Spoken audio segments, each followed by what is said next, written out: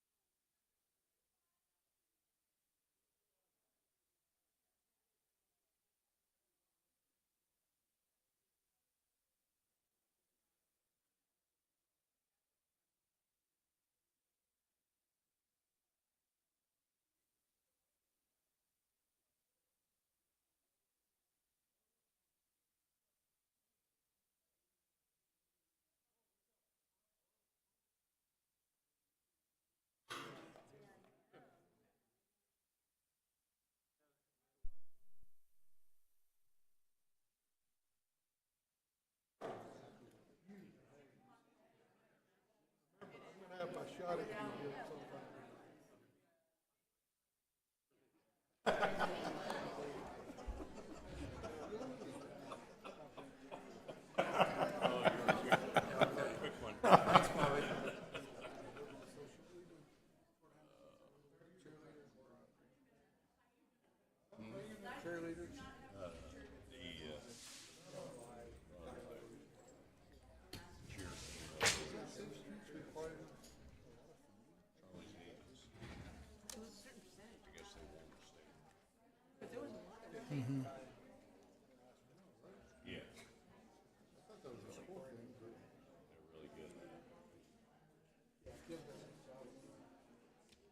Well, I thought I heard she was gonna hang it up.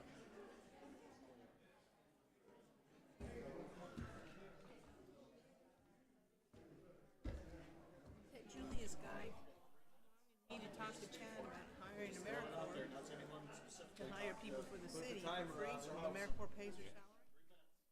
I don't know if we can do that, and we need to do something about doing a free internship, where he worked for the city for free, because he used to get credits for something, for his college degree. I said, well, this is all personnel stuff, I don't. Yeah, you gotta talk with the personnel lady. She's good, that Molly's good. There's a way to do it, she'll do it. I can't tell Chad. 1 minute there, Mr. Mayor. Yeah.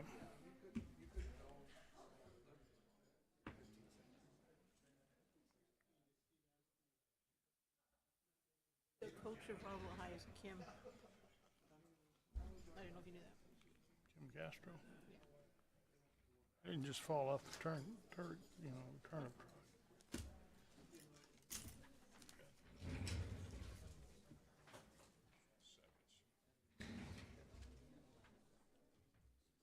I meant to bring you a blue pen. I know, yeah. I know what happened. I've been there. I'm here. I know, well, you better hurry. You got about 2 seconds to sit down. I'm standing for a reason, so I don't have to stand up again.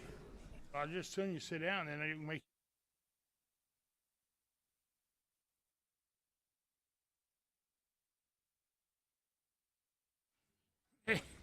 We'll call our city council meeting to order. So we have we're going to first have the roll call by our city clerk or deputy city clerk. We maybe better do the city clerk today until the other one gets really approved. Counselor Johnson. Here. Counselor Cavan. Present. Counselor Moore. Here. Counselor Korn. Here. Counselor Chappell. Here. Counselor Halverson. Here. Counselor Hildenbrand. Present. Counselor Oropesa. Here. Counselor Arnold. Present. Counselor Marujo. Here. Mayor, you have a quorum. Thank you very much. And next we will have the prayer by Councilman Marujo and the pledge by Councilman Chappell. Will you please stand? Father God, we come before you and give you all glory and honor. I thank you for all that are here, Father God. Bless all people that are present, Father God. I ask you to bless our state officials, our nation officials, and our city officials, Father God. I ask for prayer for our police department, our first responders, Father God. And we give you all the glory and honor. In your name we pray. Amen. Amen. Allegiance to the flag of the United States of America and to the republic for which it stands, one nation under God, indivisible, with liberty and justice for all.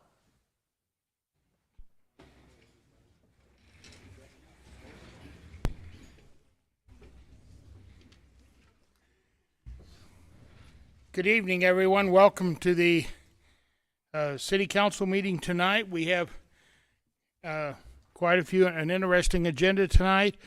We're going to have a few public comments at at our first part. We're going to have some public comments for individuals to make comments. The first thing we're going to do is, if you all would bear with us, this last week we lost a member of our community and his family. Have had a business going in Roswell for over 100 and some years. I mean, the Roswell seed and the Gill family have been vital to our community because that's where all the seeds come, where everybody grows everything in Roswell comes from Roswell seed. They are by far the oldest business in continuous operation in Roswell. And we lost Jim Gill, passed away this year, 10 days ago or whatever. And he was a very, very active member of our community and did many things, volunteered for many activities. He was just a shining star. One of the things that makes you appreciate being in a community where people truly care and dedicate their lives to not only their own business but to making Roswell a better place and a wonderful place. And I happened to know him for a number of years. We happened to be fraternity brothers years ago in New Mexico State. He is a couple years older than I am, but he and his family have been here forever. And if we could, we would like, let's see, do we have anything to say? Any other comments anyone would like to make? Do we have any written statements, or just on the item we had? Mr. Mayor, members of the council, I would just add to that Mr. Gill, and really I don't have much to add other than what you've already talked about. Mr. Gill has been part of the fabric of this community and his family for many, many years. He served in many different roles, from little leagues to you name it, and I got to know Mr. Gill as a member of Rotary Club, and of course anytime you turn on the radio and you hear the commercials over the years from Mr. Gill, very special. Roswell lost to Jim when they lost Jim Gill, and I would just add that. Yeah, and I know for those at the Historical Society, he was there all the time. He volunteered for the high schools. He and his company, they were just really truly all-American, an all-American business in Roswell, and they were always around doing just whatever needed to be done in our community. Eastern New Mexico State Fair, my gosh, everybody grows pumpkins. Well, he was always there, and everything at the fair when they had a flower show or whatever, he always had the seeds. He always had for vegetables or whatever. He always was there to volunteer to make Roswell a better place. He was always there coaching his children and other people's children. it's just was amazing. My daughter Catherine grew up with them, and well, all my kids did, and it was a beautiful family all the way through, and Shirley, his wife, was lucky enough to share the same birthday as my brother, and so that was always good. I never forgot my brother's birthday because of Shirley, so I appreciate that greatly, sure. So. And I would yield any other members if anyone would care to make any comments.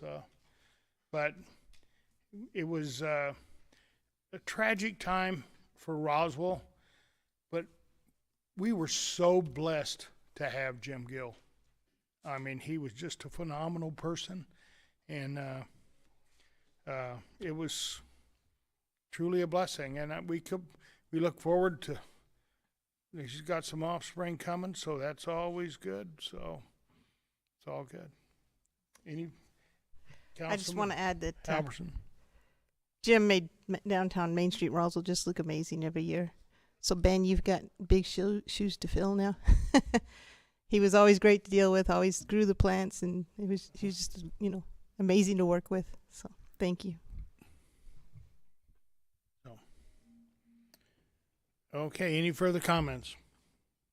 Okay, well, Shirley, thank you very much for you and your family coming, and we're tickled to death you could be here, but those big pots and everything else, he grew plants for everything downtown to make it the beautiful place it was with Main Street. He was just you and the family and the whole Roswell Seed group have been wonderful to have in our community, and certainly a blessing for us too. So we'll miss Jim with you and your family, and thank you all for coming, and appreciate it. Councilman Hildebrand. Thank you, Mr. Mayor. I was fortunate enough to have lunch with Jim twice a week these last few years, and also as a Rotary member. So there were some weeks we had lunch together 3 times a week. Jim is just a great guy.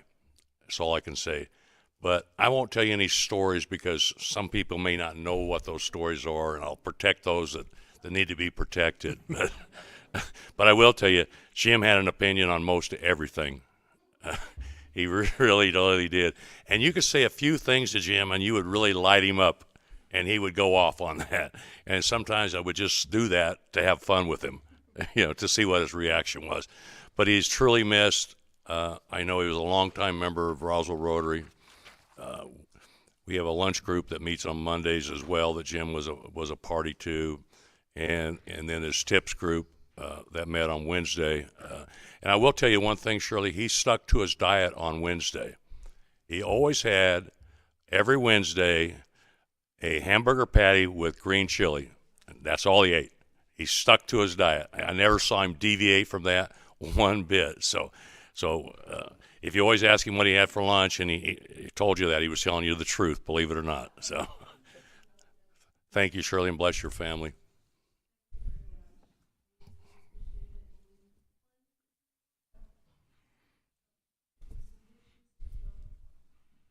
Well, if you need any help, there's plenty of people in our community that will return the favor, because he certainly helped us.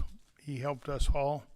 He knew what every tree every leaf I ever took to him, he knew exactly what it was, and it was every little animal crawling on the back of the leaf or whatever. He knew it all, and thank you all. Thank you for coming and sharing your time with us, and appreciate it.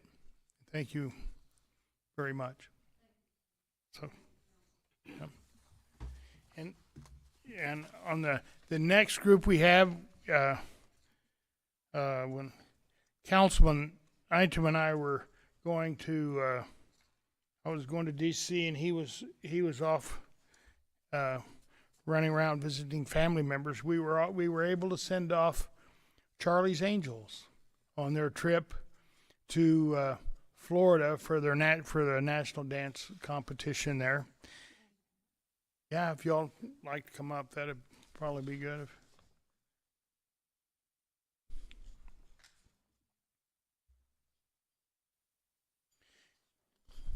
You know, so.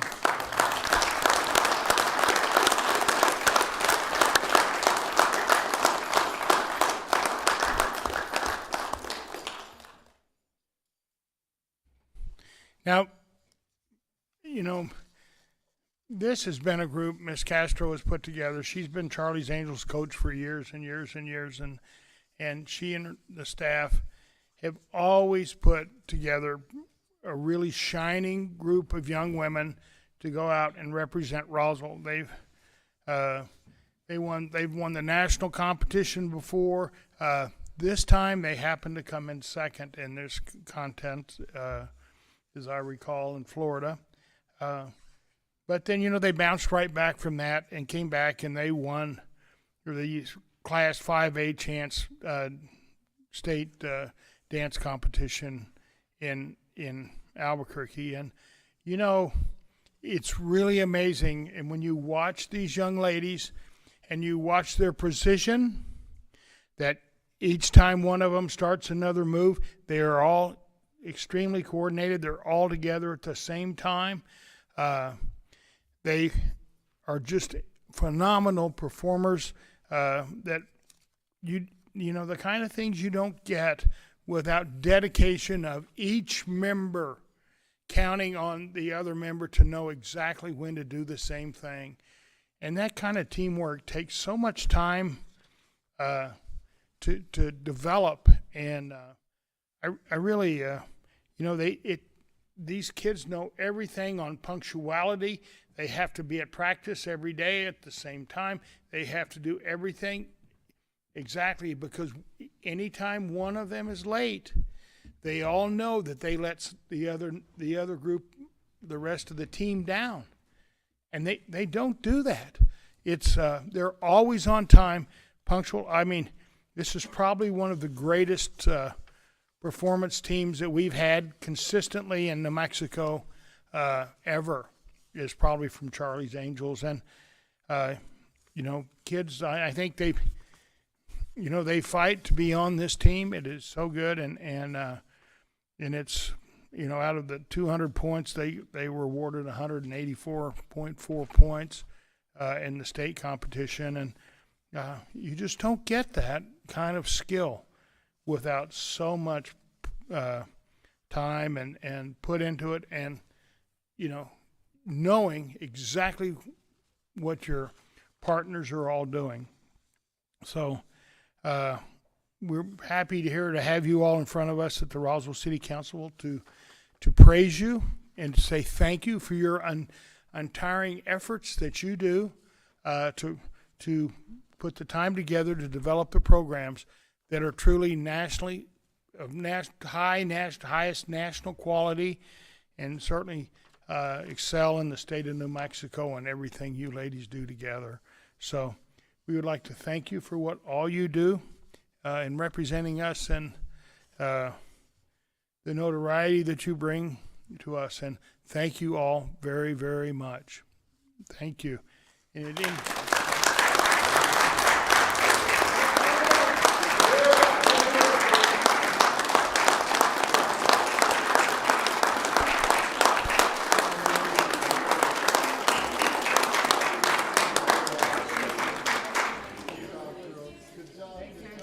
Thank you for all you do. Thank you, ladies. Thank you. Congratulations. Thank you. Thank you. Congratulations. Thank you. Proud of you. Thank you. Thank you. Proud of you guys. Thank you. Thank you. Thank you. Thank you. Proud of you guys. Thank you. Thank you. Proud of you. Thanks for your dedication and hard work. Thank you.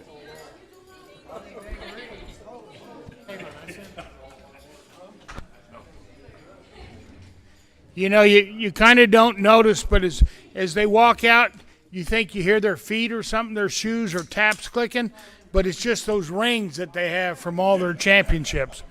You know, it's really fantastic. Thank you all very much for being here. Next we have before we can approve the agenda, we need to have, we need to have public comments, because with the current way we have our agenda, when we approve the agenda, we approve the consent items, and people should have a chance to speak before, on for or against an item before we vote on any items on the agenda. So somehow we have to change our agenda to make that truly happen every day. So if we could, we have,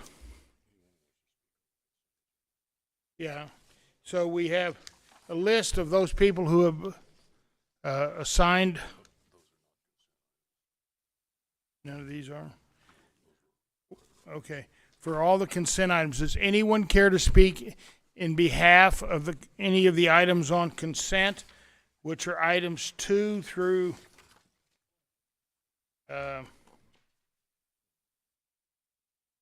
20? 2 through 20. Does any member of the public,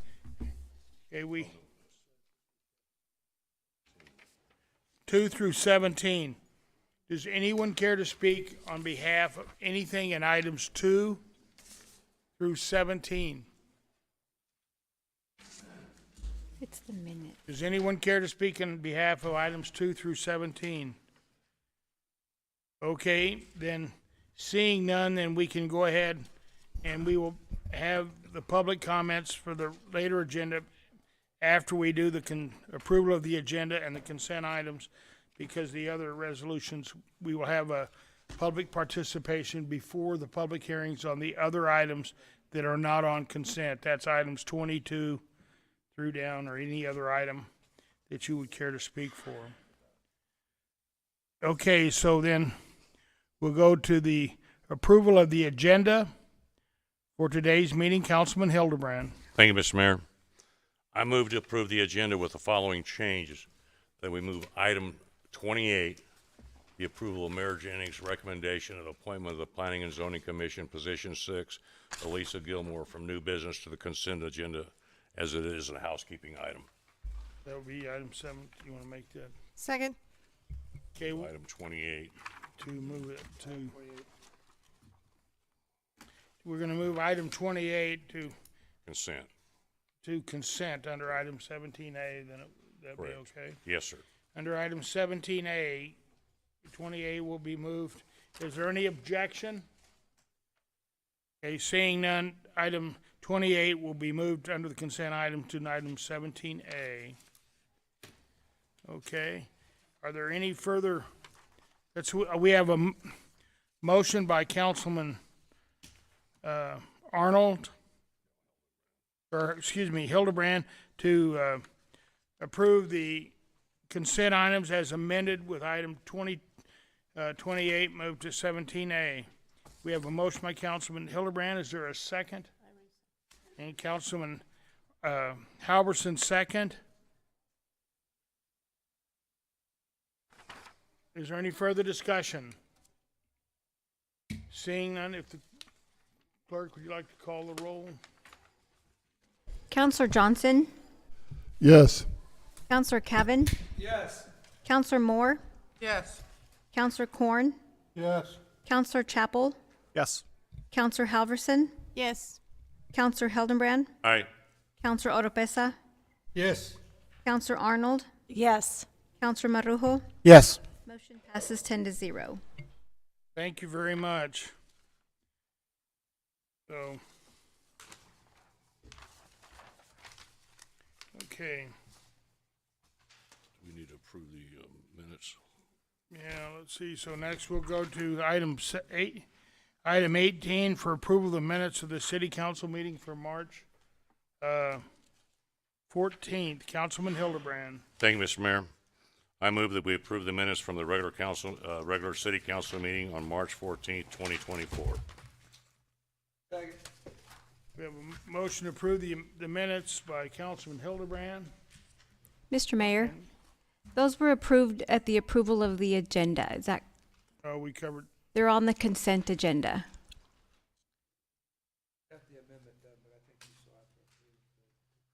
think we still have to approve the amendments. What was that? I'm sorry. They took it off. For item 18. I think we still do go ahead and approve the amendments, the minutes. So, Madam Clerk, you're, I think we're okay if we just go ahead and approve the minutes as each separate item. Okay. We approved item 17A was what the motion was. that was what the motion was, so we have to do item 18. Yeah, we gotta do that. The individual minutes. Approve the minutes as amended. Or approve the agenda as amended. I thought we just did that. Well, I thought we did that when we voted for the agenda. So, Mr. Mayor, yes, Councilman Hildebrand. I move that we approve the agenda as amended. Second. And that is the agenda, yeah. 17A. Okay, 28 moving to 17A. all right, so we thought No, we we did did that, that. but anyway, we'll have, if the clerk will call the roll to approve the agenda, approving the agenda up through item, as amended up through item 17A, and approve the rest of the Then agenda add the minutes. as amended. Counselor Johnson? Yes. Counselor Cavan? Yes. Counselor Moore? Yes. Counselor Corn? Yes. Counselor Chapel? Yes. Counselor Halverson? Yes. Counselor Hildenbrand? Counselor Oropesa? Yes. Counselor Arnold? Yes. Counselor Marujo? Yes. Motion passes 10-0 on the approval of the agenda. Okay, now we're on for item 18, Councilman, But why isn't You wanna that do part all- of the consent agenda? I don't 18, 19, understand. 20 altogether or not? Yeah. Madam Clerk, can we approve 18, 19, and 20 all together? Or do we need to do them separately? All together. We can do them all together if there is no changes. Mr. Mayor, I move that we approve the minutes from the regular city council meeting on March 14th, 2024, approval of the minutes from the workshop of the city council on April 2nd, 2024, and approval of the minutes from the special city council meeting on April 2nd, 2024. These being items 18, 19, and 20 on the agenda. Second. We have a motion and second by Council Lady Moore. Any further discussion? Seeing none, if the clerk could call the roll. We can just do a voice vote if you're Voice okay vote. with that. All those in favor signify by saying aye. Aye. Opposed? I vote 10 in the affirmative, none in the negative. It's, item 20 has been passed. Okay. So the next thing we have is, item 21 is the Airport Advisory Commission. Mr. Bud Kunkel, if you.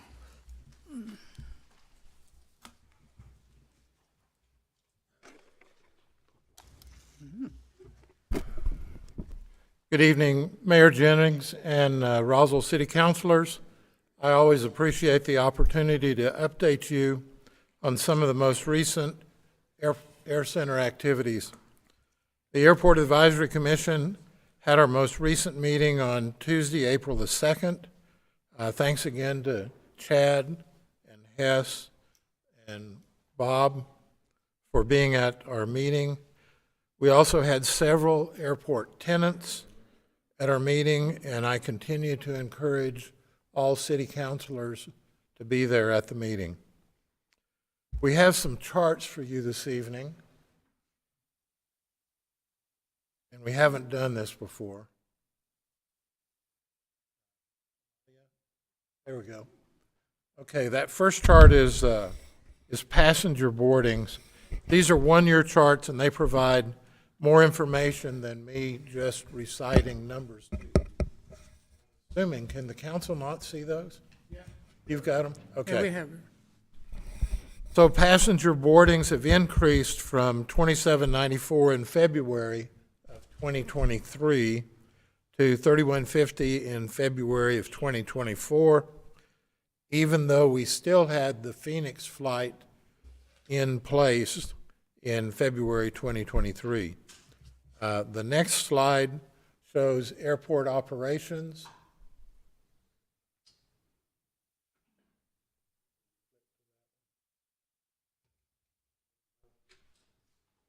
Airport operations also increased from $33.92 to $43.95, a little over 1,000 in February of this year. This also included the Navy flight operations during both of those years. Aircraft parking numbers, which are pretty critical. That's the next slide. Aircraft parking numbers have increased from 239 in February of 23 to 273 in February of 24. Aircraft continue to come into the air center. Air Sale is bringing in most of the aircraft, which also means additional employees, aircraft mechanics, are required at the air center. This has an impact, especially since we're diligently trying to overcome some of the previous difficulties that we've had with tenants, and it appears that our efforts are coming to fruition because Air Sale is bringing back both employees and aircraft. If you'll remember, probably about 2 years ago, they sent somewhere between 150 and 200 employees over to Arizona.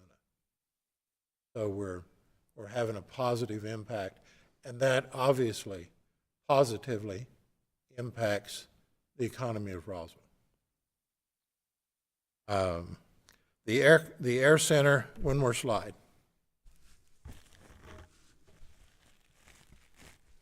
If you'll look at the last thing on there, net income, the air center showed a net positive revenue, which doesn't happen very often, in February of $136,825.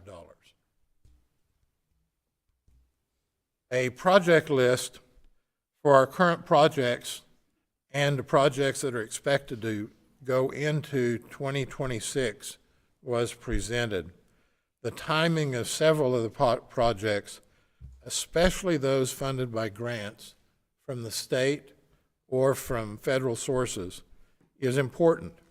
And it's important to help manage, to ensure that the city has adequate funding to pay for its share of the project and to have adequate funds to pay invoices to service providers, most times before the grant funding is actually received. Now, that's a difficult process to work through. I think the Air Center staff, the city manager, and our city financial experts are working diligently to make that available. Just the timing of those grants and payment for those is a pretty difficult process sometimes. New Mexico Department of Transportation aviation grant-funded projects like the BLM taxi lane project is still scheduled to go to bid as soon as the engineering is completed, with construction to hopefully begin in September or October of this year after the fire season. The BLM slurry pit enlargement project is also expected to bid at the same time. The ADB lighting project continues to make required safety lighting repairs. This project will continue through 2024 with final completion towards the end of 2026. The Air Center strategic plan is scheduled to be completed in August. The third meeting is scheduled for next week on the 17th It will be a Zoom meeting. You can tie into that, or you can meet out at the Air Center conference room. The Air Center master plan is also continuing. It is scheduled to be completed in December of this year. State appropriations projects. The southeast corner Air Center design for water infrastructure project is still about 60% complete. Project will hopefully be bid out in May, with construction to begin in August. The Terminal Improvements Grant of $2 million. 2 projects will get bids in April and May. The renovation / enlargement of the restroom in the east end of the terminal will provide better services to travelers in the luggage claim area. Another bid will be solicited to provide a backup generator for the terminal building when electrical service is interrupted. That's happened several times over the last year.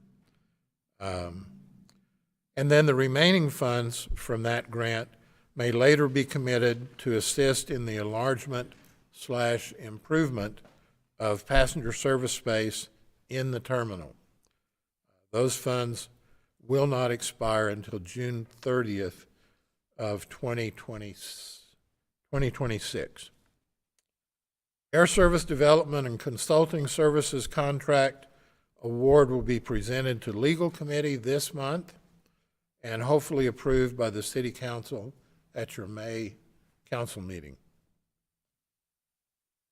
The Air Center accounting process of moving from QuickBooks to Tyler was mostly effective on March the 25th. Chad's kind of gritting his teeth over here. However, it has not been without several bumps in the process. The monthly rent invoices to tenants were not satisfactorily emailed out, so the invoices had to be printed out, stuffed in envelopes, and mailed through the post office. Hopefully, resolution of issues with Tyler will be resolved in the next few months so that Air Center financial information will be in sync with the city financial info, where it has not been maybe ever. So we're hopeful for that. The tenant rent abatement policy was discussed. Information was provided by the city attorney that it would not be beneficial to change the current policy, but some issues can be handled on a case-by-case basis that will benefit the tenants and not have any significant negative impact on the city. We have a Zoom meeting scheduled tomorrow at 1 o'clock tomorrow afternoon out at the Air Center with the automobile hangar people that are going to hopefully build some automobile enclosed spaces for us out there. That's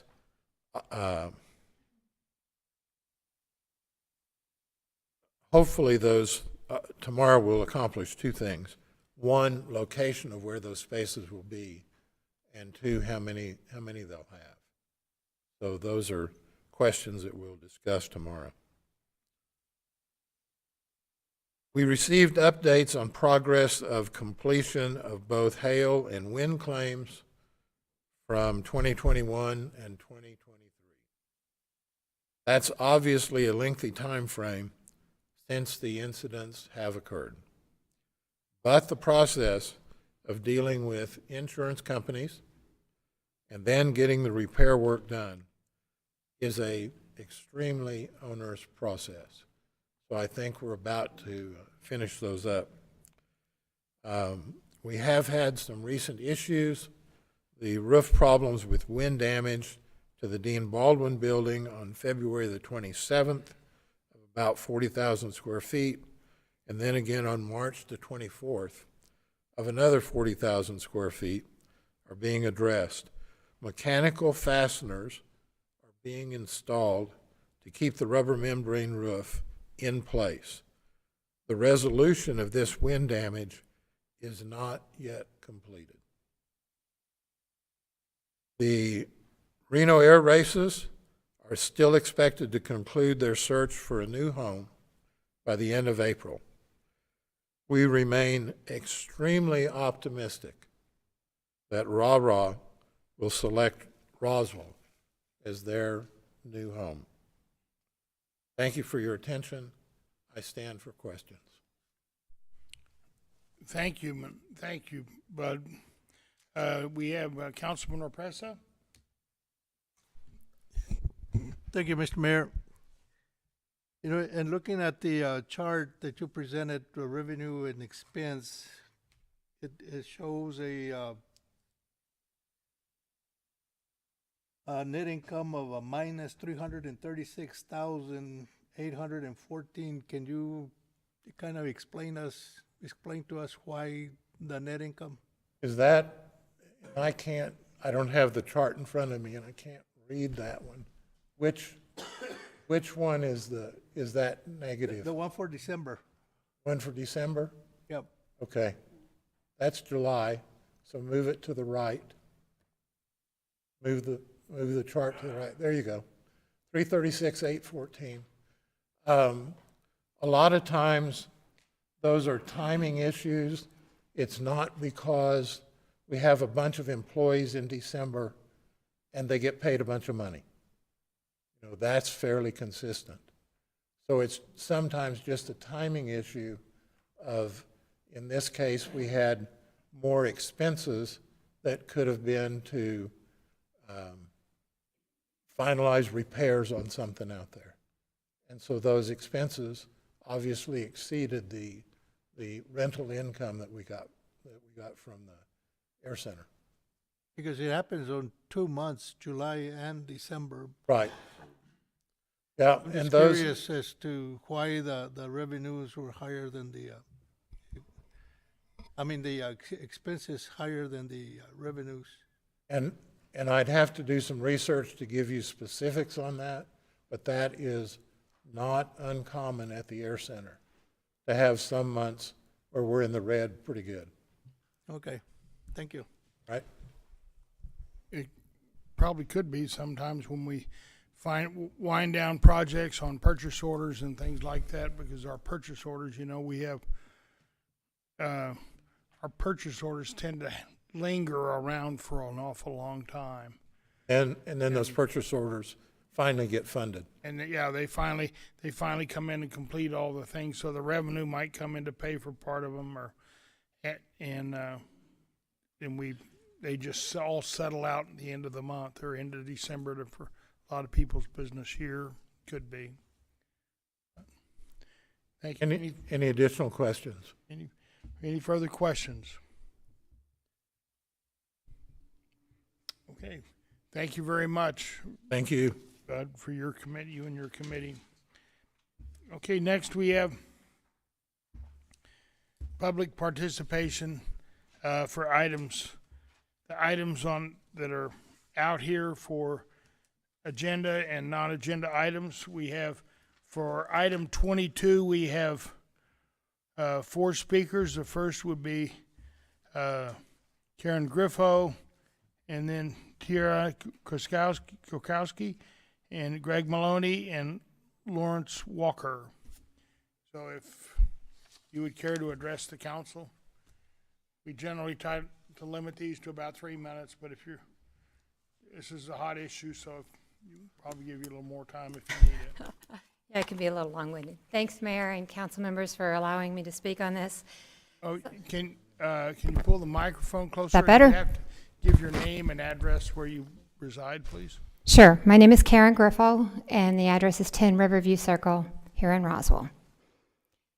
So 22 years ago, our subdivision was pretty new. I was the 4th person to buy land out there, my husband and I, and build a home, only to find out that the water was extremely poor. It was very briny. The well water was quite honestly unusable. You may be able to water grass, but you couldn't water a tree. You couldn't water a flower. We went about trying to find another source for water. Burndo at that time, Burndo Co-op was not allowing any new meters to be set. And so our only option, as it turned out to be, was to go to the city and ask them. Those 10 homeowners spent $110,000 of our own money, and we laid the infrastructure for that pipe to come down, the water pipe to come down our road. For 22 years, we've been charged double city water. I can give you some numbers that would probably really shock you at what our water bills are in the summer. We can't even water. I mean, we only try to water around our house and the trees and try to keep that looking nice. We would think that's important to our community. And it's astronomical some months. I'll be honest and tell you that last August it was $791. I think that has to end. I think that while we are one block in the county, I don't think that I don't think we cost the city anymore to come out. Greg actually pointed out, and they had a really good point, that now that we have meters that are electronically read, you don't even come down our street anymore. And so I ask that time end. I ask that you support the ordinance to stop charging us and charge us what you would charge any other person. I realize we live in the county. Our money is spent in the city of Roswell. We own rental properties in the city of Roswell. I grocery shop. I run a business. I pay salaries from the city of Roswell. And I think on a personal level, and certainly for our subdivision and the few hundred of us in our county that you do this to, I'd like to see it come to an end, because I honestly don't know of any real reason that it should happen. So thank you for your time. Thank you, Ms. Griffo. And next we have, and then Tierney, excuse me. Okay, I am Tierney Krasowski. I live at 610 East Mescalero Road. First off, I would like to thank you for your time this evening. I would like to address the fact that voting has consequences, and unfortunately, due to poor leadership in our past, we are looking at issues that voters are going to have to now be responsible for. I would like to say that I am definitely for amending, repealing and replacing this code. I think that it's necessary. I think that we need to correct the infrastructure within Roswell right now. I do have a couple of questions, though. Again, I'd like to say that I am completely for it. But one of the things that is pointed out and has been brought up a lot in a lot of the questions that I've heard is, will this increase be done at one time? Will all of this happen? Will the increase be at one time, or will it be a slow increase throughout the next few years? I think that's something that needs to be addressed. There are a lot of people who living in a lower poverty city, they struggle with that, and they kind of get scared, thinking that there's going to be this great big increase right away. So I think that's something that needs to be addressed immediately for people within our community, so that they have a better understanding of why this is necessary, what it's going to do for our infrastructure.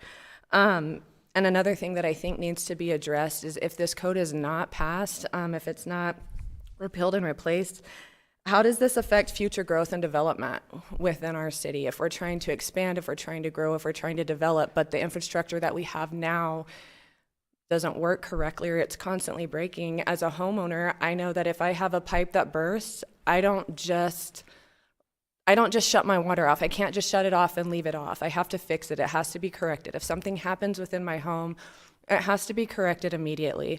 Unfortunately, this issue wasn't remedied in a quick time, but now this is where we're at. We're left with this issue. So I do want to say, as a homeowner, as a business owner, that I am fully in support of this change happening, but I think that there needs to be some questions answered for our community, so that people are not, so that they're just not scared of this change, because it's a necessary thing.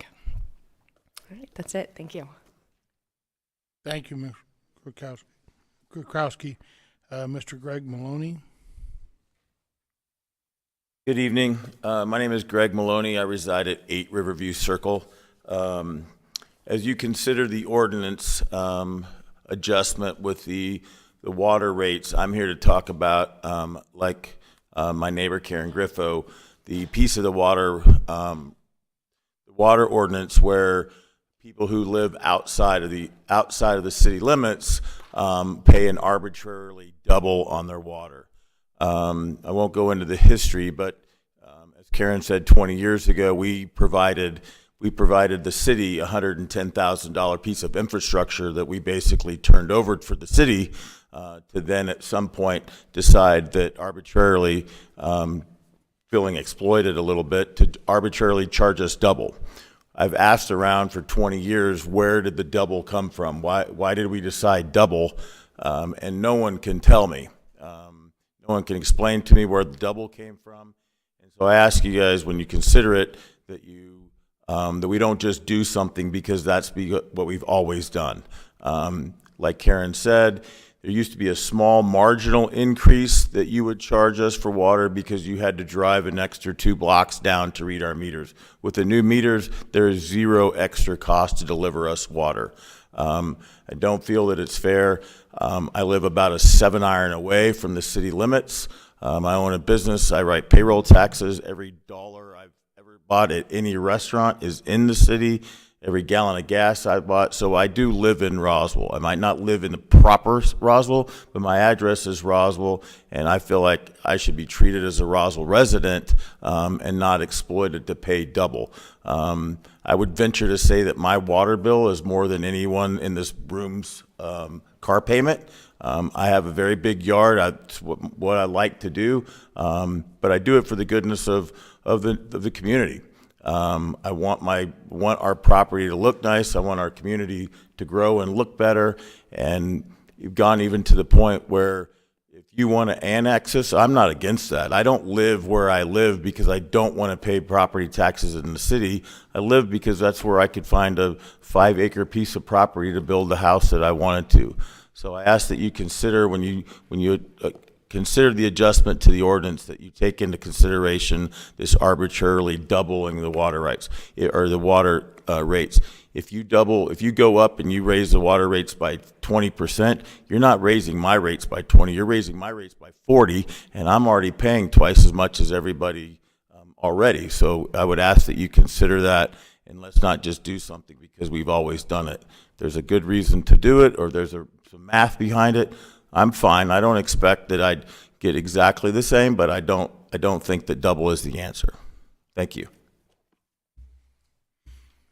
Thank you, Mr. Maloney. Next, we have Mr. Lawrence Walker. Good evening, Mayor Jennings and the City Council. My name is Lawrence Walker, and I live at 105 Tierra Berenda Drive.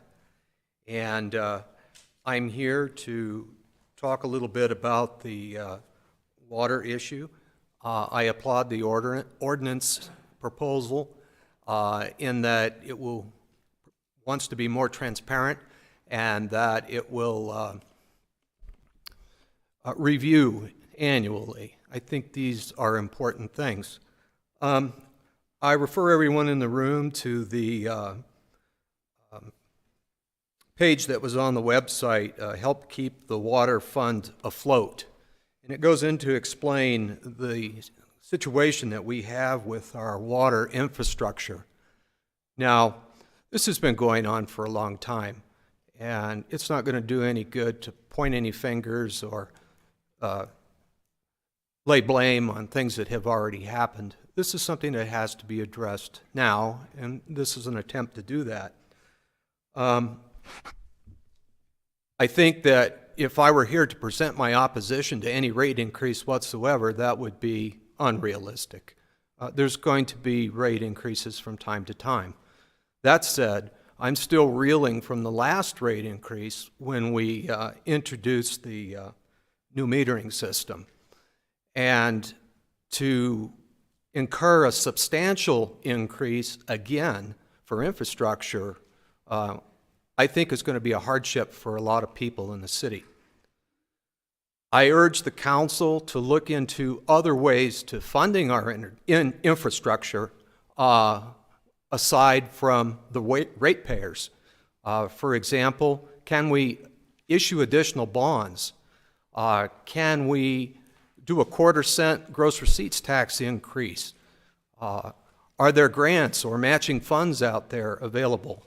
And I don't know if these things have been looked at, but if they haven't, I urge the council to look at them, and if nothing else, make the rate increase as gradual as possible and not dramatic. Because right now, in these inflationary times, which is hard for a lot of people, it might be just overwhelming. The sheet that I referred you to before showed that we had almost $1 million in outstanding water bills. And I don't know if that's high considering the total amount that we collect, but it seems like a lot. And as I said, I think we need to review our infrastructure plans so that we can go forward with something that works for everyone. Thank you. Thank you very much, Mr. Walker. The other items we have Bruce Andler to talk on item 24, the ordinance 24 for the solid waste. Bruce,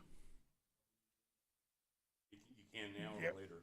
you can do it later if you'd wait till later. Okay. We have item Leonard Salgado for item 25. Do you care to speak now or later? Either way. That's fine. It's whatever you'd like to do. Okay. Then for non-agenda items, we have Tori Hornick for the skate park. It's a Tori Hornick, 1404 West 8th Street, Roswell, New Mexico. I won't take much of your time because you guys do have more important items to attend to right now. I do want to let you guys know that the engineers and I have started a comprehensive planning process for the repairs of the current skate park. Once we have made progress, you guys will be the first to know, just because that is completely separate from what we all talked about with the other the other skate project, with the whole new skate complex. That's completely separate and everything. And so that's kind of why I'm up here, just reminding everybody again that they are two separate things, and we're going to work our best to figure out how to, fix it on as good as we can with what we can. And also, too, I wanted to thank you guys for for getting the location picked at the last meeting. We really do appreciate that, because now we can move forward, and we're gonna actually we'll be seeing a concept design soon, which we're all very excited to see. And hopefully, once we have more information on that, we'll be able to bring it up. But I'm not gonna take up more of your guys' time with all the water stuff. So thank you guys all very much, and have a good day. Sorry, I didn't realize the water bill stuff. Thank you, Tori. Okay, so that's all. Is there anyone else that care to speak to the council on any item? If you do, that's all that are signed up. If there's anyone that care to speak, you have a chance now. If you could, Mr. Tucker. Good evening, folks. Thank you very much for letting us speak a little bit. Ladies and gentlemen, my name is Howie Tucker. I'm a PGA professional. I have knowledge that the golf professional job at Spring River Golf Course is open, and I am very interested in influencing and enhancing the golf program in the city of Roswell. I am a Roswell citizen, Howie Tucker. I live at 22B Bent Tree in Roswell. Thank you very much. Thank you. Those who might not know Mr. Tucker, he's been a PGA official for years and been around southeastern New Mexico's golf courses working, and has been a very strong advocate for children's golf and taught an awful lot of children golf. So he's very knowledgeable on the sport of golf, and he's probably here still than watching the PGA or the Masters today. I don't know. I would call the body's attention Do we have, there's also a letter on your table from Mr. Ken Wilson and Manon Arnett about item 22 on the agenda, just so if you didn't get one, there's one that's been placed out. Is there any other person that would care to speak for or against anything on the agenda today, or anything? Is there anyone else who would care to speak? Okay. Seeing none, then we will go to item 22 on that. Councilman Hildebrand, that's item ordinance, have a motion for ordinance 24-05, repealing and replacing chapter 26, water and wastewater utility rates, the city code of Roswell. Councilman Hildebrand. Thank you, Mr. Mayor. I move that we hold a public hearing to consider approval of proposed ordinance 24-05, repealing and replacing chapter 26 of the water and wastewater utility of the Roswell City Code. Second. Okay, we have motion by Councilman Hildebrand, second by Councilman Chapel.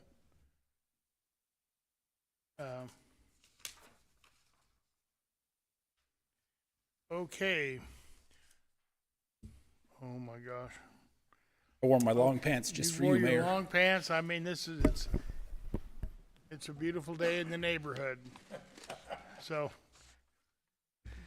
yes, sir. Go ahead. Good evening, Council and Mayor. Two things I'd like to clarify before I start into the presentation. First, there's been a lot of speculation in the public about this rate increase being used to fund the waterline project out at the airport. I just want to go on record that this rate increase has nothing to do with that waterline project. That's not what these funds are for.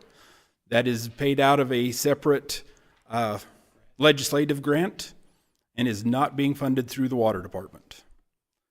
The second thing, and this has just come up in the last like 4 or 5 days, is that we've kind of been accused of doing this in the back room and not in public, any of the work on this.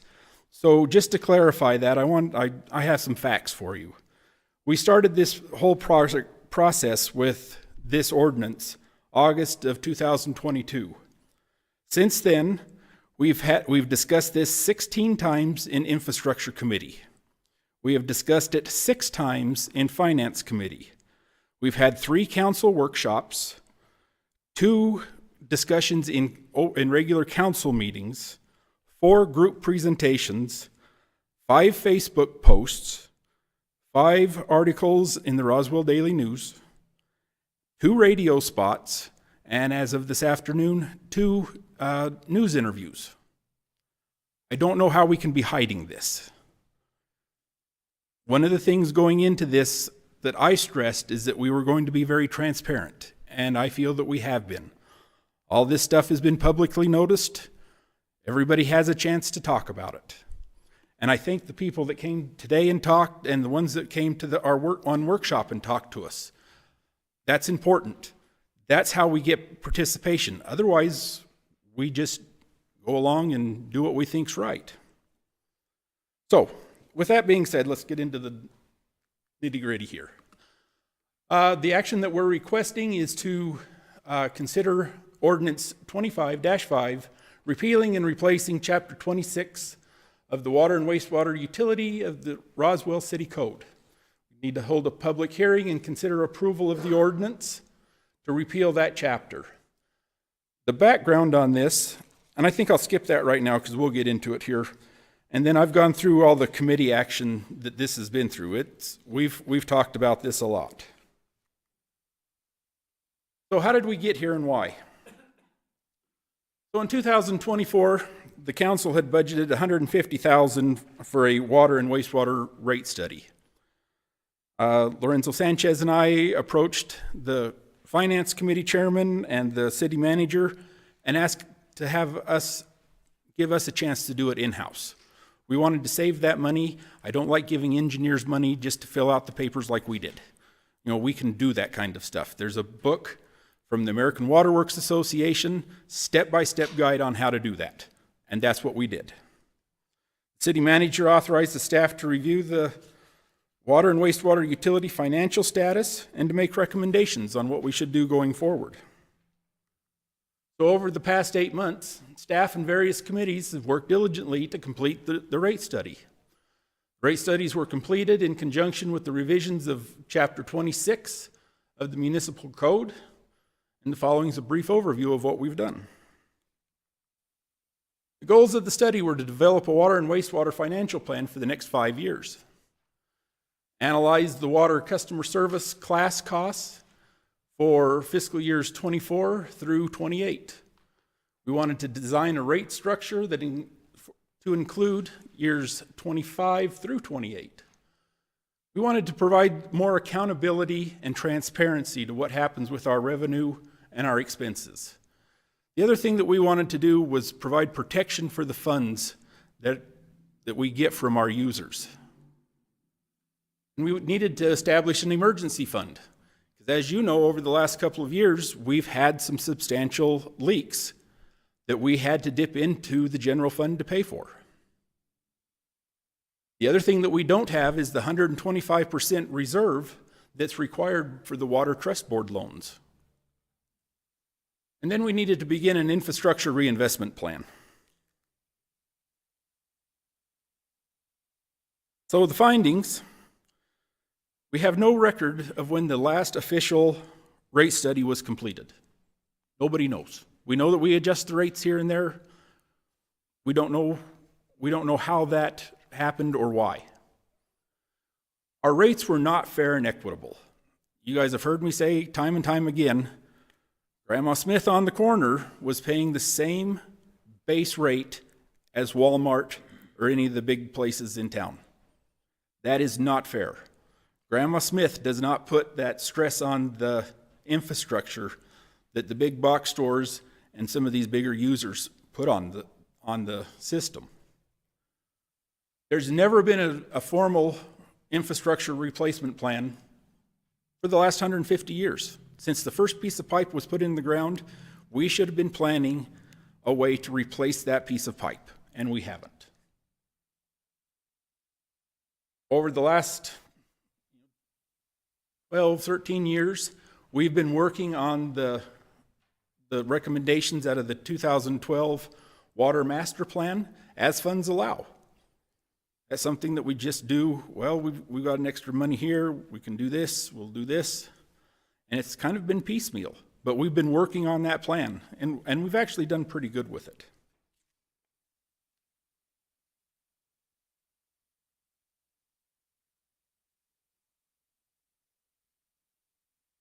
So one of the things that I've heard a lot is we need to compare what our rates are with other cities. And that's comparing apples and oranges. Most systems are very different. Is it a groundwater system? Is it a surface water system? What's their treatment process? What's their infrastructure status? What do they pay for utility rates? Because as a water utility, we still have to pay for power, natural gas, all the other utilities. And what is their system demand? Roswell's system is Roswell's system. We don't compare to other systems. If you want to see what the other rates are across the state, there's a link right there, and I can get it to anybody that wants it later, that you can go out and see where other communities are. With the new rate structure, we're going to be about right in the middle.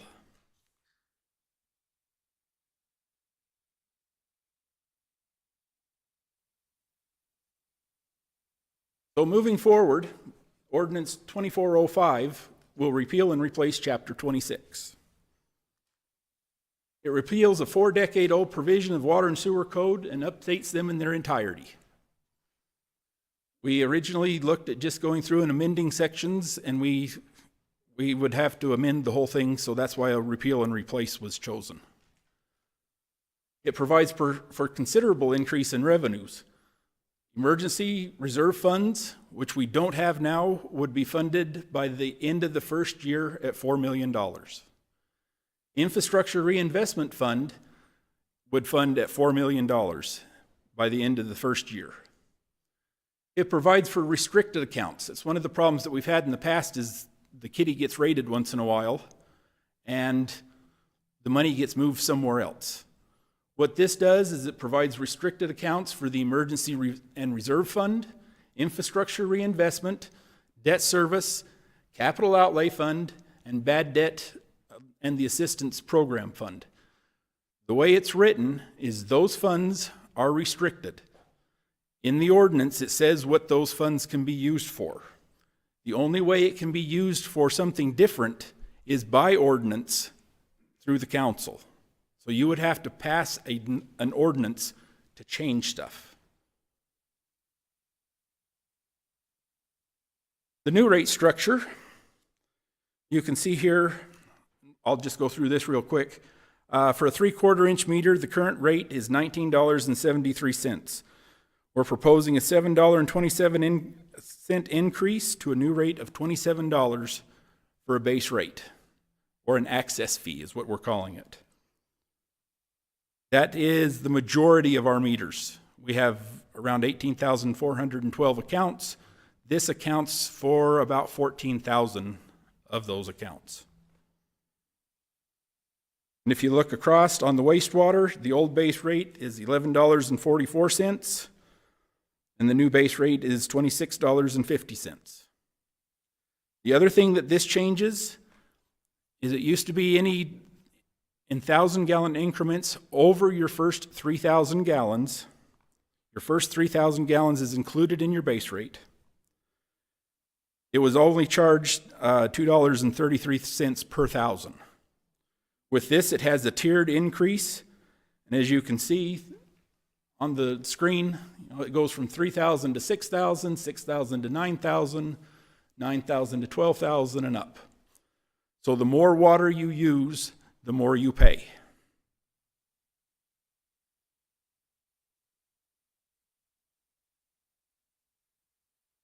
This is I believe it was my February water bill. So currently I'm paying $90.37 for that month. If I apply the new rates to my water bill, my total water goes from $37.36 to $47.97. My wastewater goes from $30.08 to $49.88. Sanitation goes from $22.33 to $25.58. So my total bill goes from $90.37 a month to $123.43 a month. That hurts. Every one of us knows that. And when I was putting these numbers together, I was thinking about, wow, that's a lot. Even just, and for me, I make a good wage with the city and everything. That's still a lot of money.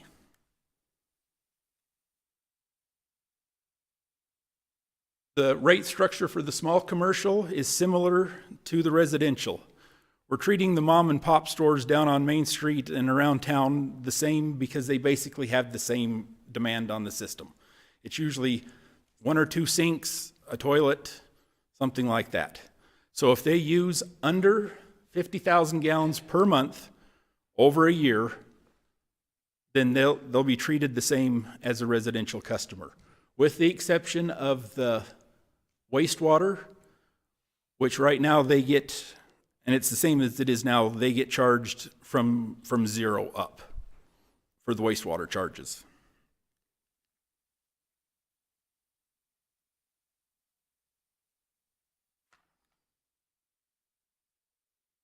Large commercial, for a 3/4 inch meter, their rate goes from $19.73 to $42. This is what I was telling you about Grandma Smith and Walmart. They used to pay the same thing, the $19.73. Everybody paid that same base rate. So now the large commercial that puts the strain on our system, which is, it's good because they're providing their services, but they still put a bigger strain on our system. Their new rate would go up to $42 for a 3/4 inch meter. And then their tier structure is just a little bit different. There's only 3 tiers in the large commercial. And then it's the same way down on the wastewater.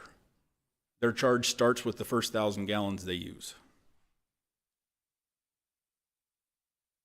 As we've talked before, I do have concerns with this rate study. Reoccurring costs that are partially funded by consumption revenue. Usually your reoccurring costs are done by your base rate. If we would have done that, it would have taken the base rate up to about $72 per month. Consumption revenue is based on estimates since we are unable to provide accurate consumption numbers from the Tyler system. Estimates are calculated on a midpoint on the consumption rates. So we just took midpoint on the tiers, and that's where we did our money from. It's unknown how the new rates will affect customers' use of water. I've done a little research. Historically, the first couple of months, it goes down because they get sticker shock. But it will gradually come back to normal. Currently, we don't have full year base numbers coming out of COVID. We still don't have a good set of numbers coming out of that. We're also not sure how implementation of the debt collection service and the credit check service will affect revenues. Is it going to make it better? Is it going to make it worse? Right now, the way we're doing the debt collection with the shutoffs and removing meters and when necessary running people through court, we have taken the debt down considerably. There are many assumptions made by the rate study due to not having much needed reports from the accounting system. These Tyler issues have been ongoing for 2 years, and we are in the process now of fixing those.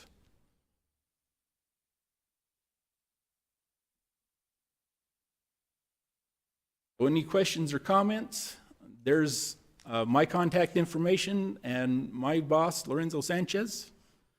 There's also information on the city website.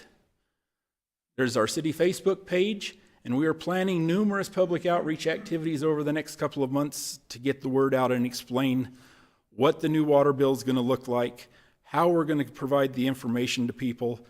We also have a newsletter that we're working up that will go out every other month that will explain where their money is, what the money that's coming in, what that amount is, and where it's going out.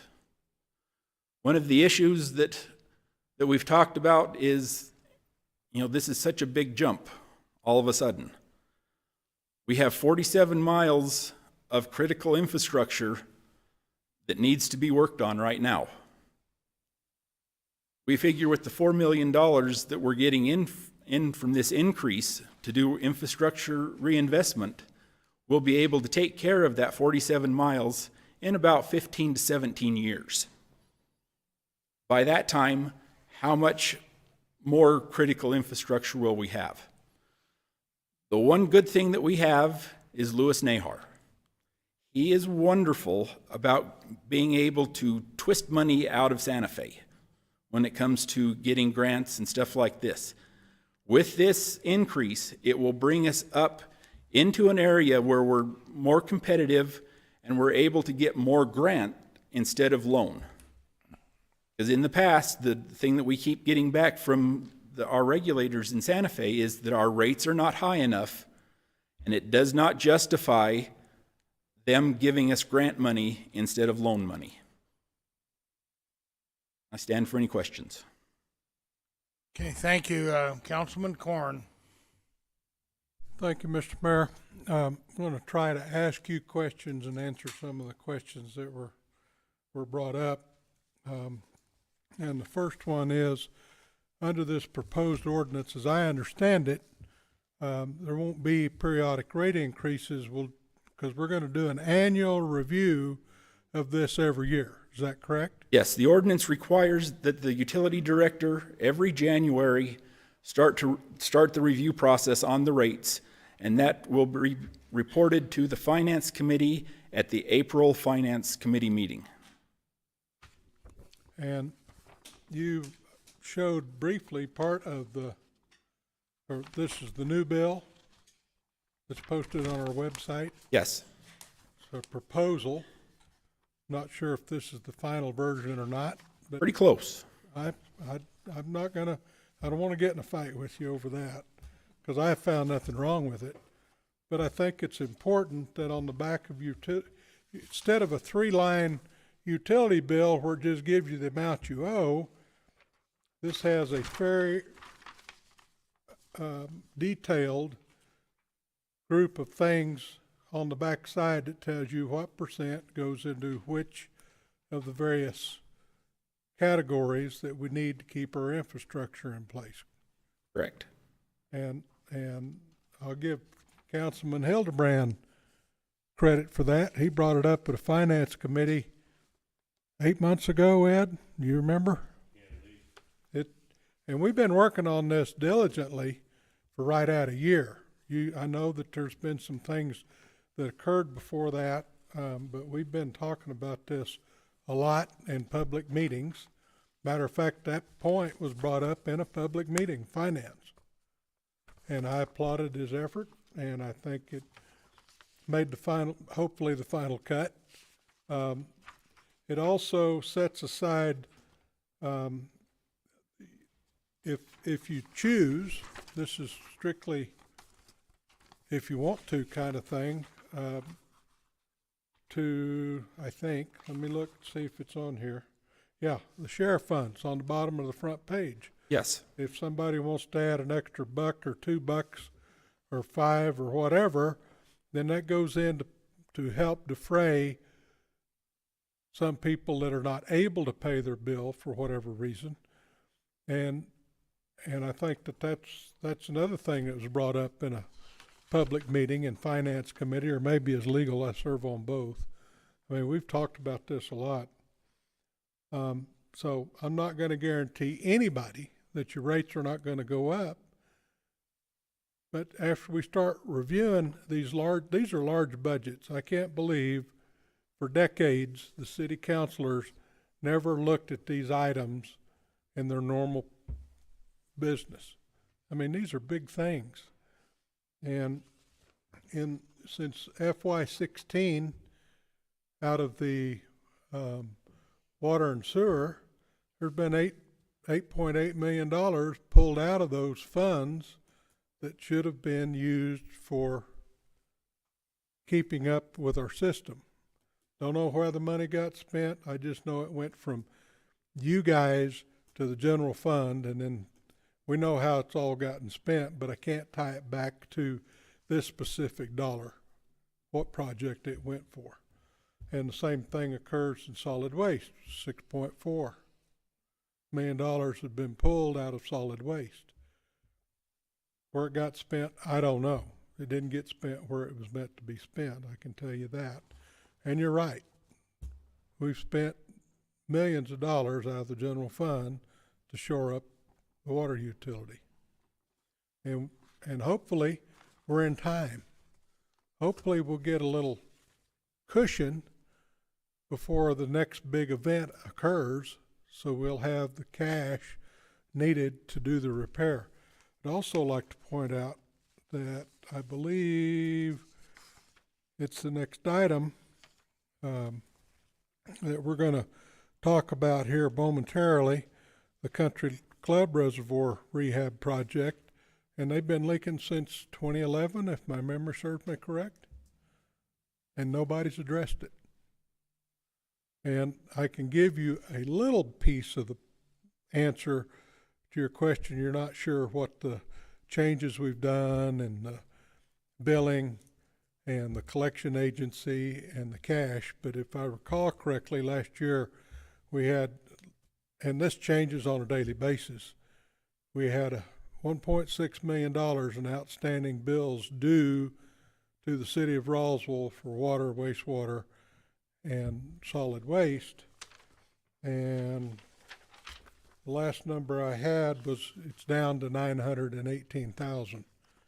And this is 2 or 3 week old number. Don't recall. So, but I invite everybody to, this is posted on our website. You need to look at it. It's got 7 points of why we need to do the water, wastewater, solid waste, and then it gives you a brief outline on what it says and what has to happen. And the second paragraph, must implement an annual review. I think that's critical. We've got some hopefully in 6 months, we'll have some good data we can look at. And the other thing that I find that a lot of people are not bringing up is that somebody brought up the smart meters. We still owe $18 million on those suckers. And that money has to come out of this enterprise fund. Still have $18 million. As of the close of books, let me see if I can find it here real quick. Yeah, smart meters at the close of books is $18,781,000. We'll see what it, and we made payments, so the majority of the payments to date have gone to the interest on those bonds, because you got to repay bonds. So going out getting bonds for anything besides a fairly permanent structure, you're on the hook to repay it. It's not free money. Now, somebody's got a grant out there they know about, let me know. Grants, usually you don't have to pay them back. But you have to do certain things to fulfill the grant. So it's not, once again, it's not free money. You have to change the way you do business. So I hope I answered several of those questions. And I have a question, Mr. Mayor. This is kind of a little strange. We've had several people that are affected with the high rates we charge those people that live a 7-iron away from the city limits. I don't understand that either. I will say that this rate study did not take that part out when we made it. Hopefully we can address that when we do the review in April, see if there's some wiggle room. How long has it been going on? 20 years, I heard somebody say? Well, I'm going to do some research because it's an ordinance somewhere. Where did my attorney go? Dadgum, he slipped out on me. Well, tomorrow I'm going to ask him to dig up that ordinance and any records that can be found in the city clerk's office, and I'm going to ask Amalia right now to start looking, because I'm a little puzzled why that occurred, how it came about. But there he is. Oh, I want you to find that ordinance why we're charging those people that live a 7-iron away from the city limits. It's got to be an ordinance because it's been going on for over 20 years. Mr. Mayor, Councilor Corn, it's in the current ordinance, so it would have been passed in the 80s. Repeat that? It was from the old ordinance, so it would have come in 84. Okay. Been since 84 since anybody's addressed all this stuff. And actually in 84 was when there was a recodification, so it's probably earlier. Amazing. I find that completely amazing that nobody ever looks at this stuff. I think we've got an obligation to look at this stuff on a real regular basis and keep track of it. Mr. Mayor, Councilor Corn, on that topic, everywhere I've worked, we have always charged a different rate outside of the city limits. I have never been anywhere that it's charged twice the amount. Typically what I've seen in the past is like 1 1/4 the rate. Well, I think that it's worthy of consideration, and we don't know. I mean, you brought up some excellent questions on some stuff that we haven't figured out yet. We're working on it. Some of these questions will be answered in April because it takes a while to get the data, compile it, get it ready to go. And maybe we can move it up to March if you're quick on gathering the data. But as soon as it's available, we'll be having a finance meeting on this topic. So, and I don't, like I say, I don't know anything about it. I know it's been in place for a long, long time, and I know that the people that built those houses paid for the infrastructure, but that's kind of standard for subdivisions. They build the infrastructure for that project, then they turn it over to the city for maintenance. So I'm anxious to get into that conversation, not tonight, but at a later date, and take a look at it. I mean, I can't answer any questions till I've looked at the ordinance and figured out if there's any records that are available, any minutes of meetings, and see what the thought process was back then. But I can't believe anything would be worthy of consideration today. Thank you. So I make that promise to you. And I hope I answered most of the other questions between Mr. Glenn and myself. Did I get everybody to answer your questions? Okay, thank you all. Thank you, Mayor. Thank you, Councilman Hildebrand. Thank you, Mr. Mayor. I think it's been misunderstood by a lot of people. I've gotten phone calls that say, oh, you're raising our rates 100%. You're raising our rates 60%. And I think the newspaper has it at 60% water rate increase. Well, I don't think that's correct. Because your bill, if you'll go back to your bill, bring it up.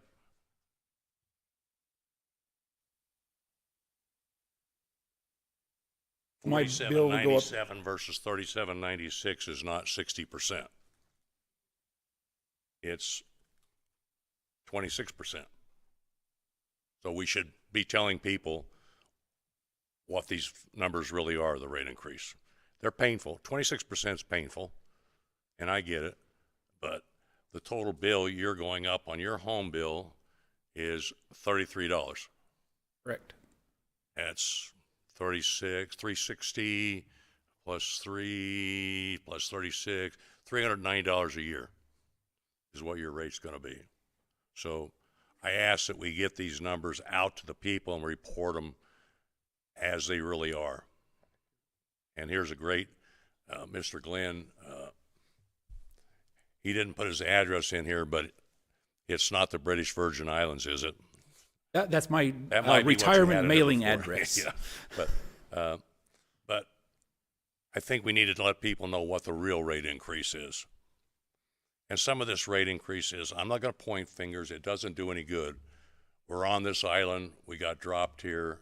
Now, what are we going to do? And it doesn't do any good to point fingers at anyone. It doesn't fix anything. But the real fact is, about $10 million of this annual rate increase is for infrastructure.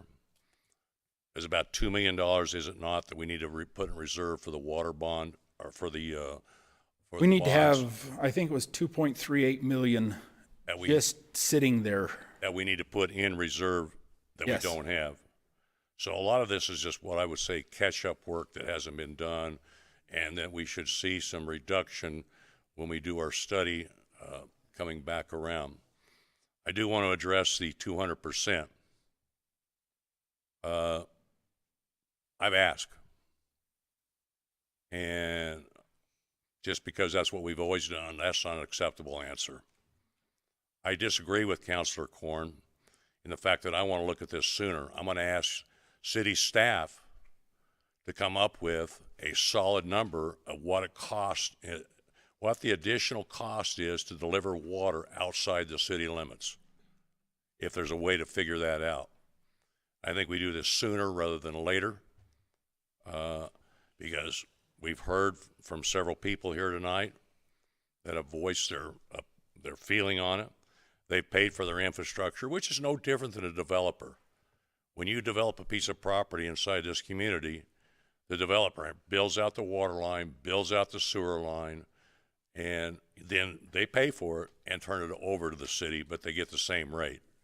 I don't see any difference.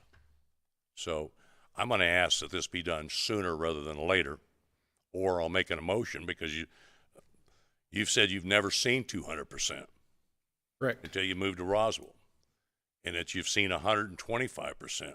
Now, how many people do we have that are non-city limit users? There are not that many. I couldn't tell you right off, but So what do you think the dollar amount in revenue differences would be for those people if it was 200% to 125%. It's not going to be that significant. It's in the not a budget that we're, significant yeah, in the number, is budget it? that we're working on. But I could actually have those numbers, and I'll do a presentation for you at next finance committee. Yeah, I would like that done sooner rather than later, and not wait till next April. So if I can get that from you, Councilor Corn, that we're not wait till April, that we get this looked at right away.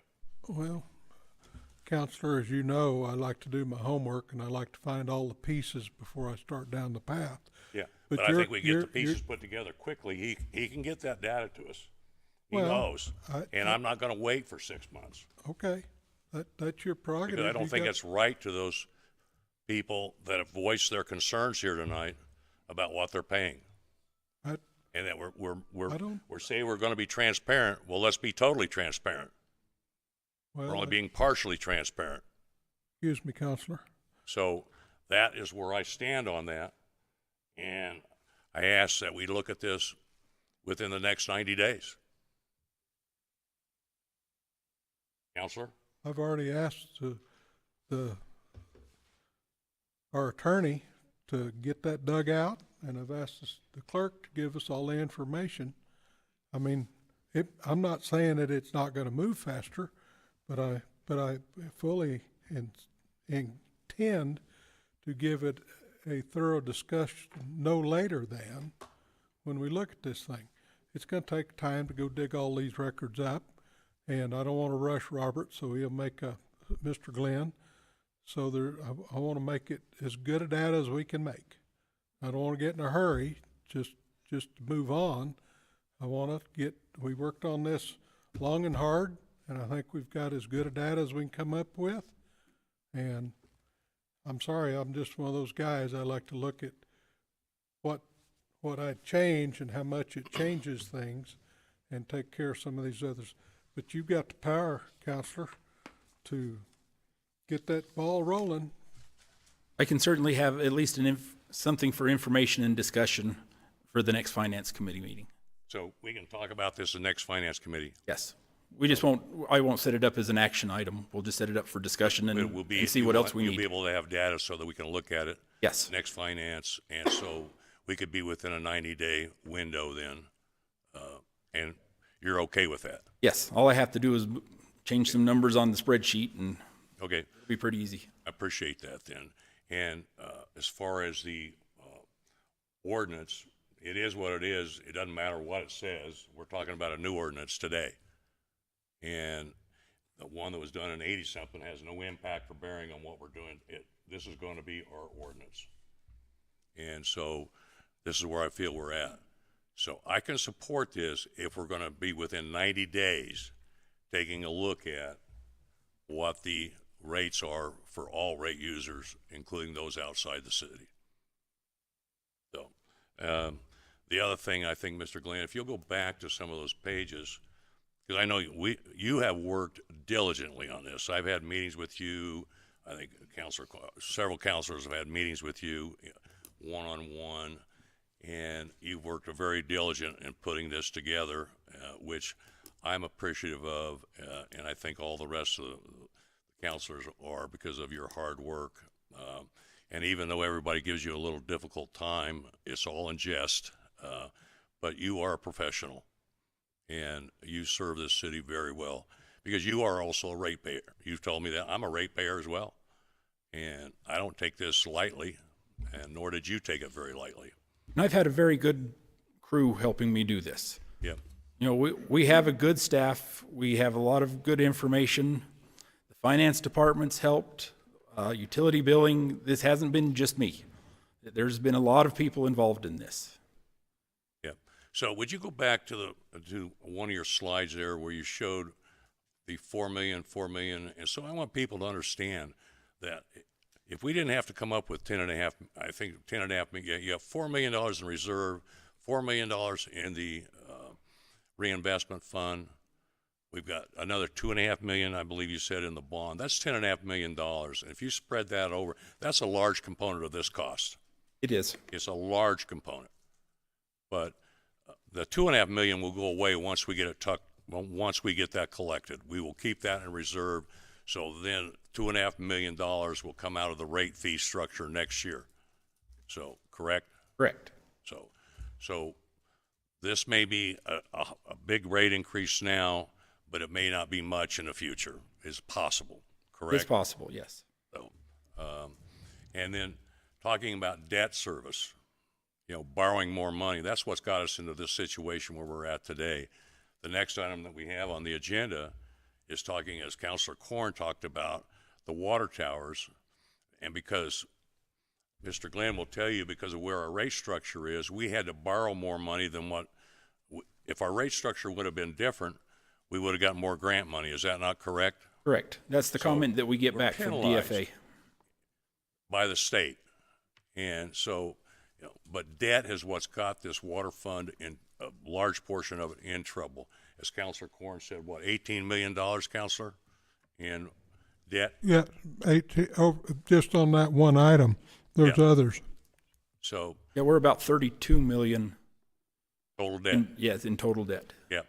And putting on more debt is just going to kick the can down the road and keep raising rates. And so, but if I can get your word that we're going to do something different on this, which I believe you've given it to me, then I can support this. But again, let's get the right rate increases out to people.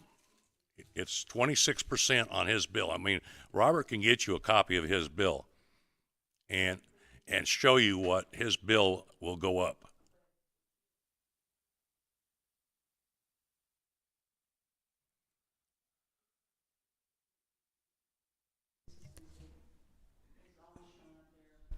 Ms. Harbor, can you please come up to the mic, please? Mike Terry, because I think we need to get the right information out to people. It's on page 233 of the staff report. All the way in. It's this first page, your entry page, which is page 233 out of the 500 plus. Yeah, but if you take his bill and he'll give it But to you. that's the thing, though, is that a common bill? I can only use what I'm given. Thank you. Yeah. Thank you. Thank you. What that number was if you take the entirety of all the customers. Back when we talked about there's the difference between cost per customer and rates. Yeah, but that's not true. I just don't think this whole thing with the first year rate increase 57.83% is a true number. Like I said, it depends on, if you just look at it for just residential, no. It's not. But if you look at it in the entirety, that's what it is. But it doesn't, the majority of our users are individuals, correct? Correct. That's what we need to be telling these individuals, because they're terrified when they think their rate increase is going to be 57.83%. And it's not. And that was the main reason that I put that slide of my water bill up there, Well, is so I think people we need would to be, again, more transparent yes. in what we're telling people of what the real rate increase is. Because, again, it's not 57% to you. So, okay. Mr. Mayor see and Councilor Hildebrandt, I Yep. think where you need to make sure that you make a differentiation is between, because the commercial water bill is going up considerably, is going up that large figure versus the residential. Correct. So it has to be differentiated for the everyday household. It's not going up 60%. So that's where the difference is. Yeah. Okay. I see my time. Thank you. Next, Councilman Orpressa. Then we have Council Lady Halverson, then Council Lady Arnold, and Council Lady Moore. Thank you, Mr. Mayor. A lot of the things that I was going to address have already been addressed, but just for a matter of clarification, on the slide that shows the rate increases, the basic one is for the first 3,000 gallons, right? That one? And then after the first $3,000, 3,000 gallons, we're charging $283 per Per thousand. 1,000? Yes. Just so the people understand what amount you're talking about. Yes. And that goes from 3,001 gallons to 6,000 gallons. So each 1,000 gallons in that tier costs the 283. Okay. And the other thing that I wanted to just kind of touch on, when we look at your bill, and we're looking at the water increase, I don't know what the percentage is. Councilor Hildebrand said it was like 26%. But when you take into consideration the water bill, the wastewater, and the sanitation, all of them put together, it does come out to more than 60%. According to my figures, come out to about 73%. The total bill, not just the water bill. And we'll be looking at the wastewater and sanitation bills as well. Is that not true? On this ordinance, you're talking about water and wastewater. Okay, and then we'll be looking at You'll look at sanitation right later. after that. Yes. So when you add all three items that are included in the so-called water bill, and you make a comparison, then I think that the increase is going to be pretty high. The increase is $33. But percentage-wise, if my calculation is correct, it should be like 73%.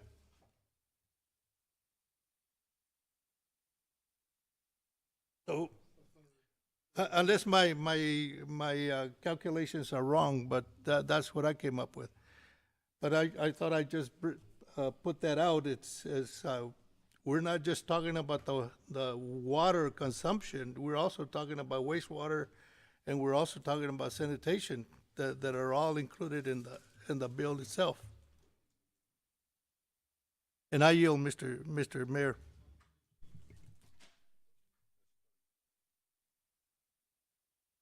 An increase over what your according to his bill, that's what his bill would be.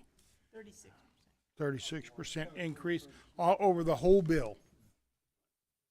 It's $33 divided by 90.37 is where that would come up with 36. Okay, next we have Council Lady Halverson. I just want to point out, and this is not for you, Mr. Glenn, but every one of us up here are ratepayers. None of us want to increase the rates. It's not a popular decision, but it's a necessary decision. My rates are going to increase. My family rates are going to increase. And if we don't invest in the infrastructure, we're not going to have water eventually. You know, the pipes are going to, some of them, I think you mentioned, are over 100 years old or around 100 years old. They're going to break. We have to have a fund available to take care of that. So I just wanted to explain that none of us are happy. I think I can speak for everyone. None of us are happy about this because it affects everyone. So that's just my point. Thank you, Council Lady Halverson. Council Lady Moore. I had one question, but I think they might have answered it already. You said the people that are outside the county, they're not included in any of the studies that are done on any of this. Was that correct? No, they are included in the study. So you just don't know why theirs was double? No, I just went with what the ordinance had said. Okay, But so we can you just easily- left whatever they said about them, the people living outside the county, you just Yes. left it? And we can take those numbers and easily change them however Manipulate we them want as to they need get to the be. information out of it that you want. Okay. It seems, I guess, y'all think it's my, I promise y'all I'm educated. It seems like this water bill is a little more confusing, I guess, because you didn't used to have those separated. We didn't have the wastewater numbers and all that on there listed like that on my bill like that. I don't remember. They were listed on there, but it wasn't Separated where it makes so many. It didn't have the detail that it does now. Okay, so maybe that's why it looks a little different. Are there gonna be some graphs in there for the visual people? what you see is what you're going to get for right now. You know, graphs help me. You know, where you did this month and this math.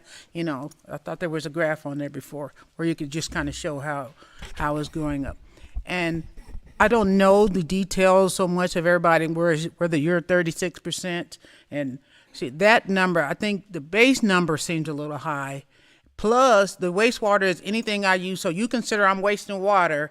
I'm just saying you. I don't mean you individually. We consider, I'll say we did, consider that anybody that uses over 3,000 is wasting water. Is that what the wastewater is? No, that's the wastewater treatment. Oh, what that's okay. for. That pays for All right. that's your sewer bill. That's your sewer bill. Just messing with you. I was just playing, see if y'all was paying attention. That's okay, because it took a couple of meetings for him to see that my address was in the Virgin Islands too. So we're gonna find you. And I want to apologize for to the newspaper lady. She used the number that was in the specter, so we can't fuss at her if she used the number that was given to her. If this number in here that she used and put in the newspaper is wrong, then y'all need to give her the correct information so she can put it in the newspaper right.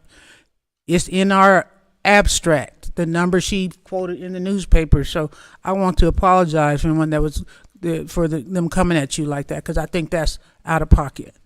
You use the numbers as in a perspective that we're looking at, and so you are not wrong for that. So if the city, if that's wrong, you need to ask the city to give you the correct number. Whoever it needs to, I don't know who it needs to be. I don't know if it needs to be Mr. Glenn. I don't know who it needs to be, but y'all need to give the newspaper the correct numbers.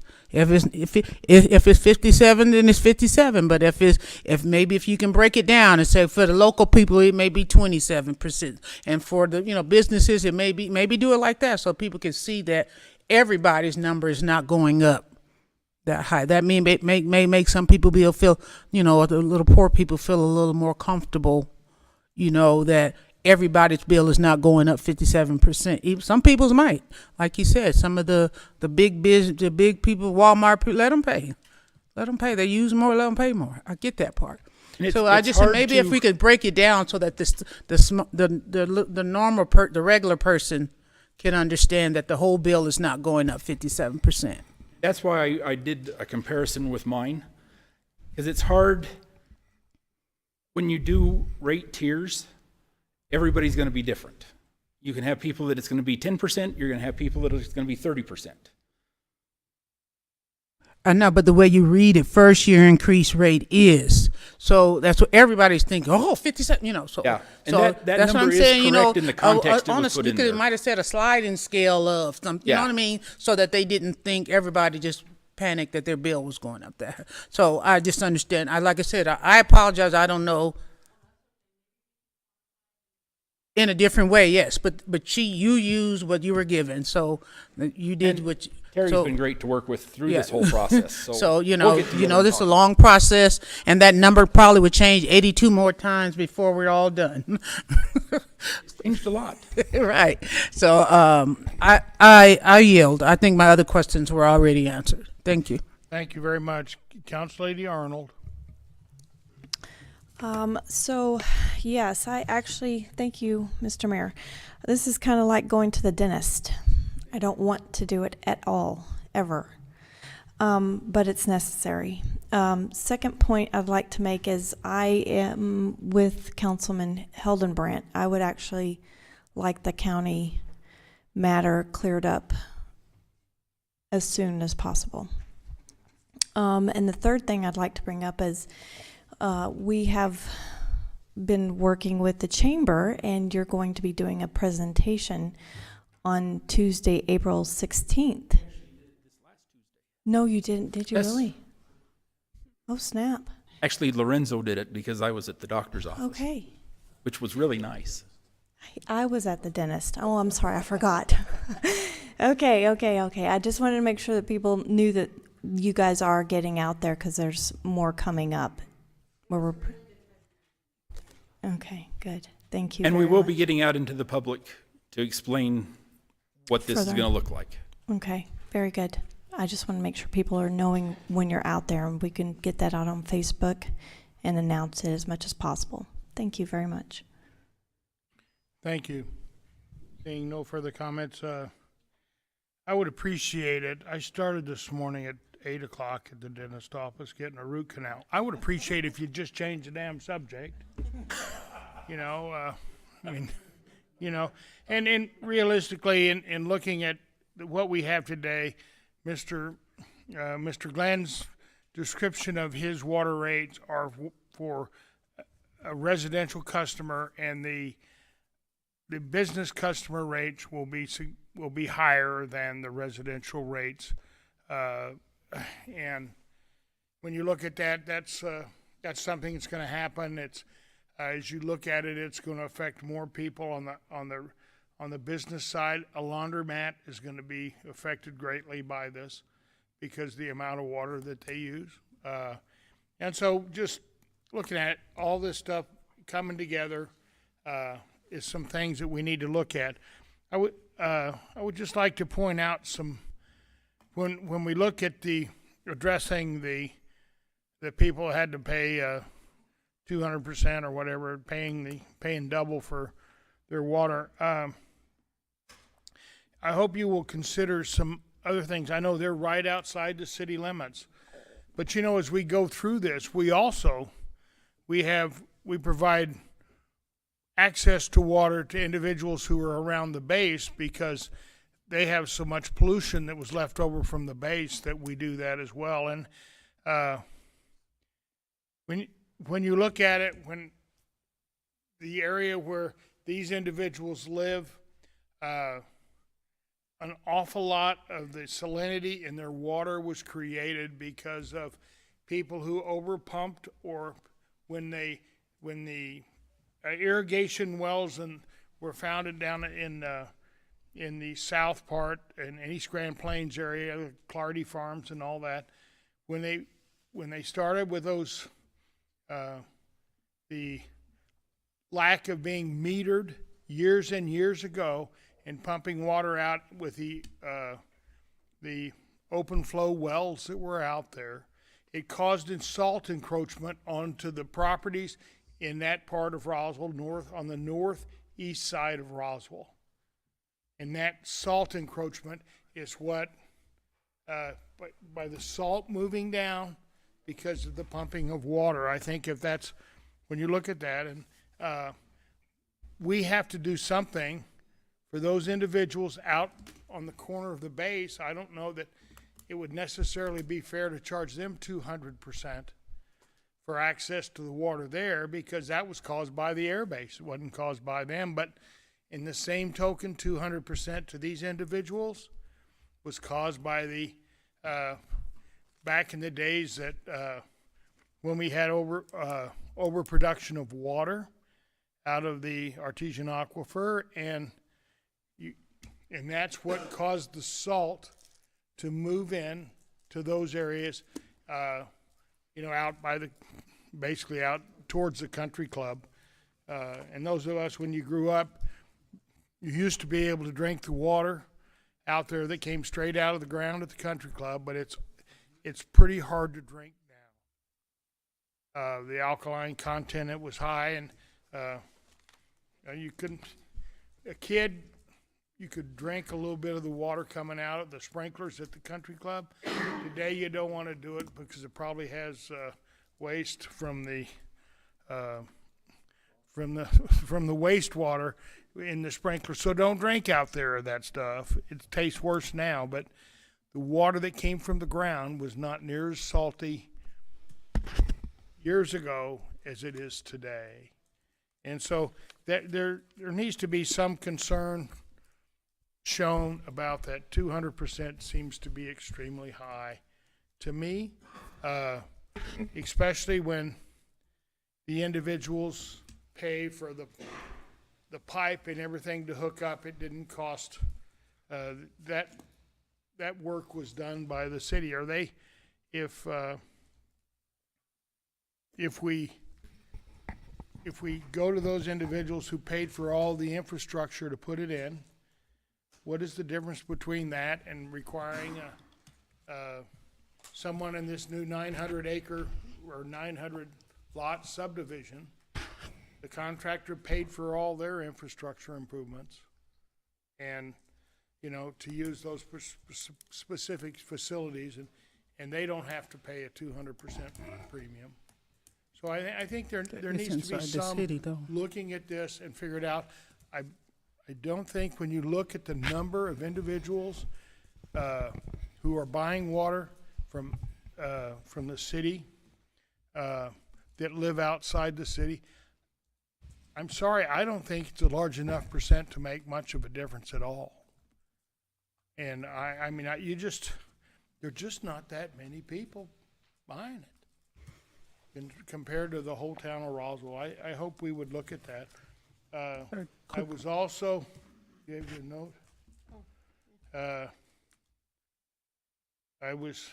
I found out that I was supposed to announce from back when the Gill family was here that Keep Chavis County Beautiful it put in a grant for a Chrisman king tree to be planted on the courthouse lawn in honor of Mr. Gill. And so for anybody did, you know, Mr. Gill, they asked Keep Roswell or Chavis County Beautiful that they worked with Mr. Gill a number of times on, they're getting a bench for him, a tree, and Main Street worked with him.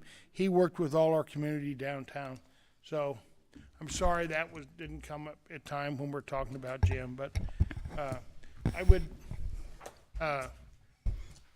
would just like to say that this is something that where I think there's no one trying to go after anybody. This is a time when we have to address these issues in those 4 enterprise funds that need to be addressed. You have to look about all these enterprise funds pay for the blue collar workers that we have working for the city here. And you know, we had a real tragedy this year with a young man that was going out at 1:30 in the morning fixing a water line, and it was horrid. But you know, our employees, we need to pay our employees decent wages. When you look at just like a trash truck, for a CDL license, we put the minimum salary at $18 a year for somebody to drive, you know, having a CDL license to drive a trash truck. You have to understand $18 an hour. Someone with a CDL license has been able to make $25 to $28 an hour for probably the last 5 or 10 years. Anywhere they apply to drive a truck. And so it's very difficult for us to find employees, to find employees that are competent to drive trucks at 18 or, you know, $20 an hour. We set as a minimum wage $18 this year in our budget. We have a lot of financial issues that this council is trying to deal with. When you look, and we had in our, whatever it was, 7.7 in the whole, the 4 enterprise funds were. You know, we had a water leak over here that cost us like $3.5 million to fix, that came out of the general fund, which stopped us from that. When you spend the money out, not out of an enterprise fund, but out of the general fund, then we don't have money to pay for the firemen that we have or the policemen we have in our community. We had 14 people graduate from the fire academy, and how many of those are going to work in Eddy County? Because Eddy County went for their volunteer fire department, they put on paid staff. We're probably out of that 14. We might be lucky if we have a net gain of 5 people in our fire department before it's all over, because they're robbing robbing lieutenants, sergeants. They're moving, and the police department's in the same boat. The state police went up 15% or whatever it is. Where do you think the officers are gonna come from to go to the state police if they get a 15% hiring budget above our pay scale? And they were 15% higher than, the state police pay scale was 15% higher than, it was what they went up of their pay scale, which was probably already higher than ours. So in looking at this, we have some real problems with money that was transferred out of these enterprise funds to other departments, and then we don't have money to replace trash trucks. We don't have money to replace police cars. We go beg the state legislators every year for police cars. We have a lot of financial issues that I applaud this council for stepping up and making a solution to these problems. And I have to say, man, there's a lot of issues here, and I want to thank these councilmen. We don't, this is not fun, but it has to be done. And their dedication is extremely strong on solving this issue. And I just like to say thank you. Okay. So, next, Council Lady Moore, and then we'll. Quick question. The people that live outside the county, like the ones that left, they said they bought the infrastructure. Does it belong to the city now? Do we own it? So we not own it, but we take care of it, maintain it already. In some places. At some places. Yes. So some people outside a little further, we may not own them. Correct. So that's why they could get charged double because we don't own that or something. I wouldn't say that, but I would. I don't know. I'm just thinking. There's some places that they paid to have the infrastructure put in, they put it up to city standards, and then they turned it over to the city. Okay. There are other places that put systems in that didn't meet city standard that we would not take. But do they still have our water? But they still have our water, yes. But they're responsible for any fixing of the infrastructure. Ma'am, she has something to say. Go ahead, right quick. Excuse me, can you come up to the mic, please? In our case out on Riverview Circle 22 years ago, it was not the person that built the subdivision. They thought we could live on the water, that Mayor Jennings 100% knows exactly what happened and why we cannot, because our forefathers destroyed it, right, because it's so salty. We, the homeowners, paid that out of our pockets. After buying our lots, after my home was built, that I do this. And many of us, the rest of us out there, and I'm the fourth one, and there are 10 lots, nine built. Then we gave this $110,000 infrastructure to the city. In 22 years, they have not spent one penny on our line. Nobody has repaired anything. I mean, thank goodness, obviously a good job putting it in, right? Not one dime has been spent on our subdivision by the city. Okay. For us to be charged 200%. Thanks for listening. Okay. All right, thank you. Yeah, that was a question I thought maybe we didn't own it. I'm That's sorry. correct. They are one of the ones that they paid for it, and then it was dedicated to the city. Okay. All right. But that's not true for everybody, is Not what for you're everyone. saying. Okay. Thank you. That was all. We don't do this, but Julius has asked, he's been sitting here, he'd asked to speak to this if it's quick, because we don't go back to the audience after everybody's had a chance. If you have something, a question you want to ask, come ask it so we can we're going down the road. Put your name and address and quickly, please. Yes, I'm Julius Smith, live in 310 West Mescalero Road. So I just wanted to remind, I think I heard what you said about the civil engineering department and having trash guys for 18 an hour. It's hard with CDLs, but I just wanted to remind there is cultural capital here. I happen to have a CDL, and I've been trying to volunteer with that department for a while and some of its brother departments, and maybe there's things that we can work with, but I do think that we have other form of capital that can be leveraged from the community afterward. That's fine. Okay, thank you.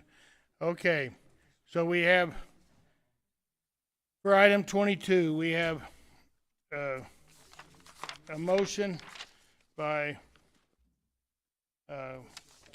we have a motion by Councilman Hildebrand, a second by Councilman Chappell.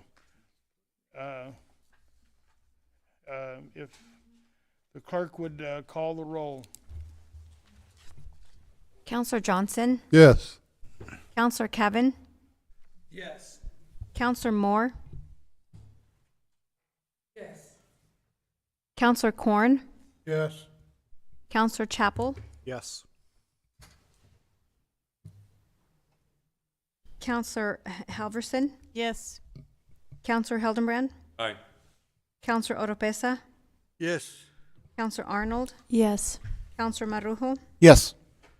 Motion passes 10-0. Thank you, council people. Next, we have item 23, ordinance 24-06 for a public hearing on ordinance 24-06 to support the funding for the Country Club Reservoir rehabilitation project through the Water Finance Authority with a total monetary agreement of $8 million. Councilman Corn. Thank you, Mr. Mayor. I move we adopt ordinance 2406 and hold a public hearing to consider proposal of said ordinance in support of the funding of the Country Club Reservoir rehabilitation project. We have a motion by Councilman Corn for item 24-06 for the Country Club Reservoir. Do we have a second? Second. Second by Council Lady Halverson. Okay. Motion for passage. Next, we'll go Mr. McCormick. Thank you, sir, Mr. Mayor, Council. What you have before you is proposed ordinance 2406 in support of funding the Country Club Reservoirs Rehabilitation Project. The City of Roswell submitted an application requesting funding assistance for the Country Club Reservoirs project. The Water Trust Board is awarded project 5980-WPF for such project. The funding is in the amount of $8 million, structured with a 55% loan in the amount of $4.4 million, which includes additional loan in lieu of match, and a 45% grant in the amount of $3.6 million. The loan component is a 20-year term at a net effective rate of 0.25%. Debt will be paid back through the Water Enterprise Fund. Loan payments will be approximately $225,000 per year. In your packet, you have the draft ordinance, loan grant agreement documents, and the engineer's estimate. Myself and Utility Director Lorenzo Sanchez are available for any questions.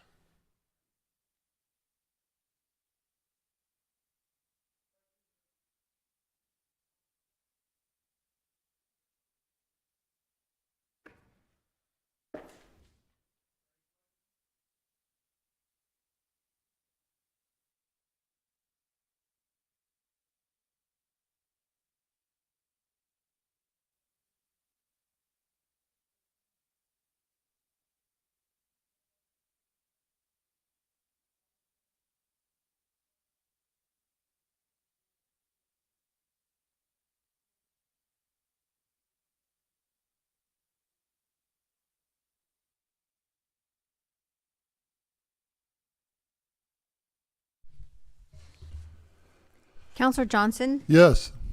Counselor Kevin. Stepped out for a second. Thank you. Counselor Moore, Counselor Corn, Yes. Counselor Chapel, Yes. Counselor Halverson, Yes. Counselor Hildenbrand, Aye. Counselor Oropesa, Yes.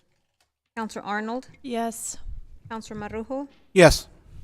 Motion passes 9-0. Thank you. Thank you very much. You want to take a break? Would the council like to take a break, or we can keep going? Keep going. Okay, item 24 is to hold a public. Item 24 is to hold a public hearing to consider the proposed ordinance 24-07, amending the Chapter 21 Solid Waste Code of the City of Roswell. Councilman Corn, you make a motion? Thank you, Mr. Mayor. I move that we adopt ordinance 2407 after the public meeting dealing with solid waste. Second. Okay, and thank you, Councilman Johnson, for the second. On a motion, we have for passage from Councilman Corn and a second by Councilman Johnson. We'll go to, we have to work on this a little bit here, but let's go ahead and go forward, please, Abraham. Mayor, Council, thank you for the opportunity. I'm here to present on some of the solid waste. We also perform a rate study as well, utilizing the wastewater and water rate study model as well.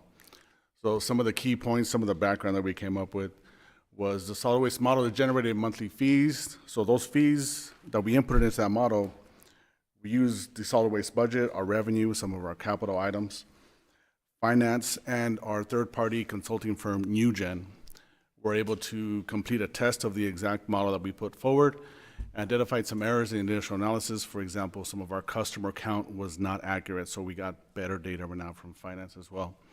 I wanted to point out three key items here that we were looking at that really helped us present these rates and increase these rates to you as well. Number one, illegal dumping generates about $1.2 million per year that we incur that cost to pick up the bulk trash, illegal dumping sites throughout the entire city. So when those grapple trucks pick that bulk trash up, it comes through our scales at zero cost. It goes into a landfill to get processed on a yearly basis. So those are some of the things that kind of pointed out. I also want to point out some of the benefits that we're looking at with this increase of these rates that's going to be throughout on not only residential but also the commercial side.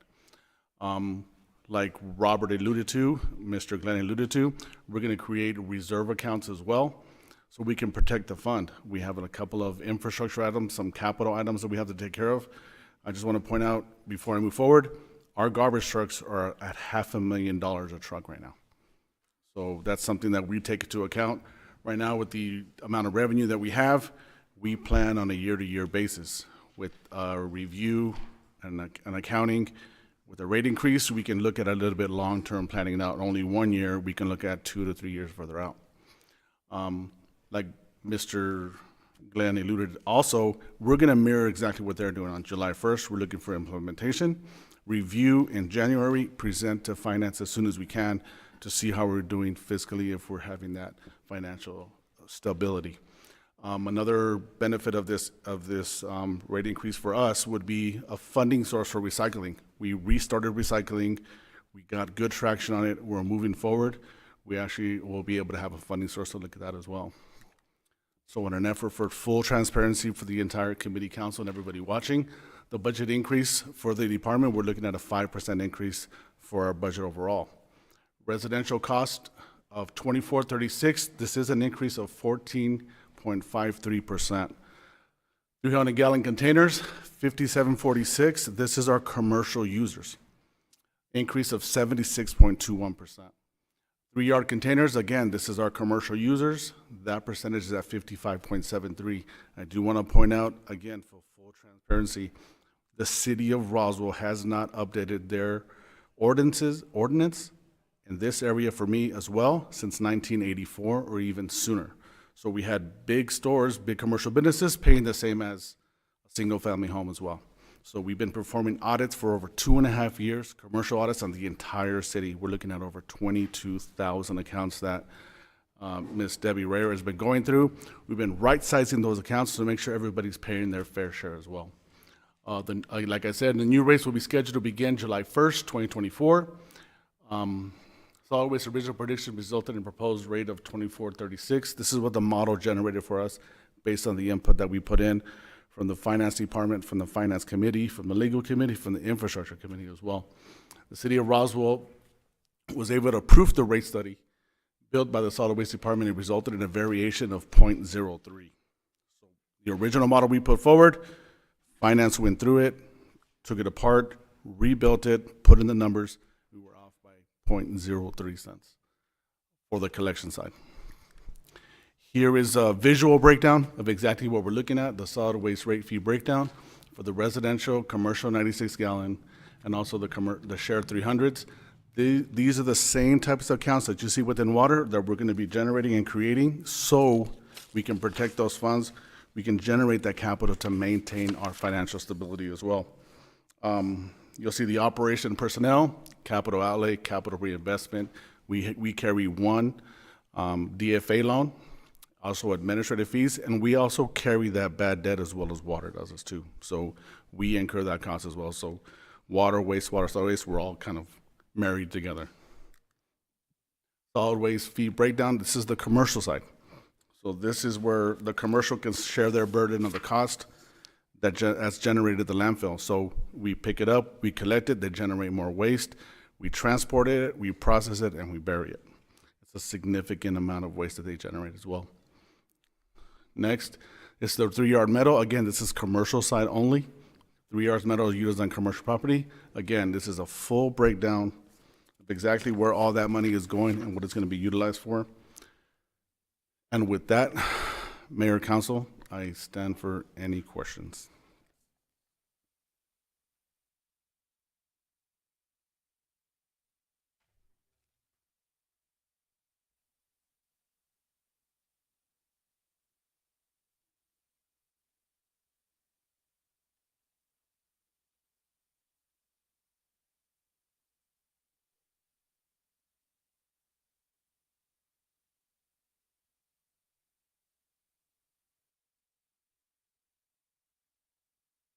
Thank you, Mr. Mayor, Council.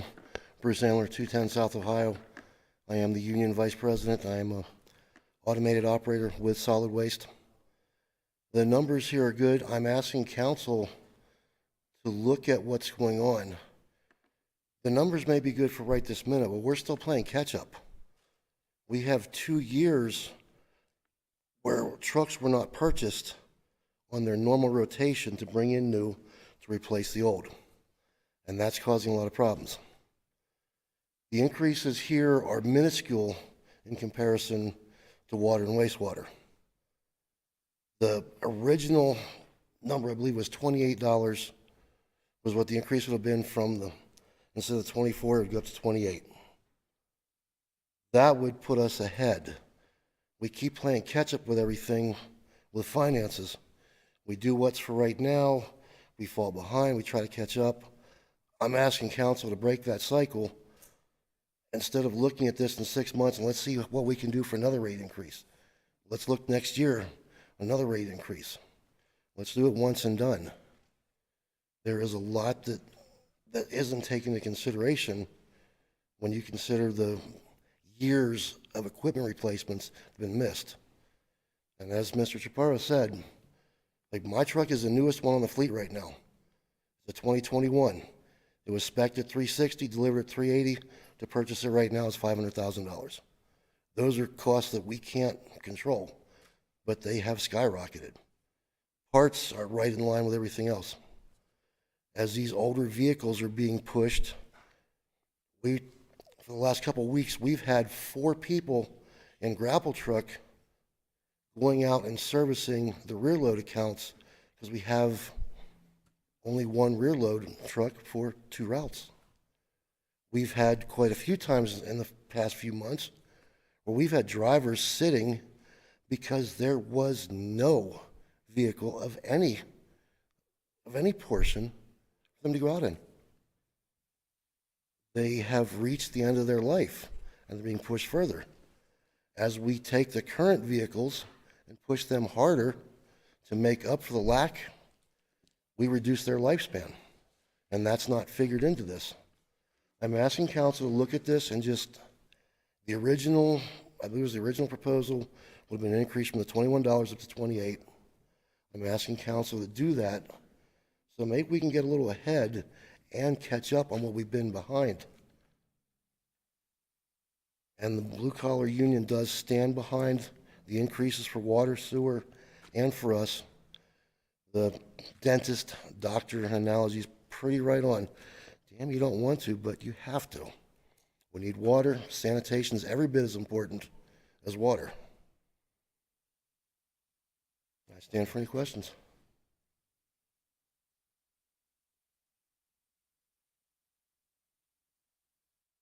I would like to address Councilor Corn. It is not desirable to replace a large chunk of a fleet at once because you don't have that normal cycle in, cycle out. However, it doesn't negate the fact that we have failing equipment that needs to be replaced, that needs to be done now. We have a 14-year-old truck, this is not the norm.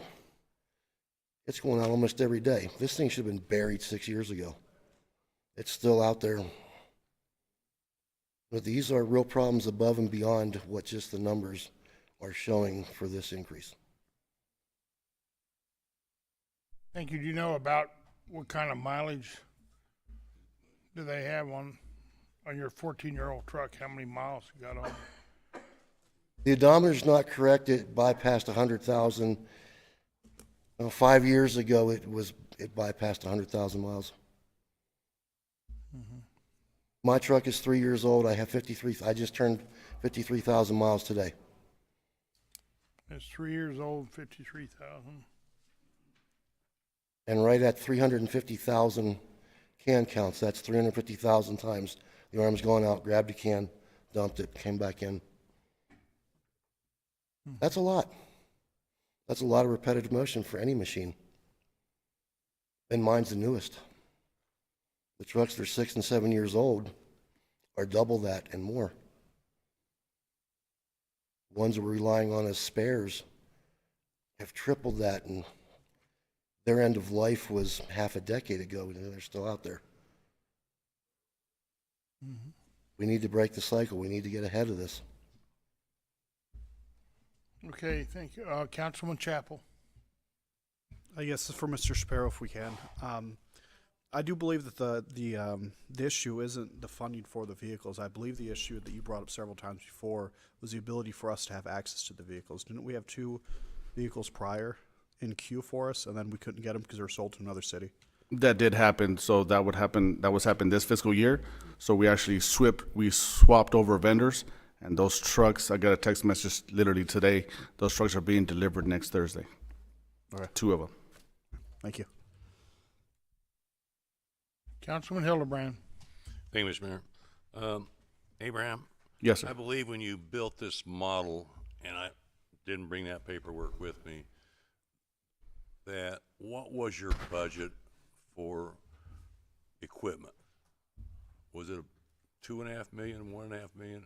When you built this rate study model, you built in equipment replacement. 2.1 million. 2.1 for the next 3 years. Yes, sir. I know you came up with, and in the landfill, you've got equipment replacement in it as well, do you not? Yes, there is some equipment replacement there. However, we've been stabilized since we got the DA dozer, so we've been able to maintain that as well. The answer for Bruce is the 2.1 million going to be enough to replace this equipment that he's talking about as being being worn out? So to address is that an aggressive enough equipment buy to replace the equipment? I know we were way behind because 2 years ago you didn't have anything on order. That's right. And we had to buy a grappler truck because one went down. And a rear loader. We finally ended up buying these 2 side loaders now. But to get these guys the proper equipment, is the rate study got enough in there to replace it on a timely basis? That's the question I think is being asked. So with the 2436 that was approved to bring to committee from, to bring to council from Finance Committee, the 2436 is not at the level that I would agree to. However, it's something that we can work with. Mr. Adler does have a point. There was 2 years that was zero purchasing because the funding wasn't there. It was reallocated somewhere else. But since then, we've made changes operationally. We've made changes at multiple levels throughout the organization so we can phase these things out, stop I call it the hemorrhaging of the enterprise fund. We've secured it better now. This is a step in the right direction, though.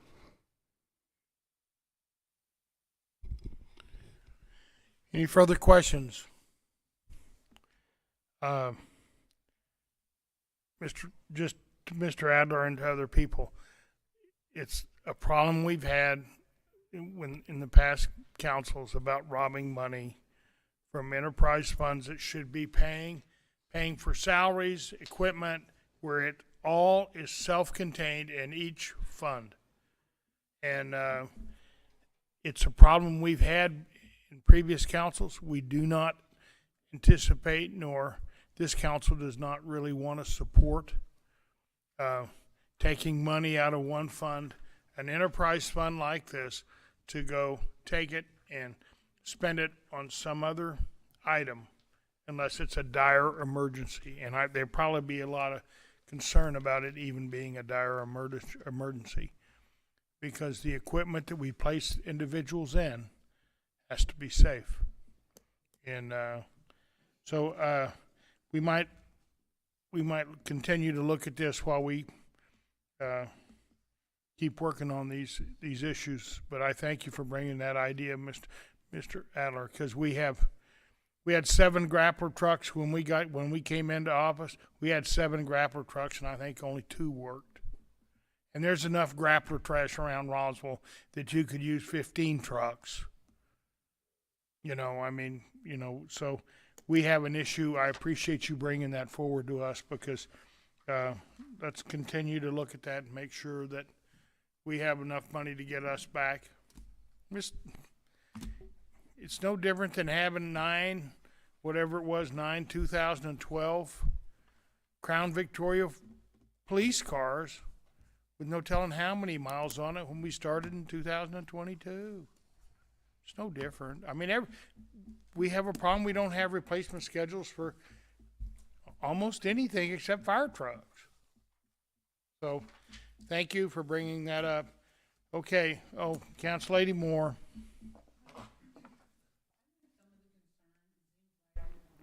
I didn't have my mic on. Sorry, Mr. Moy. Is that some of them seem like everything is going up at the same time. It seemed like it might have been a little easier if it phased in, and maybe this 3 months, was up. And then, you know what I mean? Instead of everybody coming at once. I think that's why those numbers seem so high, is because sanitation goes up 5%, wastewater goes about 8%, and then the water bill itself goes up 20% or whatever. So add those all up.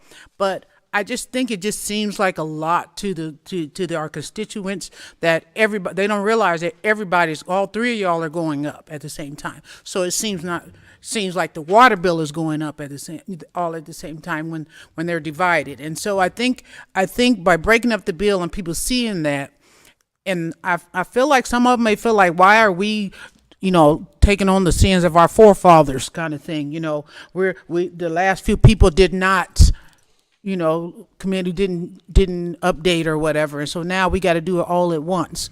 And I know the water, what's his name, Mr. Glenn said that we've been working on this for a very long time, and that's okay. But the people don't see it like my bill ain't gonna go up over a year. My bill's going all up in 30 days. My whole bill is gonna go up, and it's not. Give me a year to take care of it, like y'all took care of it. Take a year to raise it. Let's give me a year to pay it. So thinking about it like that. So when the people come angry, because it's like, to them it's all at once. They just see it all at once happening. And so they're not coming for you personally, but I think when people see it, they don't realize that 3 different entities are going up. And so that makes the water bill seem that much higher. And we know that you all need things. We know that y'all need things, and the constituents know you need things, but they feel like we got to pay for it all at once. Walking Bob didn't pay for it 22 years ago, So, and it's just, I just think, be careful, I just think we need to, as a city, to try to be understanding that, we pay the bill too, but they don't care. They don't care what our bill. He was nice enough to show his bill, but I bet you 80 people at home talking about, who cares what his bill is? You know what I mean? Who cares what his bill is? My bill is, so I just gonna think about that. It's gonna look different for different people. And I think if the individuals let it look at individually and work with the city, if the bill is high and there's a problem, if they go down and talk to the people who like to have some sense, then you can work the bill problems out when it gets a little high, because I know that $20 on a fixed income, his bill was up $23 or $33 on the fixed income. May seem like everything, that could be a prescription for some of our elderly or whatever. So we know increase is difficult, and change is difficult for a lot of people.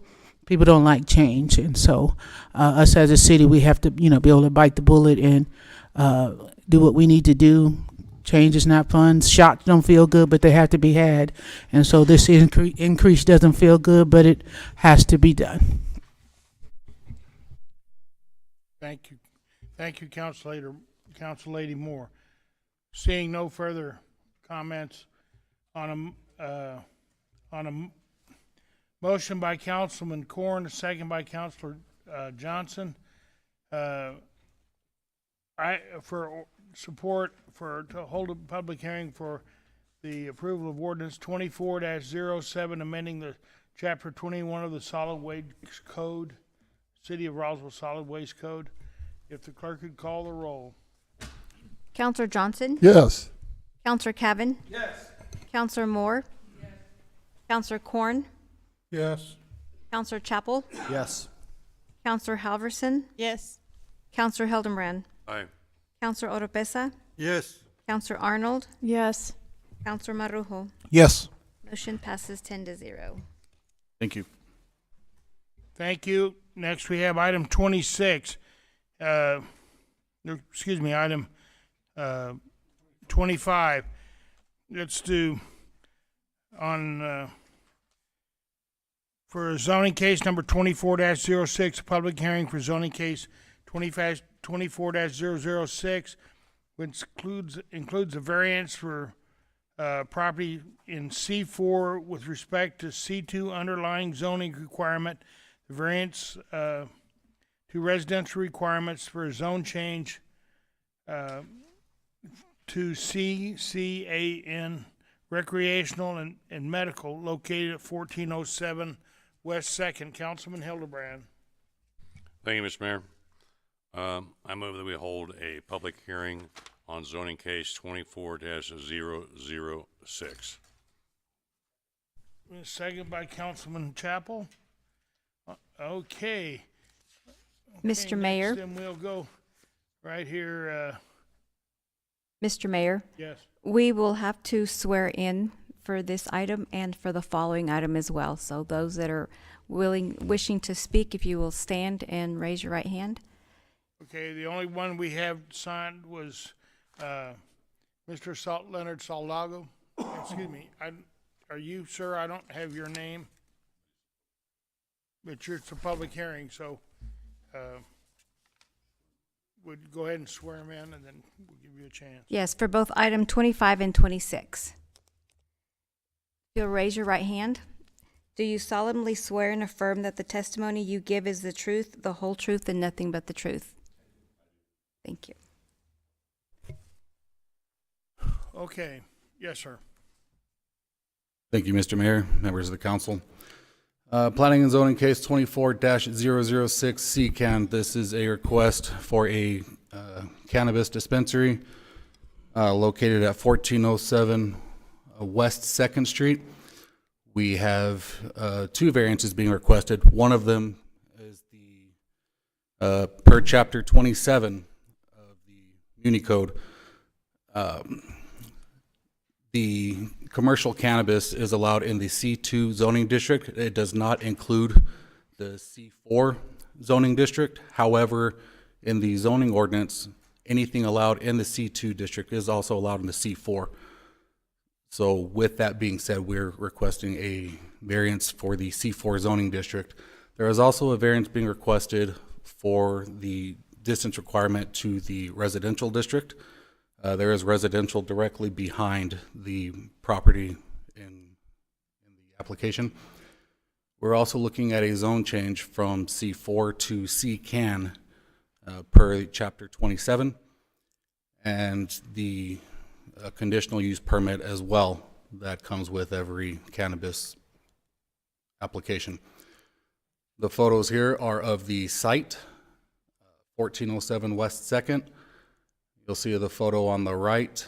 That is actually the west side of the building. That was for the designated parking area. This is an aerial from the assessor's map as well as the zoning map showing that this is a commercial corridor along West 2nd. In the comprehensive master plan, this also reflects that this particular corridor is designated for commercial. We had one oral protest at the Planning and Zoning Commission hearing, March 26th Planning and Zoning meeting.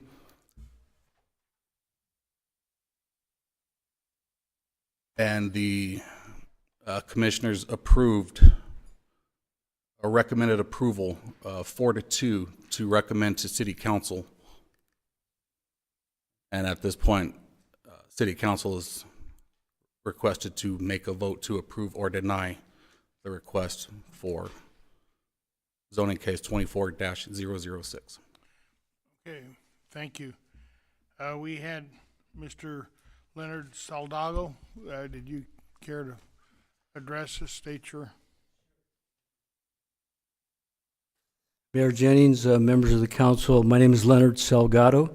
I work with OCC ABQ, also known as Oasis Cannabis, 335 San Pedro Northeast in Albuquerque.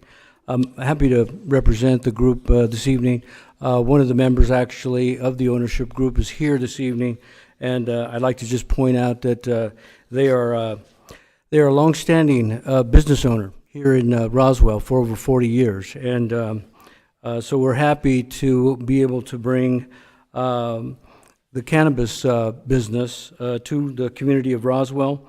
And actually this comes about based on a merger that the company just entered into with another group called Southwest Organic Producers. Their location, their dispensary location, was located at 610 West 2nd Street.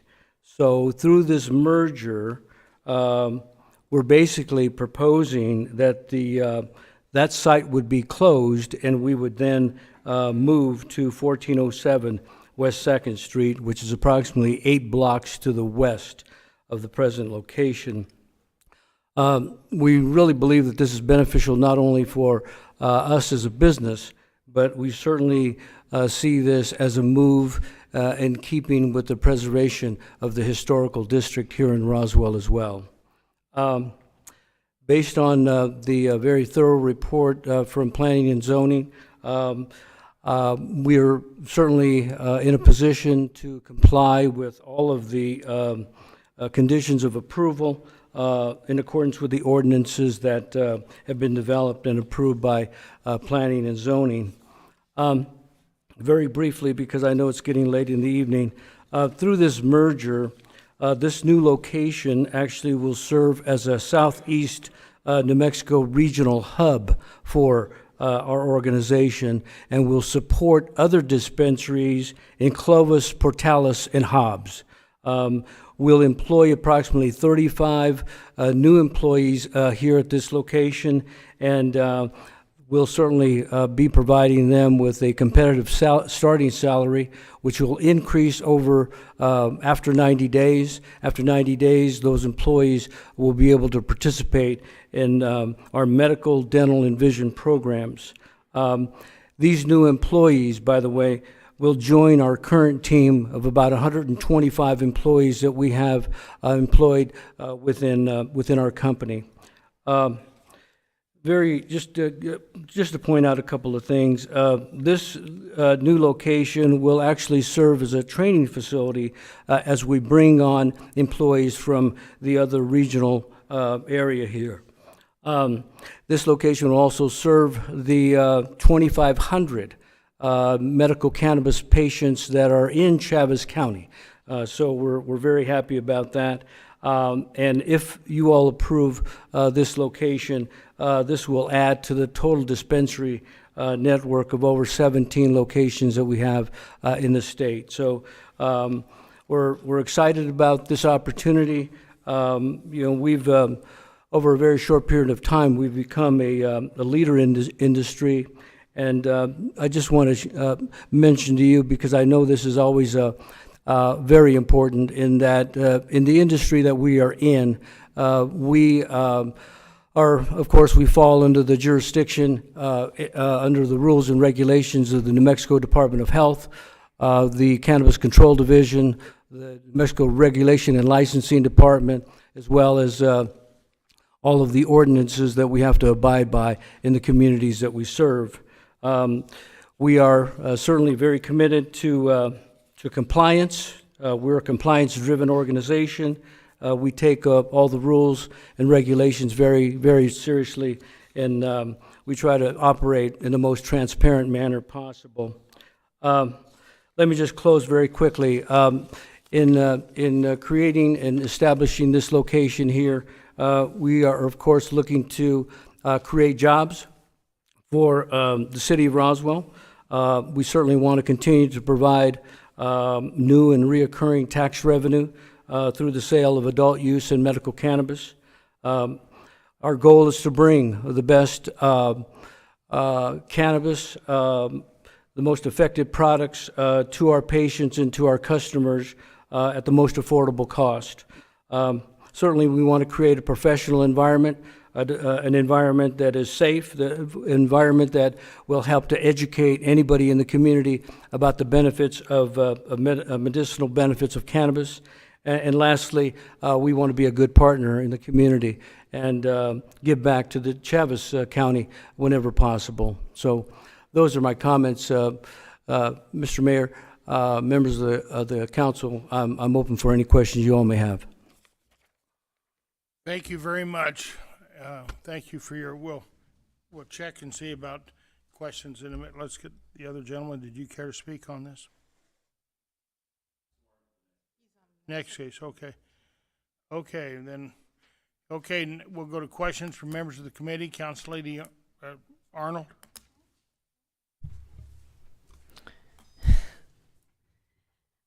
Yes, thank you, Mr. Mayor. I actually have a couple things on this one, and I think this is more for Mr. Eintema, because I think I just want to actually just get on record and saying there's a couple things that are bothering me with the cannabis ordinance at this point. The planning and zoning, where it has to go from planning and zoning to us without the planning and zoning just to be able to make a decision, and operating in a normal quasi-judicial process. I think that's something that I would like to look at. Also, there's another aspect that's kind of been on my mind, considering that I've been working with the police department and asking about the black market. You know, a lot of our producers are actually producing their own product, but I am kind of wanting to make sure we have checks and balances on making sure that the product that is actually being produced is actually coming from local sources and following state guidelines. So I'm kind of just saying that out loud, Mr. Eintema, because that's just being added to the queue. So, and then the second part, I'm going to be honest with this one. I'm a little bit concerned with the location on this one because of how close it is to Mecca. So, just note that. But thank you, Council Lady Arnold. Council Lady Halverson. So, I've had a problem with these variances so close to residentials, and the last one I voted against because of that. There's so many business locations in our town. Why are so many of these cannabis shops trying to build or on a business near a residential area? There's an unnecessary hardship clause which has been given special meaning to courts considering the zoning authority's power to grant variance ordinarily refers to circumstances in which no reasonable use can otherwise be used made of the land. I don't see that here. I don't see any kind of undue hardship or anything. I don't know why you can't find a location that isn't near a residential area. So do you know who was opposition at the P&Z? It was the property owner to the east of this location. Okay. Who is it? It was, I believe he was speaking on behalf of the tenant who operates a boxing club there. Okay, yeah, I'm just, there's so many other locations that they can build these cannabis shops. I do personally think there's too many in Roswell already, but I do have a real problem with them going up near residential areas. So, thank you. I yield. Thank you, Counselor. Next, we have Councilman Orpresa. Thank you, Mr. Mayor. My question is for Mr. Salgado.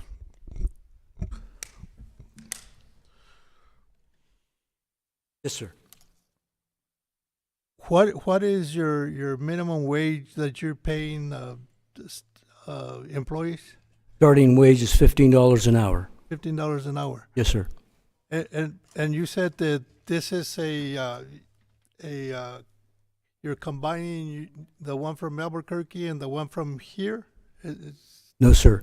Through a merger with another licensed cannabis producer who operated at 610 West 2nd Street.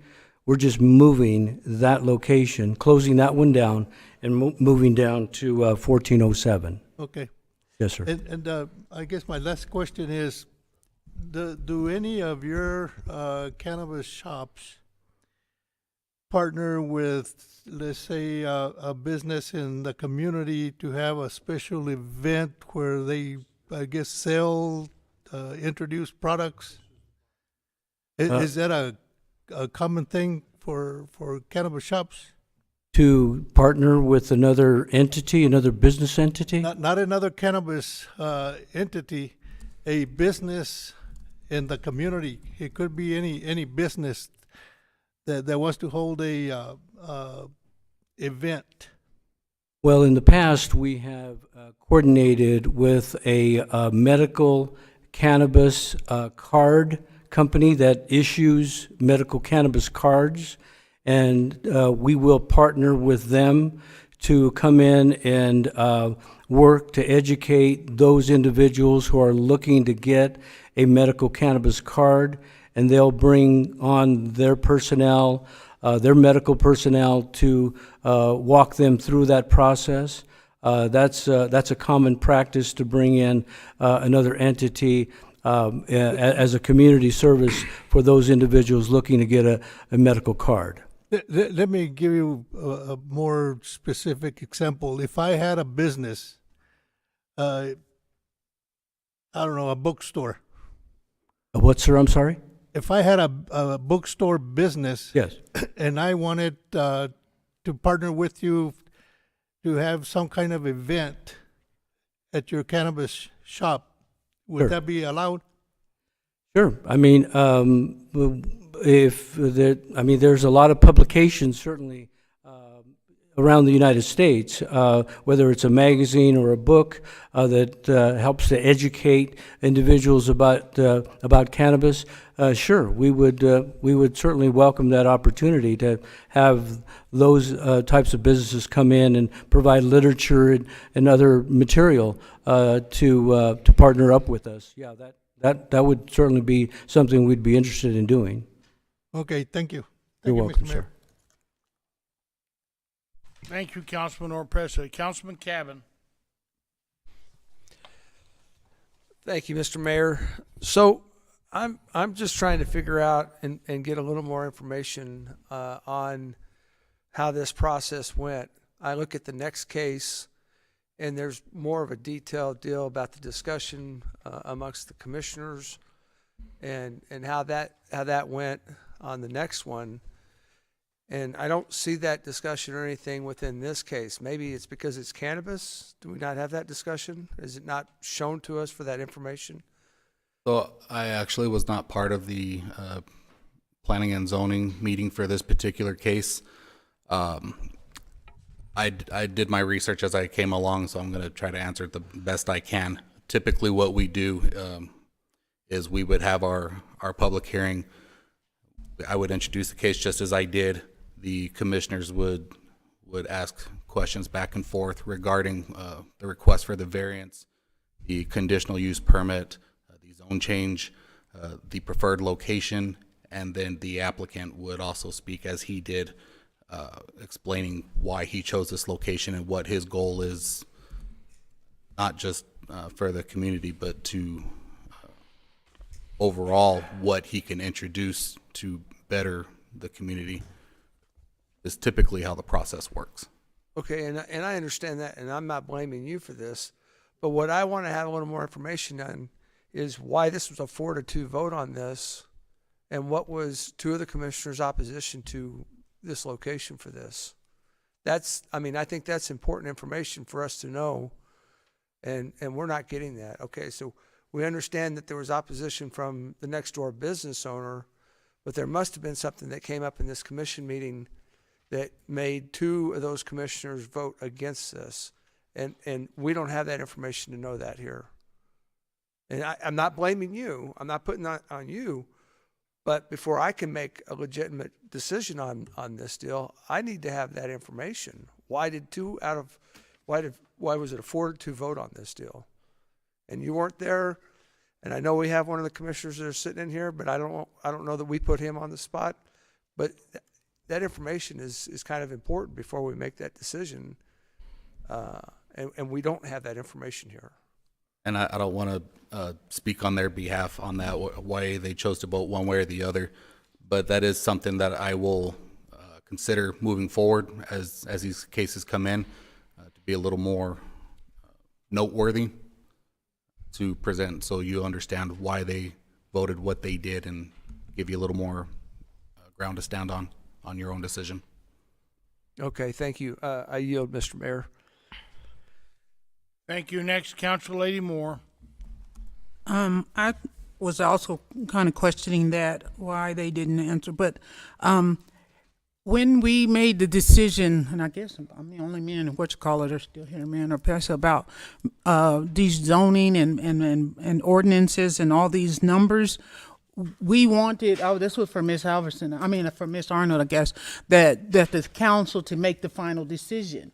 So that's why it would just be those 4 people. So instead of just 4 people making the decision, the 10 people would make the final decision, because the law gave us that authority. And so, the state gave us that kind of authority. So we wanted it to stay with the council and not be with a committee or a commission like that.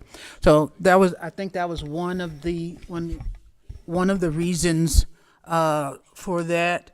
I'm still, like I said, I don't know, and I may be with somebody else, that we may need to revisit this ordinance, because I don't know about y'all, but it gets so annoying that you had to keep changing the zoning for every time they have to get permission. Why can't we just make the law work you go where you go, and extenuating circumstances only would you be able to would you have to come and ask for a ordinance to change from that to number 2 to number 4 and that type of situation? I have y'all know I struggle with this already, and with this being next to Mecca where the kids are, I struggle with that. Up against the back of their building is up against somebody's house. I struggle, and I understand that's a corridor business, a business corridor, was that it? A business corridor. I understand that, but there are so many buildings in Roswell that I feel like they could use. There's some further up down the street where there's no parking. There's some inside that little parking center. The little, what's it called? Strip mall across, those type of things. There's some. So I just think that why do we keep coming, have to be so close to the kids? Y'all, cannabis, it's good. If y'all want to say it's good for people, that's fine. I'm not going with that. I don't believe it. I don't believe in it. But if it's a choice of whether they take it or not. But I don't think we need to keep pushing this stuff down the neighborhood's throats, down the kids' throat. You know what I mean? They'll have little babies going to be walking across the street. So I'm walking in to buy some dope, and I'm in some cannabis, and I'm going next door to take my baby for some therapy. I don't like that so close together. So I struggle with this location. I struggle with this cannabis situation in general, but I think we got to think about our children, our people that are coming up. We have to understand, it's not good for everybody. They keep trying to say how good it is and whatever. It's not good for everybody. It's not good for our city. It's not good for so many people to be high 24/7. All right, I yield. Thank you, Council Lady Moore. Council Lady Halverson. So I would just like, Mr. Yentem, I'm going to put you on the spot. Explain the hardship. They have no hardship because they can find another location Is that correct? Can you explain that? Sure. So the undue hardship standard, you recited it correctly earlier, but the bottom line is a financial gain is insufficient to show hardship. You need to show some reason that, on the record, that the property is not really usable based upon the zoning that it has underpinning it. So yeah, Mr. Mayor, Councilor Halverson, yeah, you'd have to, in voting for or against, you would be making a determination that within the record you either see the hardship or you do not to grant the variance. Okay, thank you. I yield. Thank you. On that, Mr. Eintema, so that property has been vacant for a number of years, as I recall. It's right there across from the cafe there, Hallie's Cafe, and as I recall, it's been vacant for 5-10 years. Mr. Mayor, it actually used to be, I think it was Tokay Beaded Art, and then I want to say it was a long time like a tourist or something, an art studio. It's had a few changes over the years. I'm not sure exactly how long it's been vacant at this point in time, though. Okay. Yeah. Okay, okay, thank you. Councilman Cavan. Thank you, Mr. Mayor. So real quick, and I know you have your hand up, maybe you have something to ask or something to state, but one question I have is that, so you have merged with Swope, correct? You merged with Swope. The swap, yes. What they called Swope, Southwest, and they were on the corner of Washington and 2nd Street, correct? Are you guys still doing something in that building, or are we? That location will be closed down. Okay, so is that? Can you, Go ahead, I'm sorry. We are moving that location 8 blocks down the street to the west in a building that we now own versus having to lease at that a previous location. And you're moving it further away from the elementary school, which I think is a great thing. But what I do have a question too is, once it's been approved for a cannabis distributing place, can someone else who's wanting to distribute cannabis come into there? Since it's been approved that way. I don't think so, because it's done by individual. Right. So, but it's already been zoned for that. Yeah, So could someone come in and go through the process and open up another cannabis store there? Yes. Sorry, could you repeat that? So my question is that they merged, they're moving further down on West 2nd. Mm-hmm. Can that location where Swope was, can that still be, someone come in and say, we want to move in there with another cannabis shop? No. So that shop was grandfathered in because it was medical originally. It doesn't conform to the ordinance. So if they vacate, that automatically reverts out of C-can zoning. And that's a great thing, because it's not as close to Washington Avenue. So thank you. I yield, Mr. Mayor. Okay, thank you. Are there any further questions? Yes, sir. I need to identify yourself. Jesse McDaniel, 2509 North Cambridge Avenue. I did not come here to speak for this tonight. I came here to speak for the next case, which is mine. I am or have been a planning zoning commissioner for the last 8 years. Last month's meeting was my last meeting. To address Mr. Cavan's question, when we vote yes or no, for many years we were never told to clarify why we voted yes or no. I feel like that's a lot based upon different people's and their different opinionations. That's why you have a body of different people voting on stuff. There have been a few cases in the past where we were asked to state why we were for or against it. I don't know that I agree with that, because we are allowed to have our opinion as the commission. But I also understand what you're saying. You're wondering, well, we're just here coming in. Why did the Planning Zoning Commission vote 4-2 instead of everybody pass? I'm not going to comment any further on that or how I voted, which I guess it's public record. So, but it's an opinionation of different people. That's why you have a body of different people, just like the city council. To address Mrs. Halverson's comment earlier about there are many places to put a business like this, there are not that many places to put a business like this that is not within 300 feet, sorry, it's a lot to remember. A lot of business, even down the one that's across from Home Depot, their Grand Avenue has residential back there. Everyone we've passed, there's been a vast majority on major streets like Main, 2nd, Union.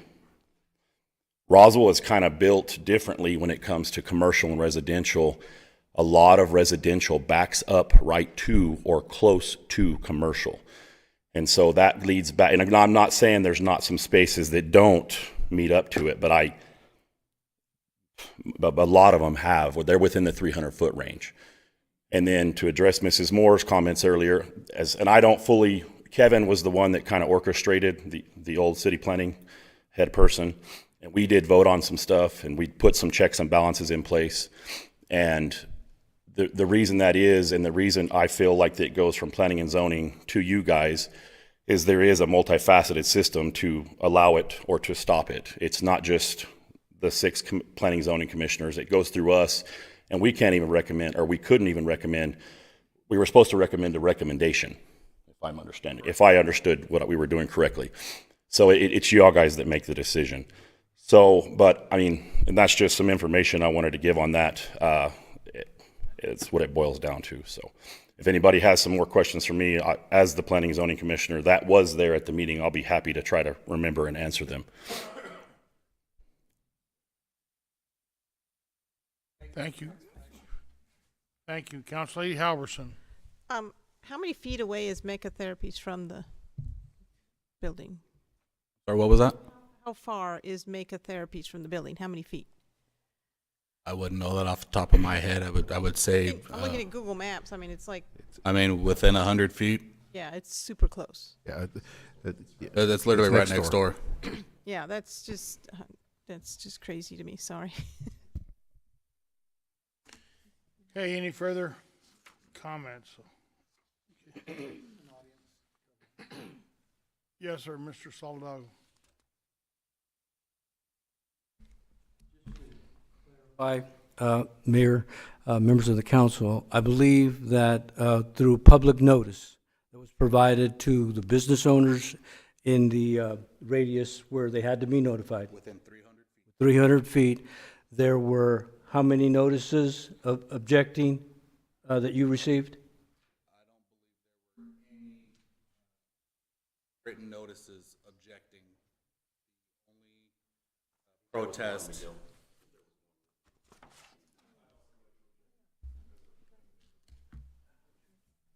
Okay, can you need to, See if I have it on here. you need to get sworn in. And so I'm sorry, but that's public hearings. If you, clerk, if you're going to speak, she has to swear you in. Okay, would you come up and give her you have to give her your name. All right, I haven't been, I don't know what it's like. That's okay. If you'll just raise your right hand. Do you solemnly swear and affirm that the testimony that you're about to give is truth and nothing but the truth? Thank you. Okay. Sorry, I didn't know when it was going to be my turn here. So my biggest issue is safety with this. Can you give us your name? And address. Hi, my name is Mike Reynolds. I live at 1300 West 3rd, directly behind. You walk out the back gate, their door is right there. So my biggest concern is public safety. This is still a Schedule I narcotic in the federal government. I understand it's decriminalized here, but the DEA can raid that at any time. We just heard that this is going to be a major hub. That's going to be the first place the DEA will hit if they decide to raid. Is this the crew over here? Is that a Springfield Armory shirt, sir? You gun guy? You're talking about drug dealers with guns. That's what that comes down to. You guys are drug dealers by the federal government. I am carrying a knife. I'm absolutely pro-gun, but not for criminals. And this is a federal crime. Okay. Hold on. Okay, I'm not. This is my concern is that there is a clear interest in guns from people that are committing a federal crime. DEA hits them, a bullet. I'm well within that 300-foot distance, could absolutely come through my back window. I got to think about that every night when I go to sleep. Is that fair to have a public safety issue like that in a residential area? I don't think it is.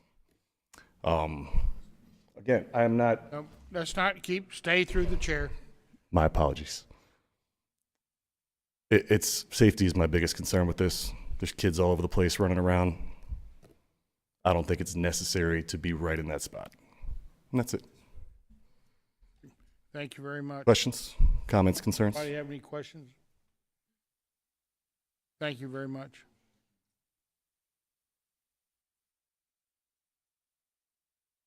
Okay, so is there any further questions?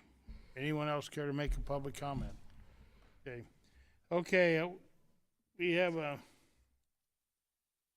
public hearing. We have a motion by Councilman Hildebrand, seconded by Councilman Chapel.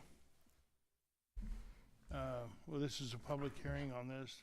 Would be to approve the case 24-006 to hold a public hearing on a variance on property in C4 with respect to C2 underlining zoning at 1407 West 2nd Street.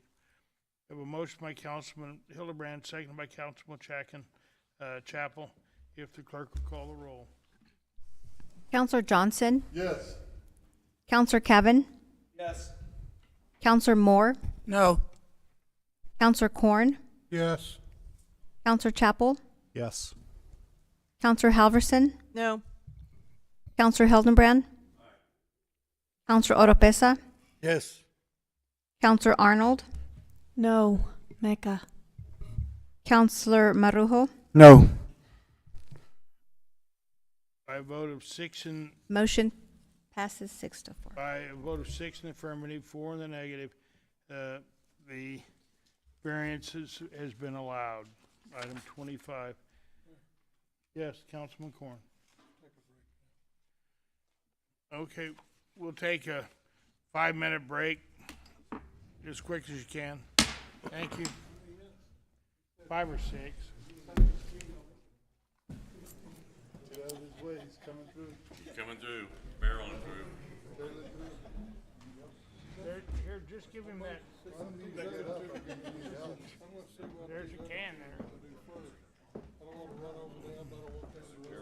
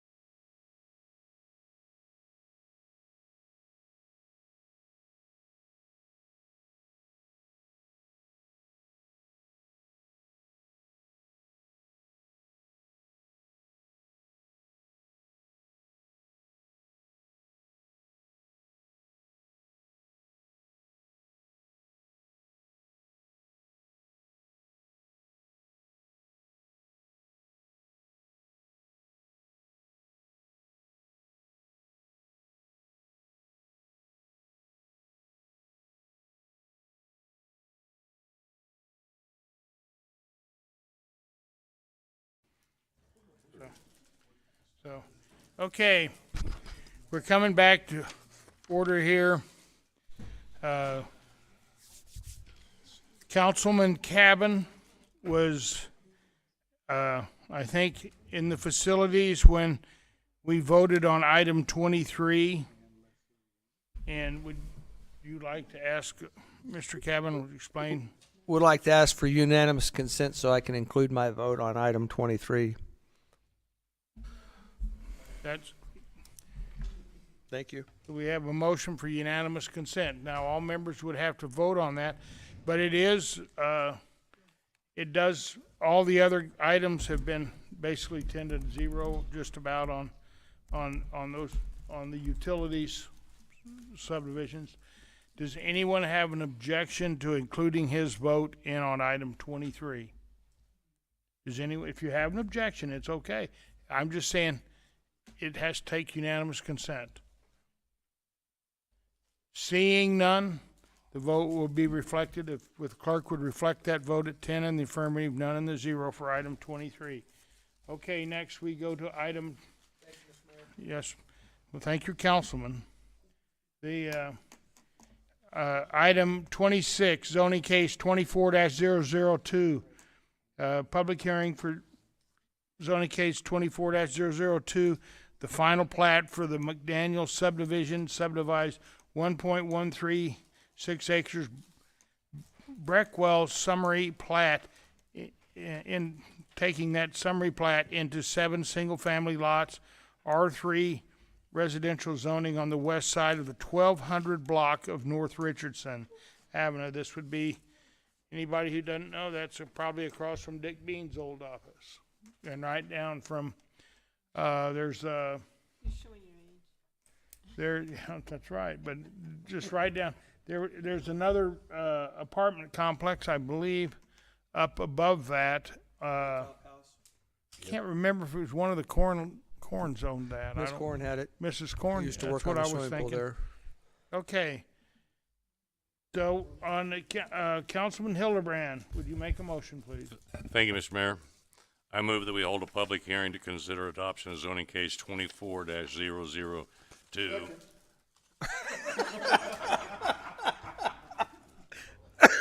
I was going to stop there anyway. Okay, we have a motion on Councilman Hildebrand, second by Councilman Johnson. Yes, sir, Tom. Go ahead.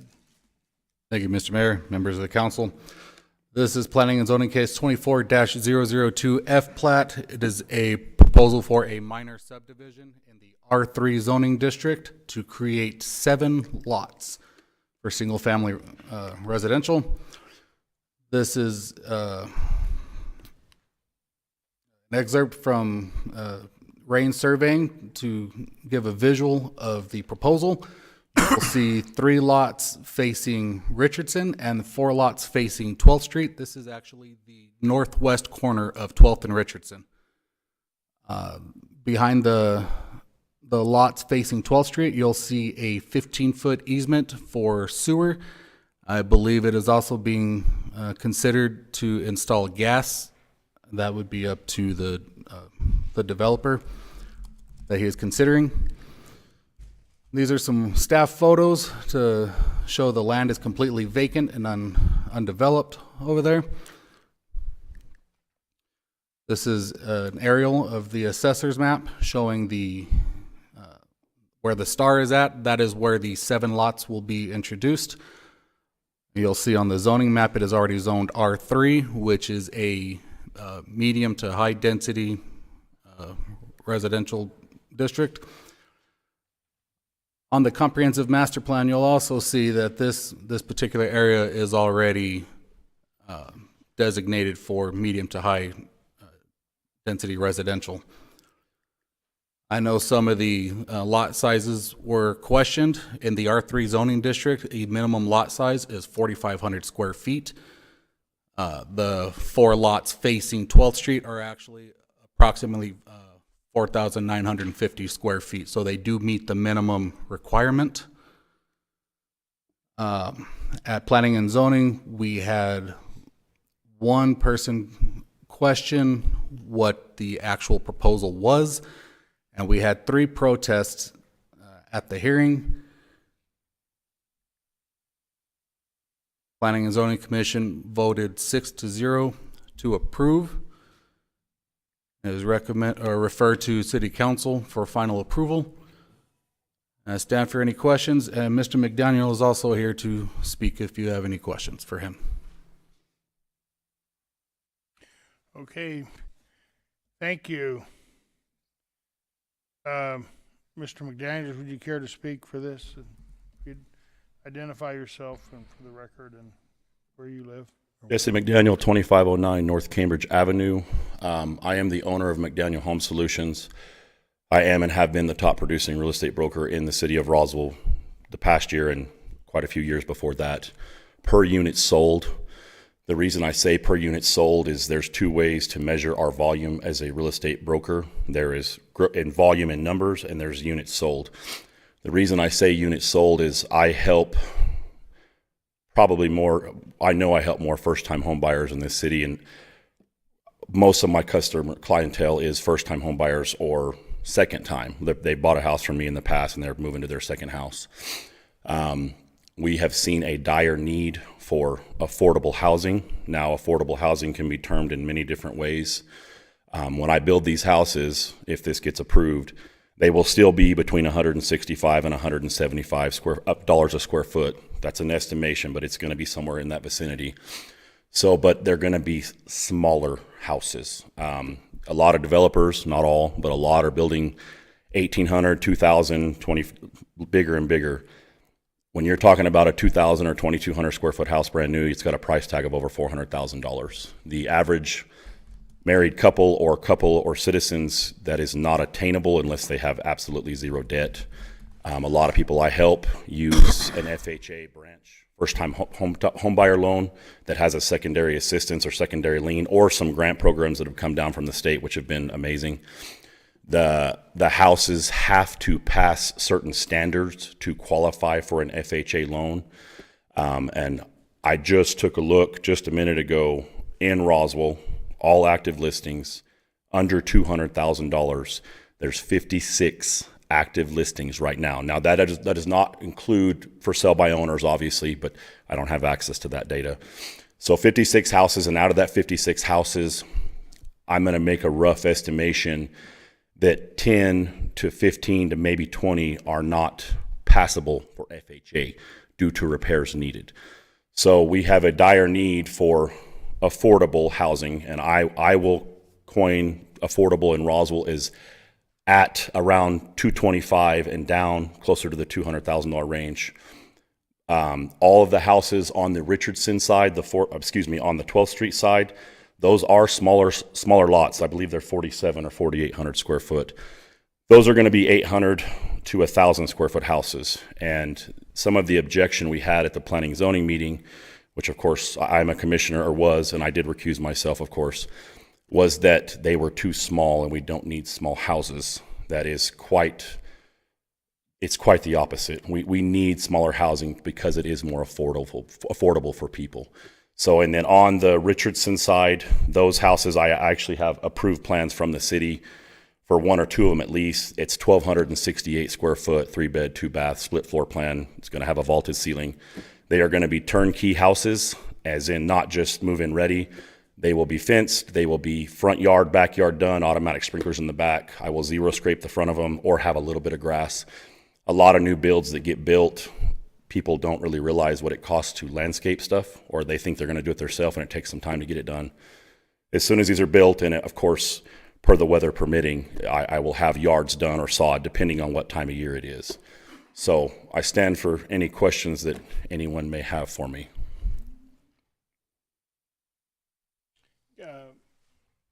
Councilor Arnold. Okay, so my first question is, what's your time frame on the build out? For all of them, or for? Just when do you plan to get started? So the lot at 1210 North Richardson, which is not part of this replat, we are starting the dirt work next week. I had the dirt dropped off already a couple weeks ago. Yeah. That wasn't part of this, so we went through all the proper permittings, and we are starting next week on that one. I have 2 other buyers that are pre-approved that, well, one of them has already stated they want to buy one of the smaller houses on 12th Street. So, and the other one, I'm pretty sure they're going to want to buy one of the ones at Richardson. I don't have anything signed or under contract yet because I obviously wanted to wait for this to get done. But on a build time for each house, if I was being optimistic and everything went perfect, probably 5 months per house. Now, when I start one, everything working together, I'm probably going to build in stages. So I'll, dirt work, concrete, start framing. If all goes well, I'll be able, and have another one sold, hopefully, or maybe not. I'll still go ahead and start on the next one. So I don't plan on this taking, for the full development, I really don't want it to go past 2 years. I really don't want to, but there's no way I can foresee that 100%. Well, with 7 houses, that actually sounds about right. And I will actually absolutely concur with you. We have an affordable housing group that meets together to come up with solutions, and everything that is being said is smaller is where we're at because people cannot afford, and we have a serious issue in our community on housing and affordability. And you and I have kind of talked about how you are out there working with them, and so it's going to take all of us, and these 7 houses are extremely important. So thank you very much. Okay, Councilman Hildebrand. Thank you, Mr. Mayor. Mr. McDaniel, will you provide off-street parking? Will these have garages? The larger houses are going to have a 2-car garage. On Richardson, I plan to do a 30-foot setback instead of a 20. The minimum's 20, if I remember right. I plan on doing a 30-foot setback because I work with people every single day. I show houses almost every single day. One of my big pet peeves was some of the newer, and when I say newer, smaller houses, the ones that were built in the last 10 to 15 years. I drive a crew cab Chevy diesel, and when I park in the driveway, my tailgate back of my truck is hanging over the sidewalk, which is pretty sure is ticketable. So I'm making these driveways 10 foot deeper than what they should be because I feel it's what needs to happen. And they will have 2-car garages on the ones on Richardson. The ones on 12th will have at least a 1-car, but we're trying to configure it where we can do a 2-car. But it's likely with the size of the lot, it's going to be a 1-car garage. Yeah. But I'm not going to do a carport. They're going to be garages. There's no reason not to. When you have a wall, you might as well just close it in and make a garage. Yeah, it concerns me, the people having to park on 12th Street. I mean, people park on one side of that street right now, and if you park on both sides, there's a very narrow passage to get through there.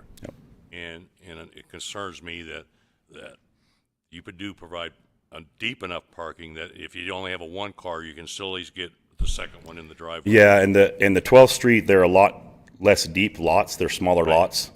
So they will have a 1-car garage, and it's still a 20-foot setback. Yes. So it has to have that one will be a 20-foot driveway because it has to be 20-foot setback. So, but there will be a driveway and a garage, so two vehicles. So they can park 2 vehicles on Yes, there. well, 2 normal-sized vehicles. Yeah, I got you. So, okay, that answers that question. Miguel, I do have one other question. When I was reading the planning and zoning regular meeting minutes. Yes, sir. I'm kind of concerned when I know Mr. McDaniel recused himself, but the P&Z Commission decided they motioned to waive the reading of findings and fact and the land use considerations with the case. Why would they do that? Why would they ignore the readings of the facts? Because I think that we're supposed to be dealing with fact, are we not? That is correct. I have a real problem with that. No kidding. And I'm not going to ask you, Mr. McDaniel, you'll recuse yourself, but I see that as a real problem that this council needs maybe to address, or the mayor needs to address, when we just want to throw out and forget about the facts and make a decision. I know this council doesn't operate that way. Talk into your mic. I know this council doesn't operate that way. We look at fact. So I don't understand how this was passed without the readings of fact. I'm not picking on you, Mr. McDaniel, because you recused yourself. But I have a real problem with the rest of the members. And Mr. Antema, how do we stop this?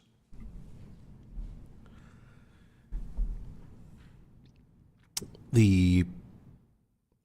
Mayor, Mayor Pro Tem, the short answer is the Planning and Zoning Board historically hasn't been very well educated, and that's an ongoing process that Ms. Vickers has been undertaking to move them along. Now, what I will say is, when it comes to when it comes to platting, reviewing the record is not as important because it is a ministerial duty. So they actually have an obligation to approve the plat, assuming there's no legal defect.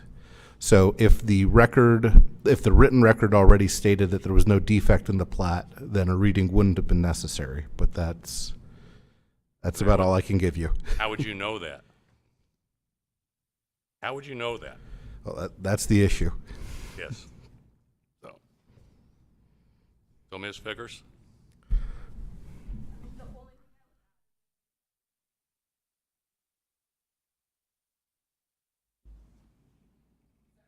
To add to that, they are given their packet ahead of time. Usually they read it ahead of time and go over it. So I'm guessing that was done so that things just aren't read and taking up extra time when everyone's already read the findings of fact. Not saying it's an excuse, but I'm guessing that was the reasoning behind it. You got some work to do. Thank you. Just to follow up on that, Counselor, is that as staff presents the case, we do read through the facts as we're moving forward, just to point out the details that are there. We do show, like in this presentation here, we do have an aerial map. We have a copy of the master comprehensive plan. We have a copy of the zoning map, just to give reference. So we do go over some of the facts as we are presenting the case. Well, the record doesn't show that. Understand that. Thank you. Thank you, Councilman Hildebrand. Council Lady Halverson. So, Mr. McDaniel, you're 1210 North Richardson. That's just north of the Jazzercise building? Just south of the Jazzercise building. Yeah. So it's going to be the same size lot as lots 1, 2, and 3 of this? Yeah, I think they're off by a couple, like a fraction, but they're basically the same size. Building the same kind yes, of house. yes, same. It's all the same thing. I agree with Councilor Arnold. We need, smaller, more affordable housing in this town. I appreciate what you're doing. Thank you. That's all I had. Thank you. Thank you, Council Lady Moore. I think I guess I was reading on the emails about there being some issue with you, you calling favors and something like that. Is that what the big major deal was about? They said there were some people that were in disagreement at the planning and zoning. Is that what it had to do with it? They feel like you were calling in some favors or something? They scrutinize me more than they do other people, I feel like, but that's just my personalized opinion. So no favors were called in. I followed everything properly. I did everything because I knew as a sitting then planning zoning commissioner, I would be under more scrutiny. So everything was done as far as I knew according to, and I have been learning along this way. I have bought and fixed many houses, rehabilitated many houses in this town, or flipped if you want to use the term. I've saved a lot of houses that were going to be probably bulldozed at some time in the future. But this whole subdivision thing, I thought it was going to be a little simpler, just 100% honest. It's been a little more tougher than I thought, but it's okay. But the email that I was recognizing was talking about 1210. So maybe they're maybe 1210 when I bought the property. Separate. That's what I'm saying. Yes, so ma'am. Maybe the person that had that information out didn't realize that they were separate. You're not getting permission from them. I didn't You've have done your yeah. paperwork for that one. So Yeah. maybe that's why it's reading the way it's reading, Yeah. because they were including this 1200 and 1210. It's the way I'm thinking. And they criticize you, so you know what I mean. Just just keep your ducks in a row. And, Oh, yeah. And I hate you had, that's not why you stepped down, though. You said your time was up. My time was, I served 8 years All right. as a planning zoning commissioner. All right. Hope they can keep you for a little longer. Hope they find They're- a way. We they're have to ask trying, from Mr. what I hear. We have to find Mr. Item to find a way. All right. I didn't have any more questions. That was just a question because the email I got said that they thought you were calling in favors. That's why you were getting your pipes done so fast and this, that, and the other. So as far as the water piping system, I believe Lorenzo's still here. So when that was done, the way I understood it when I went to talk to Mr. Glenn, and keep in mind, I'm just trying to keep everything moving forward. I did go talk to Mr. Glenn pretty early on before I tried to attempt all this to make sure I could get water to said properties, which I felt like was going to be needed, obviously. When I went and talked to him, he was the easiest part of this process. He was a pleasure to deal with. He was super encouraging, and he's like, we can take care of this. I guess from what I was told just earlier, down 12th Street, the line needed to be upgraded anyways. So when they upgraded that, they went ahead and set the meters, which is hypothetically ahead of time. It did go through planning and zoning, but it hasn't gone through what we're doing right now. But they needed to upgrade the line, is what I was told, and I'll be happy to let him come up and talk and tell you about that too. Go through us, so. Okay. All right. I'm like everybody else. We need some smaller houses, so keep doing what you're doing. Keep pushing. Keep on pushing. Any further comments? Mr. McDaniels, in looking at that, I have, and I don't know exactly, when I look at this on the streets, on the 4 lots that are on 12th Street, I just have a little concern that they're awful small. They're so narrow, 49 feet. And then to have the 15-foot alley access in the back,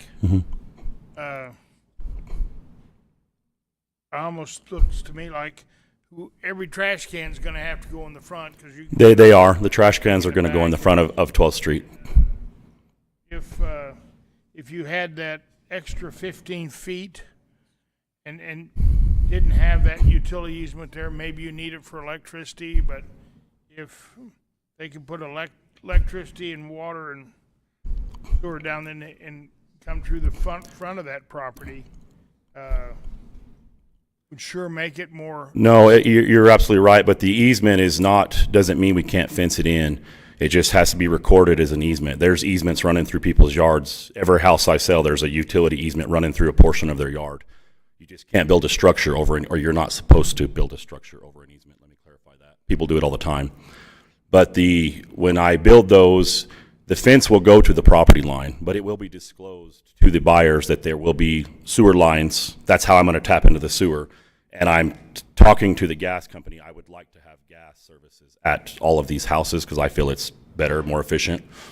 So, but the fence will go with the property line, but the easement will be disclosed as an easement, just like every one of you guys sitting up there. I almost guarantee there's an easement running through the back part of your house for the telephone company or something else. It may not be 15 feet, it more be like 5 feet or 10 feet, but there's easements all over the place. Yeah, and I was just looking for the 15 feet in the back. If you can move your houses back a little bit, it would make a lot more accessible parking, and to keep people off 12th. 12th is very narrow. Yeah. And it has a 20-foot setback, so there'll be parking, and it'll have a one at minimum. I'm really going to try to do a 2-car garage.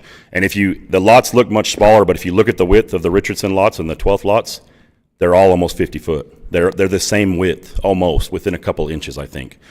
So I'm going to try to put a 2-car, but I just don't know we'll be able to configure that. It'll probably be a 1-car garage.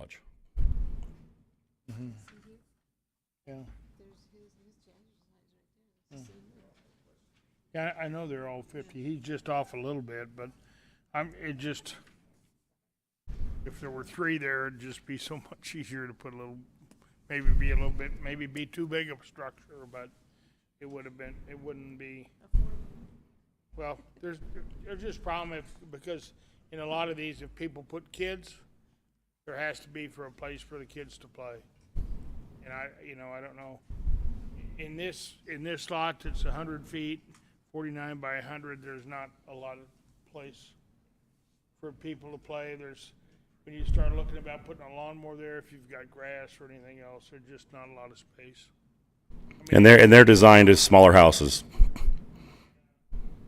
That's why if it's, a little bit more, 3 lots there, it'd be a little bit bigger, so. But that's fine. That's all. Any further questions from anyone? Anyone else care to make a statement about anything for this hearing? Okay, seeing none. On item 26, zoning case 24-002, dealing with the Breckwell summary plat, cutting it into 7 single-family lots in the R3 residential zoning district on the west side of the 1200 block of North Richardson. On a motion by Councilman Hildebrand, seconded by Councilman Johnson, the clerk will call the roll. Counselor Johnson? Yes. Counselor Kevin? Yes. Counselor Moore? Yes. Counselor Korn? Yes. Counselor Chapel? Yes. Counselor Korn, was that a yes? Thank you. Counselor Halverson? Yes. Counselor Hildenbrand? Aye. Counselor Oropesa? Yes. Counselor Arnold? Yes. Counselor Marujo? Yes. Motion passes 10-0. Thank you very much. By a vote of 10 in the affirmative, none in the negative, item 26, zoning case number 24-002 at 1200 North Richardson has been approved. Okay, next we go to item 27 on the calendar. And this is the approval of interim safe streets for all safety action plan to submit to the FHWA. Okay, so Mr. McCormick, yes. No. Well, I need better get a motion. Councilman Orpresa for a motion, please. Thank you, Mr. Mayor. Mr. Mayor, I move for approval of the interim safe streets for all safety action plan to be submitted to the Federal Highway Administration. Second. We have a motion by Councilman Orpresa, second by Council Lady Halverson.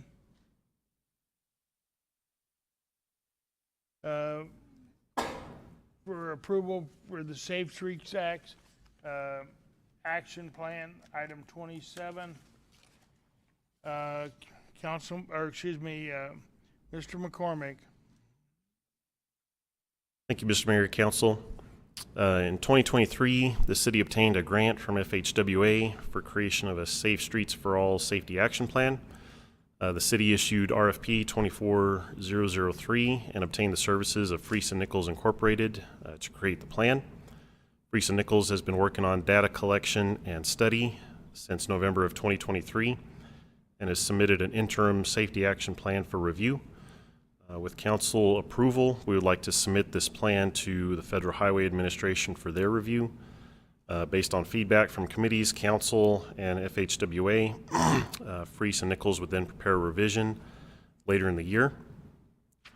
There's also implementation funding available, and we would like to get direction starting with Infrastructure Committee next week from council on potential implementation applications going forward. And Kevin St. Jakes is here from Freese & Nichols to do a presentation on the plan for us.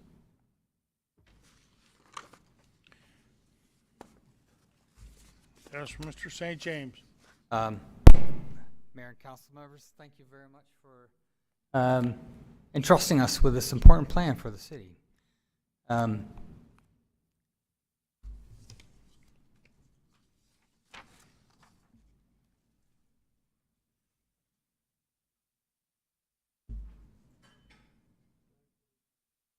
All right, so as James mentioned, the grant that we got from Federal Highway Administration funded a development of a comprehensive safety action plan.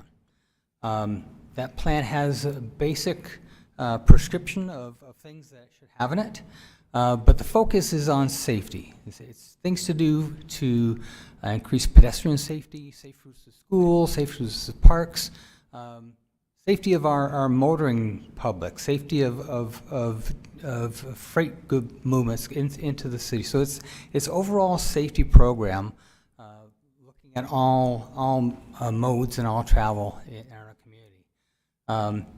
And then we plan to use the safety plan as the basis for going after implementation money through that Safe Streets for All program. In fact, it is a requirement that you have an approved plan before you go and ask for money to implement anything. So that is part of the purpose for bringing that to you today, is so that we can go to Federal Highway and say, yes, we have an approved plan, that we all agree that is our plan, and they can look at it and see that there are 8 standard elements of a plan are incorporated. So that is the focus of the document that we've provided you. The document we plan to, it's going to be a living document, and we're going to be taking it these next steps further to enhance it and add in some safe routes to schools and other things as we go throughout the year. But for now, we wanted to make sure we had the ingredients that satisfy the requirements for having a plan that lets us go after implementation money, and that is the focus of our work. So the eight elements are things that we have accomplished. We started out with coming to you early on in November with a goals and objectives statement, and this council approved a Vision Zero goals and objectives that is an essential part of item number 1 on leadership, adopting a plan and a vision for its community. And so that is the ordinance that y'all put forth. So we've checked the box on that. The second was very important also, is the planning structure of how collectively we will go about accomplishing the goal that we set forth. So there was a steering committee that this council appointed that would serve as a guiding body to look over our shoulders as we've reviewed all the safety elements, all the crash data, put together a set of mitigation measures, and then put together a program. And so they worked alongside us. We've had 3 key meetings throughout the whole process of developing this plan so far. And then the city's infrastructure committee is also part of that steering body that is the kind of the gateway for putting forth an implementation set of programs to make sure we are accomplishing the plan and meeting the then objectives that the city has put forth for itself on goals and objectives for getting to that Vision Zero goal. So the process we followed was very, very structured, going through the analysis, looking at mitigation, involving the public along the way. And so it was very, very prescribed. And this actually is a roadmap that Federal Highways likes folks to use in developing their plans. Safety analysis was a critical element of the program.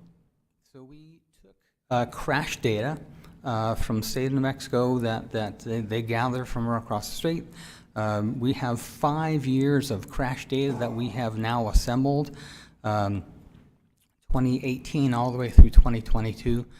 And so we've started mapping where are some of the incidents of crashes that start to make a pattern. Where are the crashes that are right angle crashes, where folks are meeting each other in the intersection and just because they're running red lights and all sorts of things?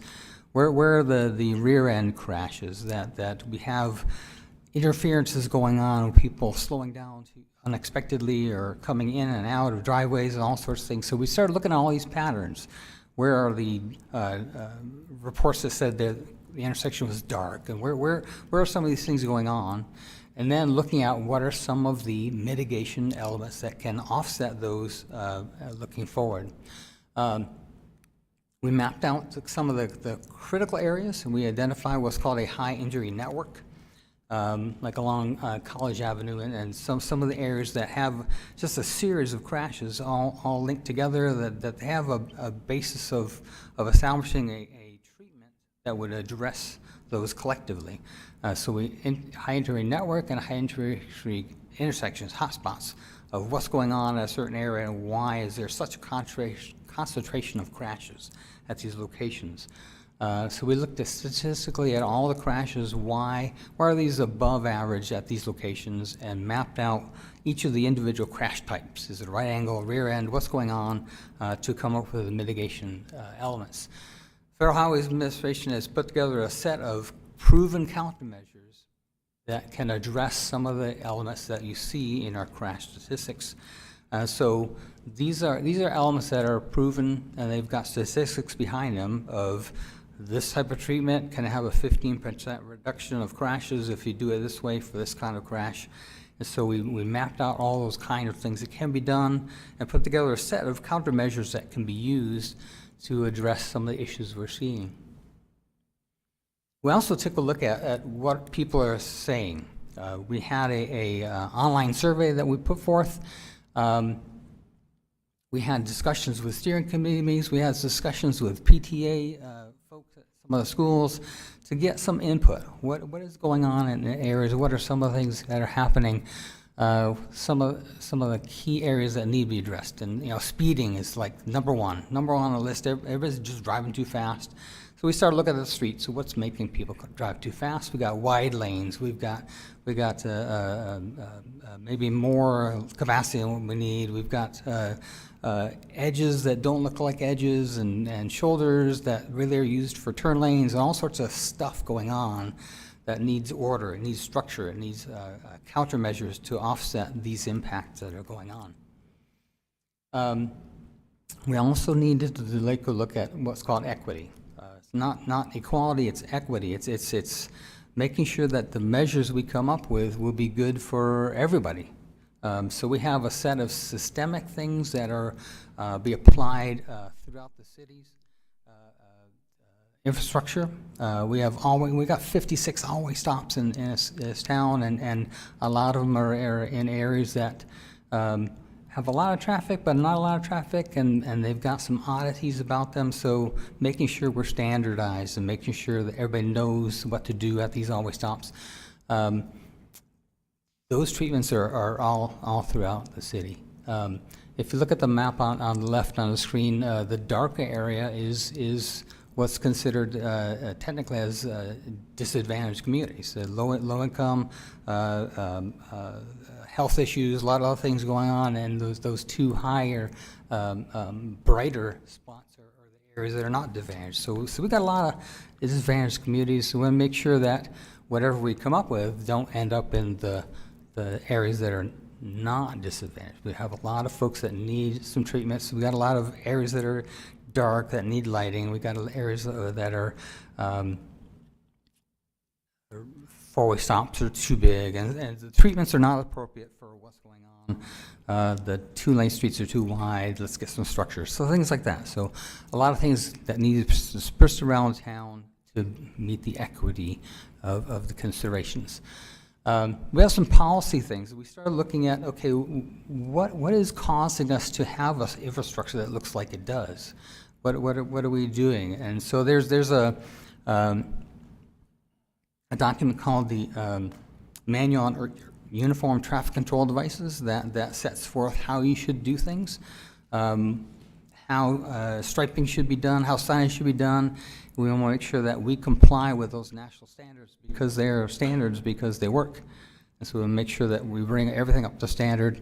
Right sizing the streets, right sizing the lanes, all those things come into play when you start looking at addressing the safety issues. Even how we select intersection controls. Everything can't be handled by an always stop. There are other tools in our toolbox that we can go in and do things with. So look at some of these things that need to be done for process-wise. Take a look at them.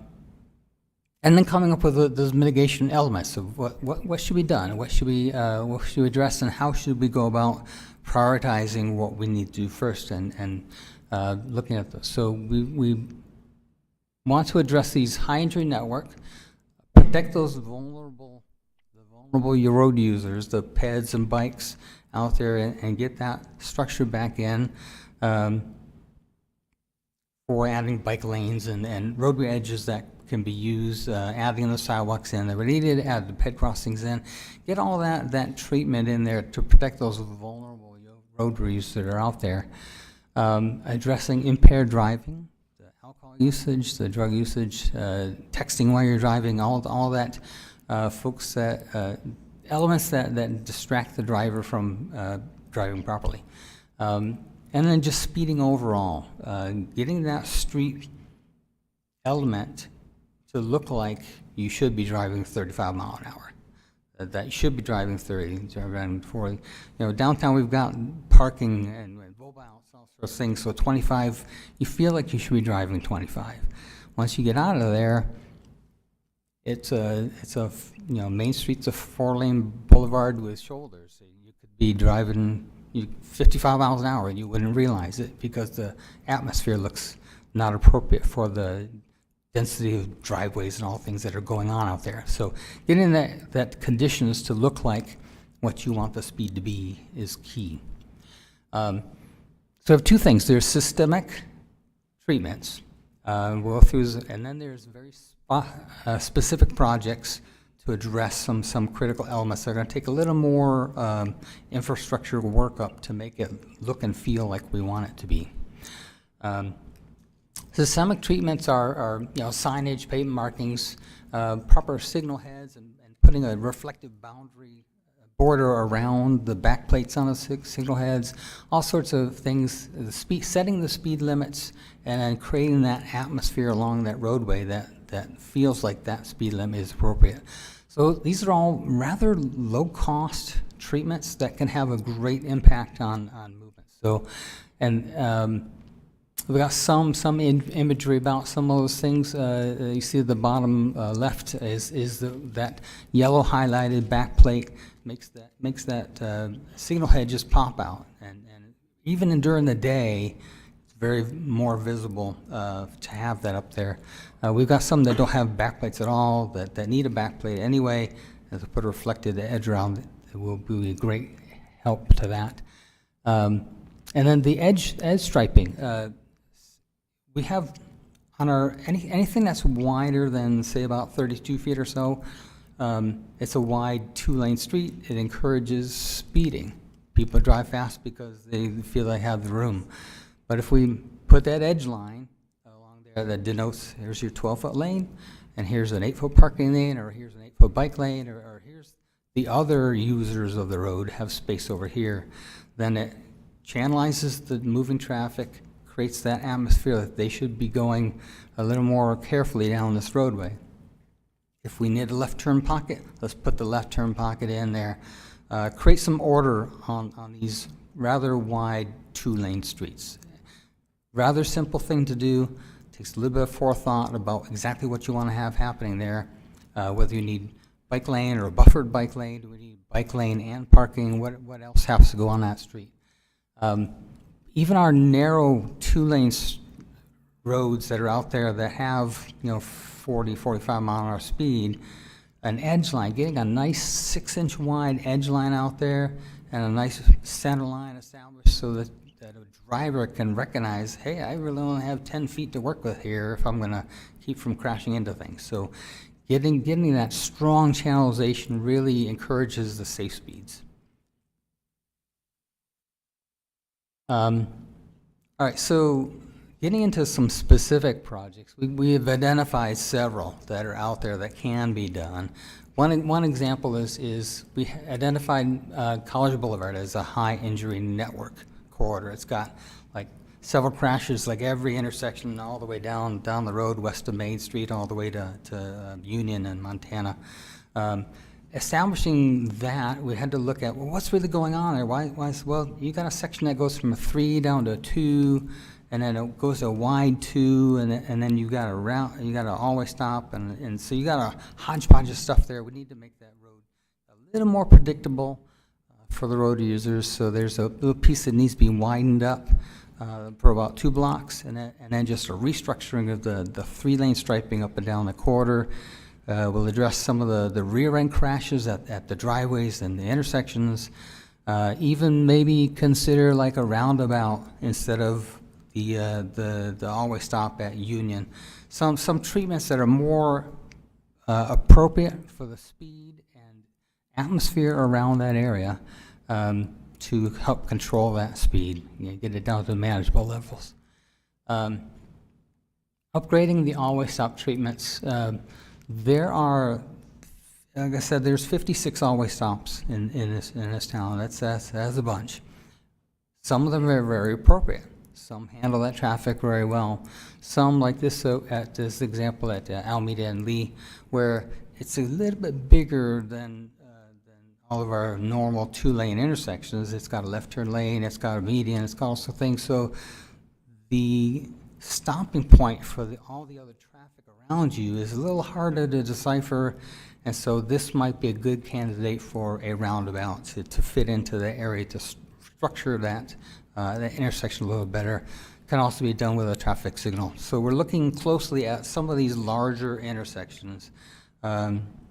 Like Union has 2 or 3, Union, Hobbs, several intersections that more likely should be signalized than the always stop that's out there now. So upgrading some of these always stop treatments is one of our kind of targeted priority projects. And then finally, the overall process of implementation. Sure, you got a plan, it goes on a shelf, but if we are expecting to hit those crash reductions, the Vision Zero goals, we have to have a transparent process of making sure that folks can see what we're working on and track what's going on. So they're in your Vision Zero policy that you've adopted, there's structure for reporting back to City Council of how it's going. Report Council that we've got a plan, report to Council we're going after this money. And so there's a lot of checking back and reporting back to Council how things are going on, meeting Council's goals of Vision Zero for the community. We've started down. We have a web page on the city website that people can go to and start reading about the Council's Vision Zero resolution. A lot of information on this. This report would be published up there as soon as it's agreed that it's good to go. We have established a GIS platform that any citizen could go in, look at all this crash data that's been amassed, this 5 years crash data, and we've got it set up so you can zoom in, you can look at areas, you can say, well, where are all the alcohol-related crashes in my neighborhood? And so you can zoom in, you can select just what you want to find out. Very usable tool that we're going to be giving to the city as the tool that will guide folks in the future.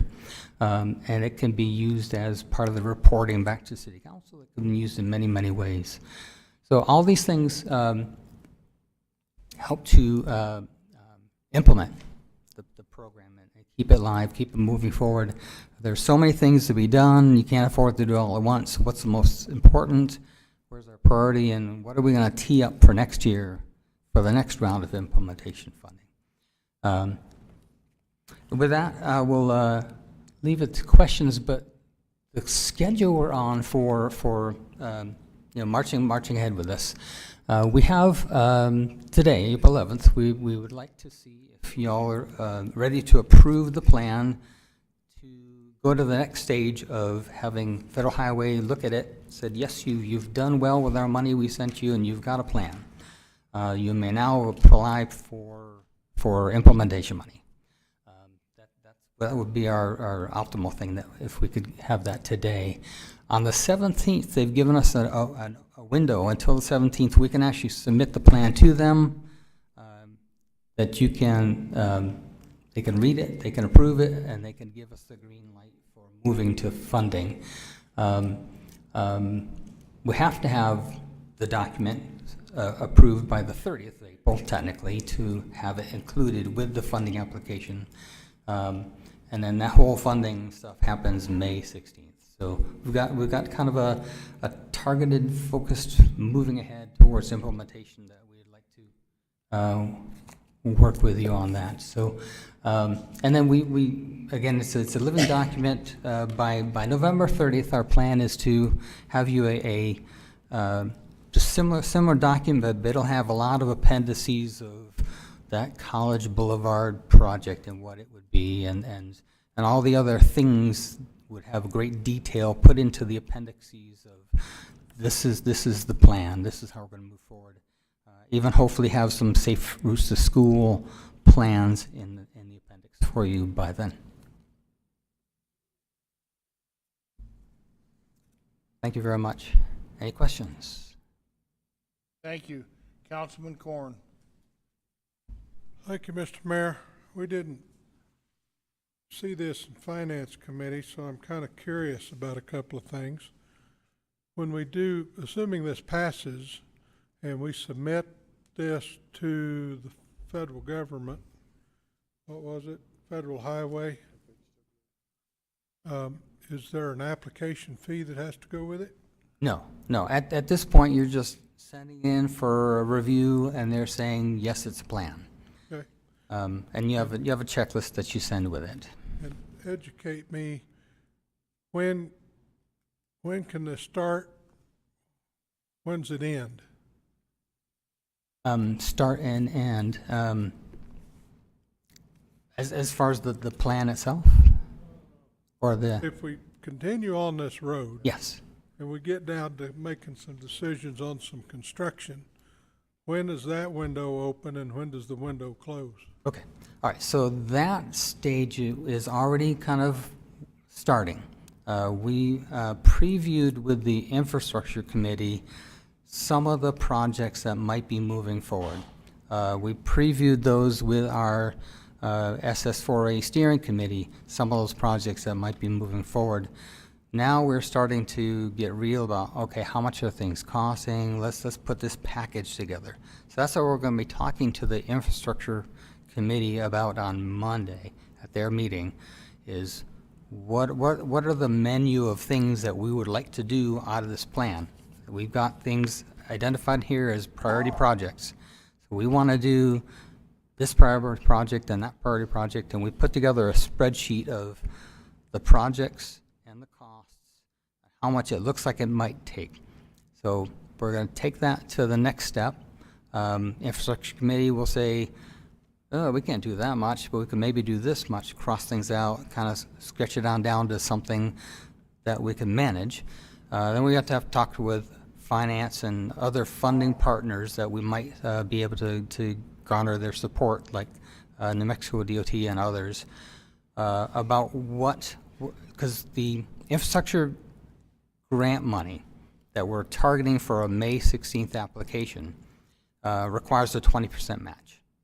So you can get, $10 million, but you'd have to come up with $2 million of your own to get the whole overall $10 million package of projects. And so looking at the end game, we have several steps that have to happen along the way. We've got to understand for ourselves, how much can we all commit to on that 20% match of projects?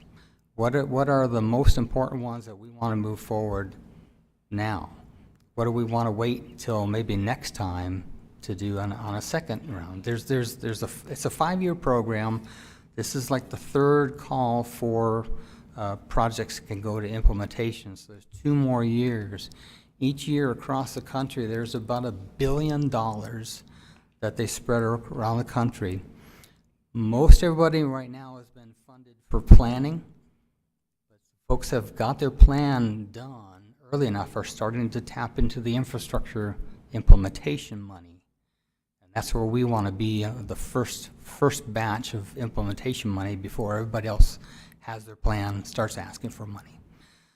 So long story short, we've got a window of opportunity to go after some grant money, 80% of a project that can be funded by somebody else, If we decide that we got a plan, we're gonna submit a plan, we're gonna go after implementation, we'll figure out how much we can afford and identify those projects. And so that's kind of where we are in this stage of moving towards May 16th. We're gonna have all those things figured out, get our funding partners on board and figure out where we're gonna head with the overall program.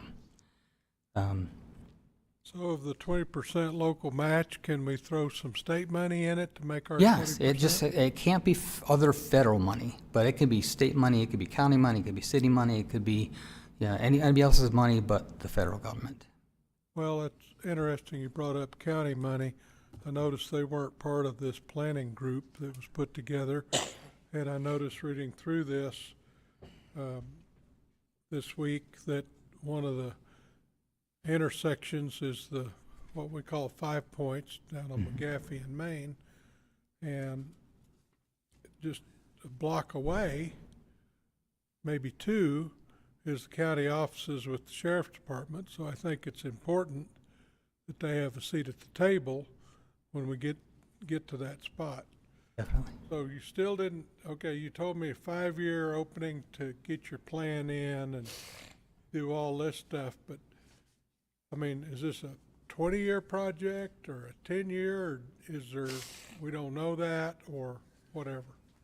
The funding window through the Safe Streets for All program, that's a 5-year program. So we have this third round, the fourth round, the fifth round of those monies to chase after.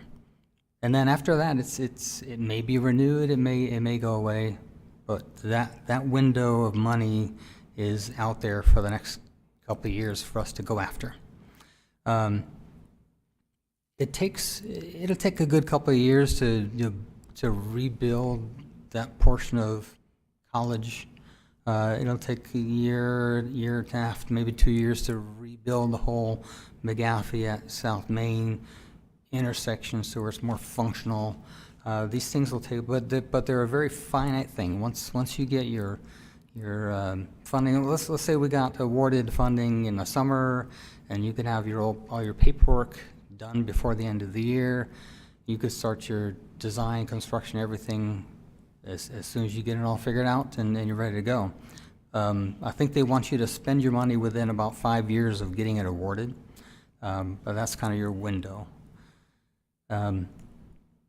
But you could have another round of funding go in and get more projects funded next time. It could be a cycle of things that gradually build on accomplishing this plan over several years.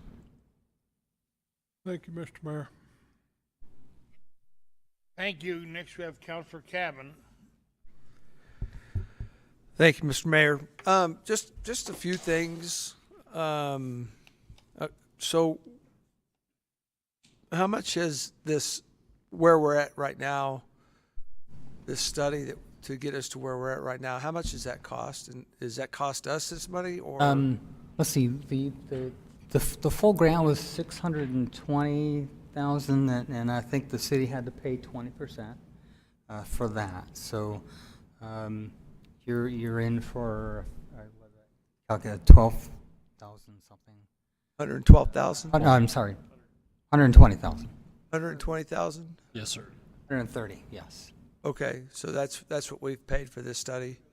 And is any of that coming back to us after we get through all this, or we paid $130,000 out of our general funds for this study? Yes, yeah. Mr. Mayor, Councilor, as Kevin said, we had a $600 and I believe $40,000 grant for development of the plan.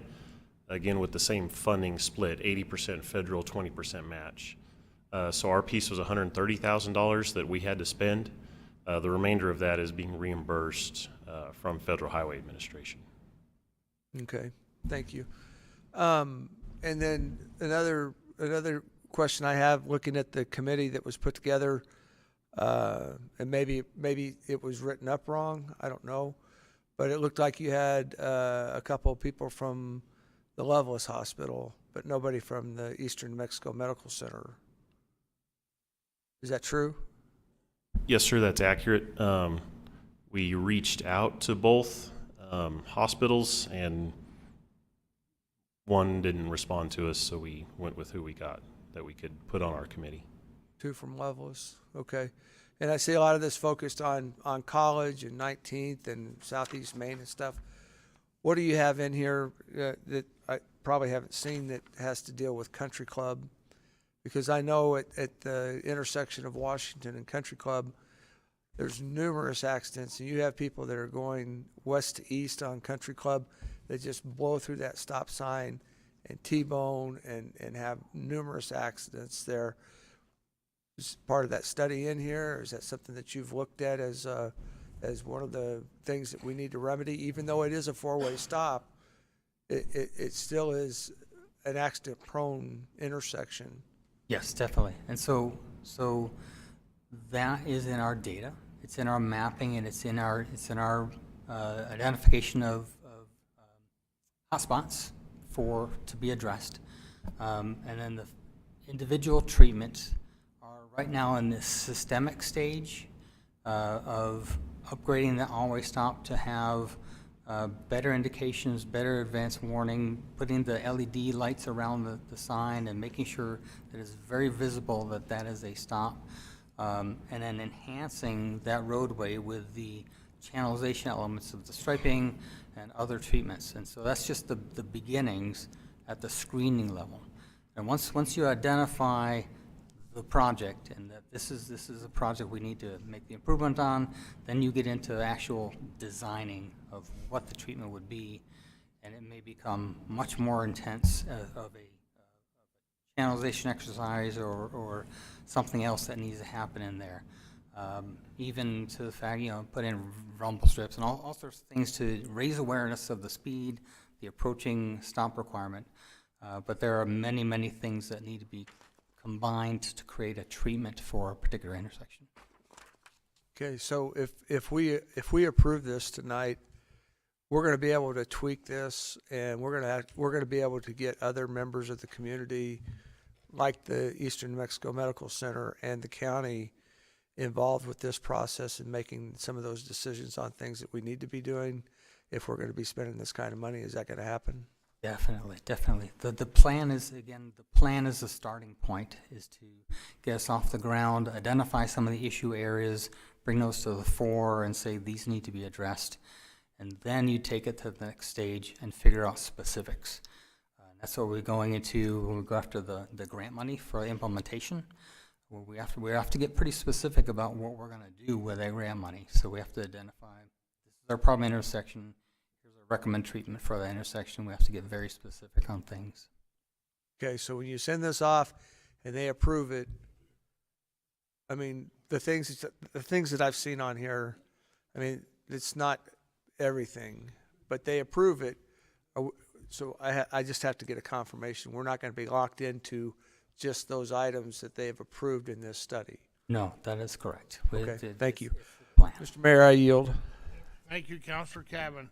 Councilor Lady Halverson. So to Councilor Cavan, I just want to point out, they did have a website asking for public input. I think you emailed the entire council to fill out that information. It was on Facebook.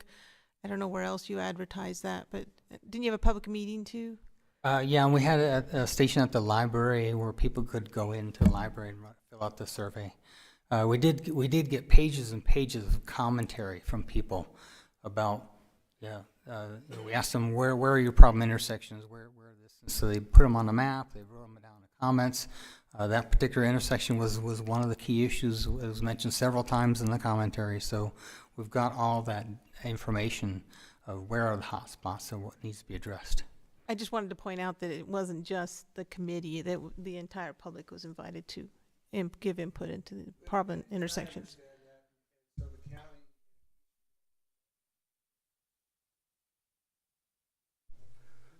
The county and Eastern New Mexico Medical Center should have been, even though he sent something out to them, I guarantee you if you would have picked up the phone and called Bill Williams or called Warren Yell, they would have been a part of this. And so it takes a little more than just putting it on Facebook or, some of these other public announcements. Sometimes you have to take more effort to get those other people involved with this committee.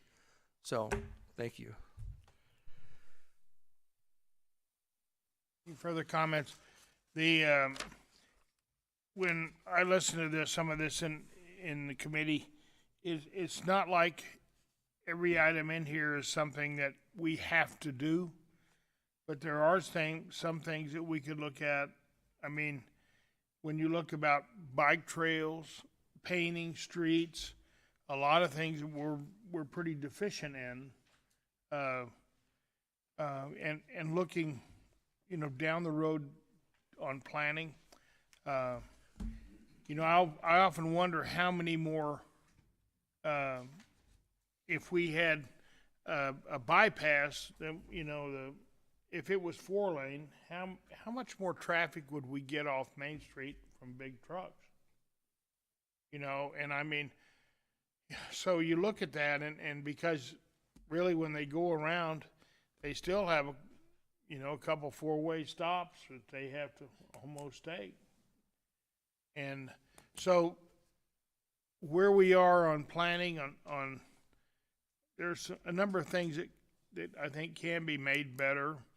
I was pretty upset about 5 Points, just because when you look, if you're going to take the traffic off of Southeast Main, you better take it back at Hobbs and not bring it all the way down in front of the county to change it, because the largest streets that we have to get them off are right there. You're just going to create a bottleneck with Maverick, the new gas station, being there in the county. I mean, it'd be very difficult to get around all the way through that. A lot of those areas down there, as you get closer together, get to be harder and harder to cross. But this doesn't limit that. We have a deadline of April the 11th is one of the reasons why the Infrastructure Committee, wanted us to bring this. Whether or not we have the money to pay for the grants, I'd have to leave that to Councilman Corn about where we are on all that. And but we don't have to. I don't know how quick we have to come up with money for some of these things, but there are a few things that might be interesting. Whether or not people in Roswell would do well with a roundabout. I mean, that's open for question, and you really have to, when you see those in other big areas in Baltimore, they had a lot of roundabouts, and it takes you time to get used to them, but a roundabout might be better than a 4-way stop, especially when the traffic levels aren't, if the traffic levels on 2 streets meeting aren't the same, one of them has a lot more traffic, it's a lot easier to get in and get around or across if one street has more traffic than the other, the east-west or north-south. So there are some things that would merit looking into this and figuring it out. I don't know where we are with all the April deadlines of the 11th and the 17th, and where that's going to put us as far as looking at a budget that we have. It is pretty well stretched right now. About, you've already had testimony tonight. We don't have trash trucks. We don't have police cars. So that's, but there are things that we could use. And so that's up to you all. If we can continue this and keep looking, it's one thing. I don't know if we have to go on down, or if we just say we'll pass this and then get a council committee to look at some of this and bring all the players in, like Councilman Cavan wanted. I think that could make a good idea too. But we just have to see where we are about this. If we can continue, keep going. I don't know about pushing us up into a deadline now where we have to commit so much money to this right now, just because I think there's significant problem with getting the money right now. If I may, at this point, we're just asking for approval of the plan. We're not asking for any commitments for money or naming projects or anything. It's just, is this a plan for something we want to do eventually? And then the next stage would be to bring you back something that proposes to spend some money or to put up some money against other people's money. And in that plan, we can bring the rest of those players in that Councilman Cavan was talking about. So, you know, we can look at the 20% match, what he talked about. It can be all state funds, I guess. You know, it doesn't matter where that 20% comes from. It just can't come from the federals. So if we can get part of that and make a deal with the highway department or somebody to see about better access or lack of four-way stops on the bypasses, that's all stuff we could put together on that. So, okay, thank you, Council Lady Arnold. I'm gonna make it real quick. So the New Mexico Match Fund HB 177 is specifically built at $73 million for communities such as ours to match federal funds. And I'm fixing to talk about this, so that's why I'm saying it actually has a couple areas that could help us.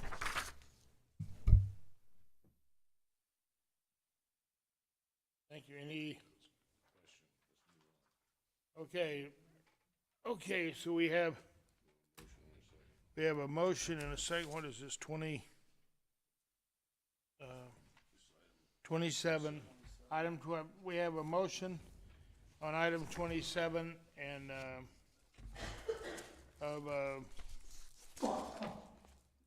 by Councilman Oppressor for a due pass, seconded by Council Lady Haverson to Halverson to work on this item 27, approval of interim safe streets for all action plan to be submitted to the federal highway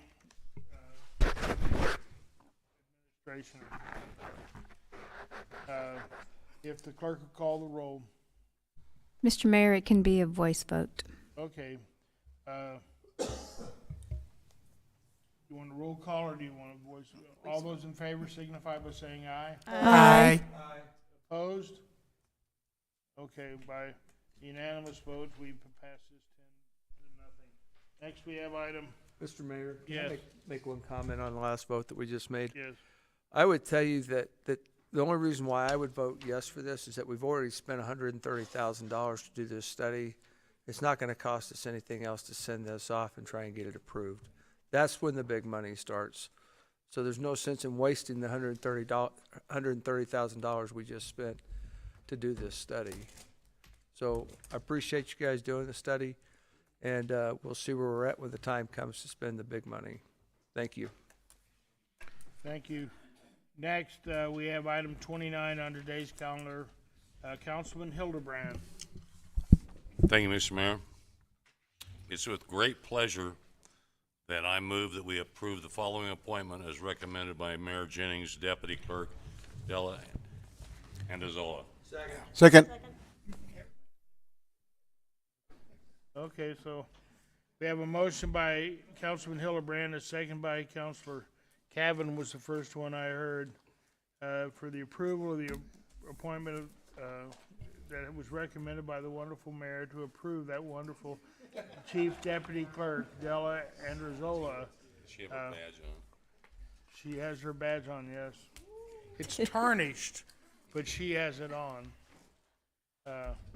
Is there any further discussion? This will allow her official status if our city clerk is not around, she can sign the documents that are there. And I mean, not that we're not expecting you to be around. It's just if you happen to be absent for some reason. Is there anyone else that would care to say anything?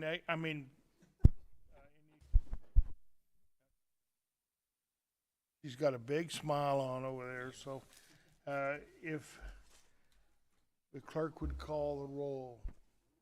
Yes, Mr. Mayor. Counselor Johnson? Yes.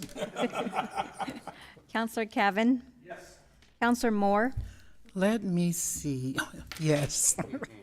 Counselor Corn? Pass. Counselor Chapel? Yes. Counselor Heldenbrand? Aye. Counselor Oropesa? Yes. Counselor Arnold? Absolutely. Counselor Marujo? Yes. Motion passes 10 to 0. Can Council Lady Halverson vote, please? I wasn't going to be mean to her either. Is that right? Counselor? Yes. Thank you. You gotta come back to me because I passed. I know, that would be, Hey, you went to school, you should know all this stuff. Yes. Thank you.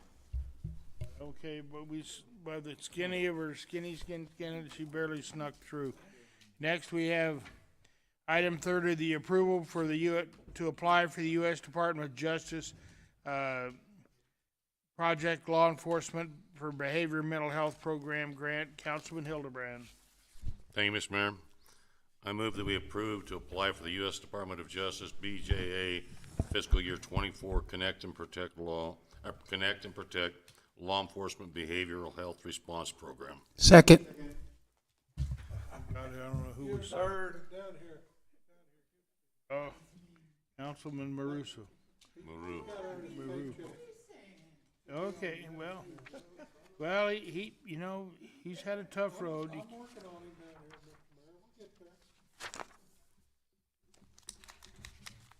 Okay, let's see, then we have on a motion to approve this by Councilman Hildebrand, second by Councilman Marujo. Is there any discussion?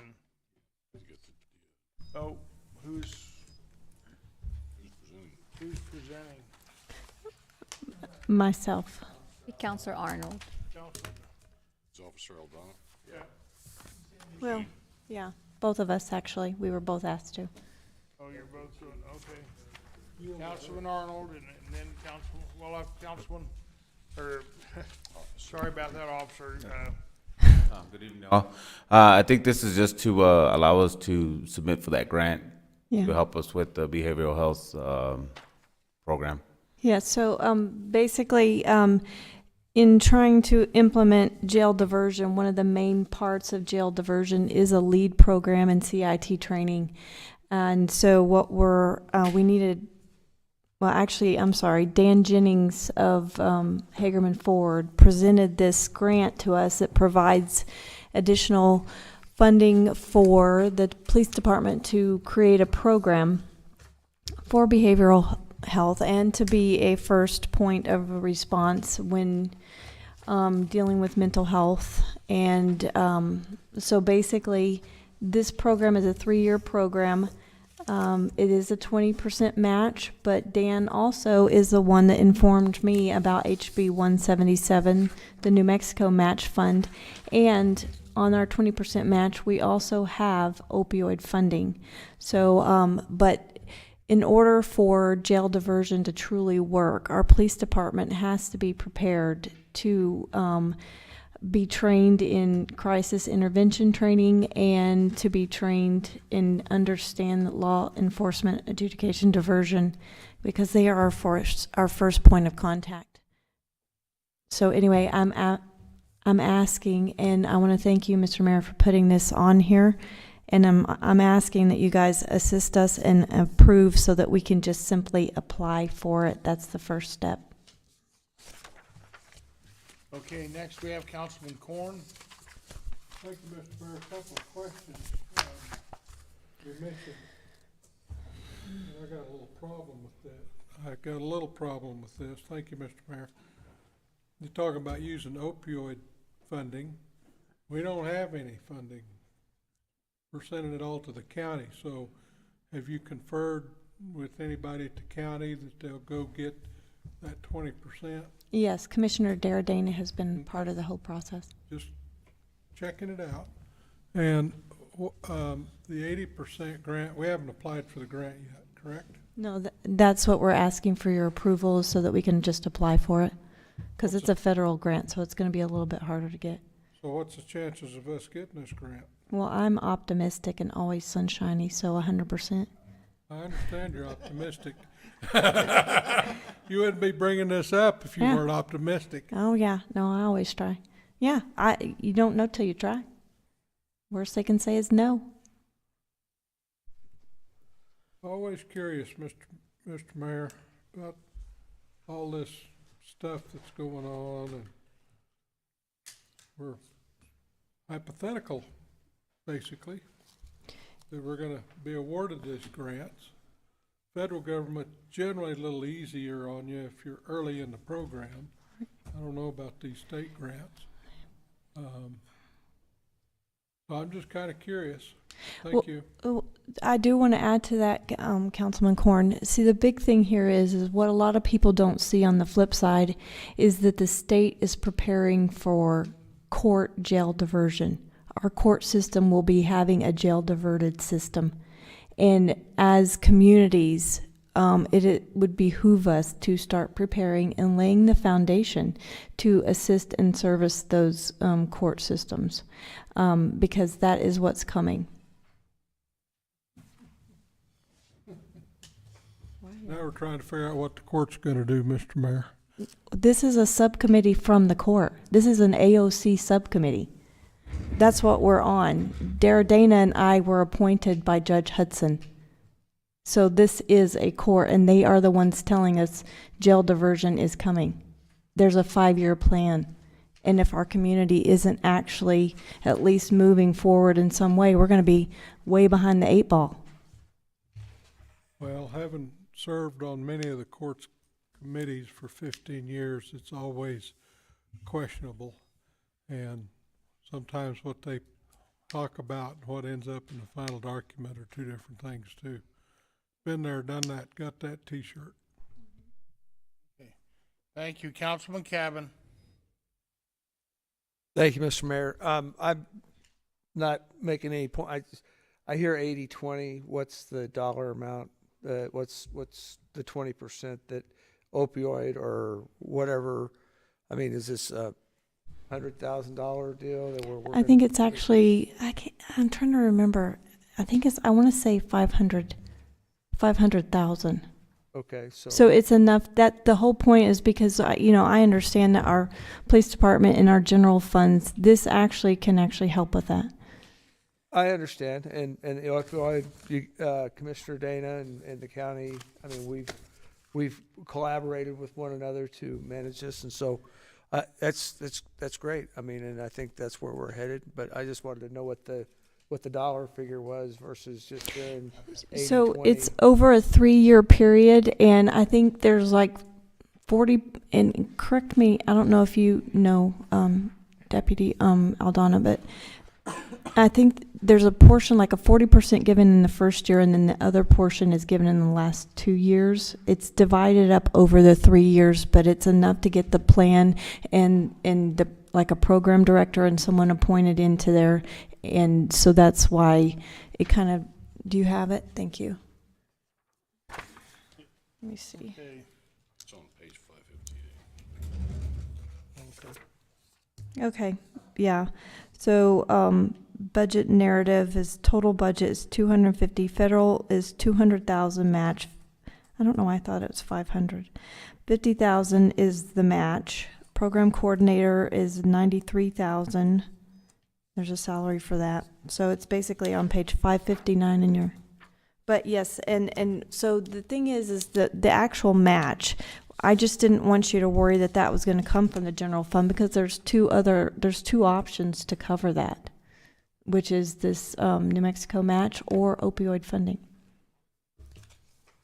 Thank you, Thank you, Counselor. Thank you, Mr. Mayor. I yield. Are you applying for the Councilor state Howard. match at the same time? Sorry. Are you applying for the state match at the same time as the federal? Or do you have to wait till you get the federal? No, I believe Elizabeth, so this is all to give Elizabeth, the go ahead, and actually this was the second part. The New Mexico match is something she's also doing at the same time. I'm all for this. I think it's fine. It doesn't hurt to apply. I mean, if we're not out any money and it benefits our police officers, I think it's a no-brainer. So. Councilman Chapel. The only question I have for this is comes to financing, so it's not my committee. What happens after the 3 years to the employees that we pick up for this? Does the city absorb those, or do they terminate it, or how does this work? Is there continuing funding for this past the 3 years? So that's actually what we want the program director for, to continuously apply. In everything that I'm working on, you actually have to have someone who continuously applies for grants. Is this lined out by the federal government to come in after 3 years? I can't answer that. But the thing is there's all different types of programs right now in this area that anyone worth their weight is going to be able to find a grant program. Any further questions, Councilman Chapel? Councilman Chapel, I should inform you that none of the committees are yours. They all belong to all of us, and you have to, you have equal ownership to every committee, whether you happen to serve on it or not. And so, I noticed you were a little short the other day with Councilman Corn, and although I did think it was quite humorous, it's okay. We'll go ahead and. I didn't think it was short. Okay, so if the clerk will call the roll, seeing no further questions. Can we just get a voice vote? Want to do a voice? Oh, come on. All right, all those in favor signify by saying aye. Aye. All those opposed? I have a vote of 10 in the affirmative, none in the negative. It is duly passed. Item 30. Yes, now, excuse me, please, could you hold off, please? We have reports from our city manager and announcements. I'm tired. No pressure. This will be quick. Thank you so much, Mayor Jennings, members of the council. I've got some good news for you. May 25th. I'm sorry. Well, we can't hear, so okay. Yes, sir. Go ahead. Thank you. May 25th, let's see, Roswell Independent School District gets out May 24th. Our goal is to have the outdoor pool at the Aquatic Center open by May 25th. We've been pressing really hard to get lifeguards, part-time, temporary lifeguards in the house. I want to thank Terry Harbor and our Roswell Daily Record for helping us do that. She wrote an article and she put a lot of details about our lifeguards and our lifeguard certification program in that article, and it flew up like a rocket. Next week we were getting all kinds of applicants, so thank you very much, Terry. So that's some good news. You may also notice as you're driving by the Adult Center over on 8th Street, there's a new building, new facility going in there. We're about, I believe, 16 days out from finishing construction of the new pickleball court at our Roswell Adult Center. This one is really, we've got to thank the foundation, particularly Carolyn Mitchell and Larry McCrary. They run our non-for-profit foundation there at the Adult Center, and this is a little unusual, or at least from my experience so far. They actually came to us with money and said, we'd like to build a pickleball court, and how can we do that together? And so Mr. Itema put together a contract to alleviate the city's requirements for Davis-Bacon wages, and rented that location to them for $1, and they have flown through it. It is, like I said, about 16 days out from completion. It's going to be a great facility. If anyone's concerned about the parking on 8th Street, that's not going to happen. Talked to Quentin Miller this morning. The signs are being made up as we speak. Violators will be towed. We will not have people parking on 8th Street and backing out onto 8th Street from the Adult Center pickleball courts. And they will be roofed and lit, and very excited about that. Just unusual to have someone come to us and offer to pay for something. It was wonderful. Good news as well, the city has a new golf pro at the golf course. Be starting in the next 2 weeks. May be able to help us out a little bit here with our big tournaments that are about a week out. His name is Tim, let me make sure I get this right, Vandenbout. Mr. Matthews and I have been, we're locals. We've been beating the brush all over town. Everyone that we've talked to, and then some, has nothing but high praise for Mr. Vandenbout. We are very excited in meeting with him and interviewing with him and Jim Burris and Molly Montano, our new HR director. The takeaway was this gentleman is a professional. He was 30 minutes early to his interview. He has a heart for teaching kids and the next generation of golfers, and a proven track record with a passion for celebrating and teaching golf. So we are very excited to welcome Mr. Tim Vandenbout as our new golf pro over at the Spring River Golf Course. Recent developments at the zoo. The water well pump is working. Thank you to Robert Glenn and our water department for replacing an ancient backflow preventer.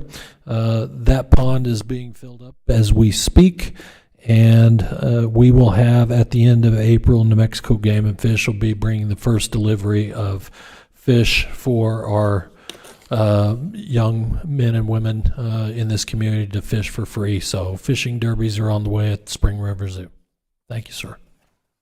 Council Lady Halverson has asked to finish the filibuster. I just want to point out that Arbor Day is Saturday. Well, the city's giving away trees at the Spring River Zoo, I think at 9 a.m. That's correct. Like 5 or 6 different kind of native trees. So. Yes, ma'am. Mayor, may I ask a question? Yes, Council. Is Mr. Vandenbout a local? He is from Dexter. He moved to Albuquerque after graduating high school and moved back 8 years ago, and he and his family live here in Roswell. His wife is a teacher at our public schools here in Roswell, so yes, I'd call him a local. The Vandenbout is a great family, so. Yes, sir. Perfect. Yep. Thank you. So you knew the answer to the question before you asked it. the same one. Can you adjourn? Well, you got vandabouts, you got runabouts, you got all kinds of. Can you adjourn the meeting, Mr. Mayor? Okay, we're adjourned. Thank you all very much. You know, this still isn't as bad as it used to be.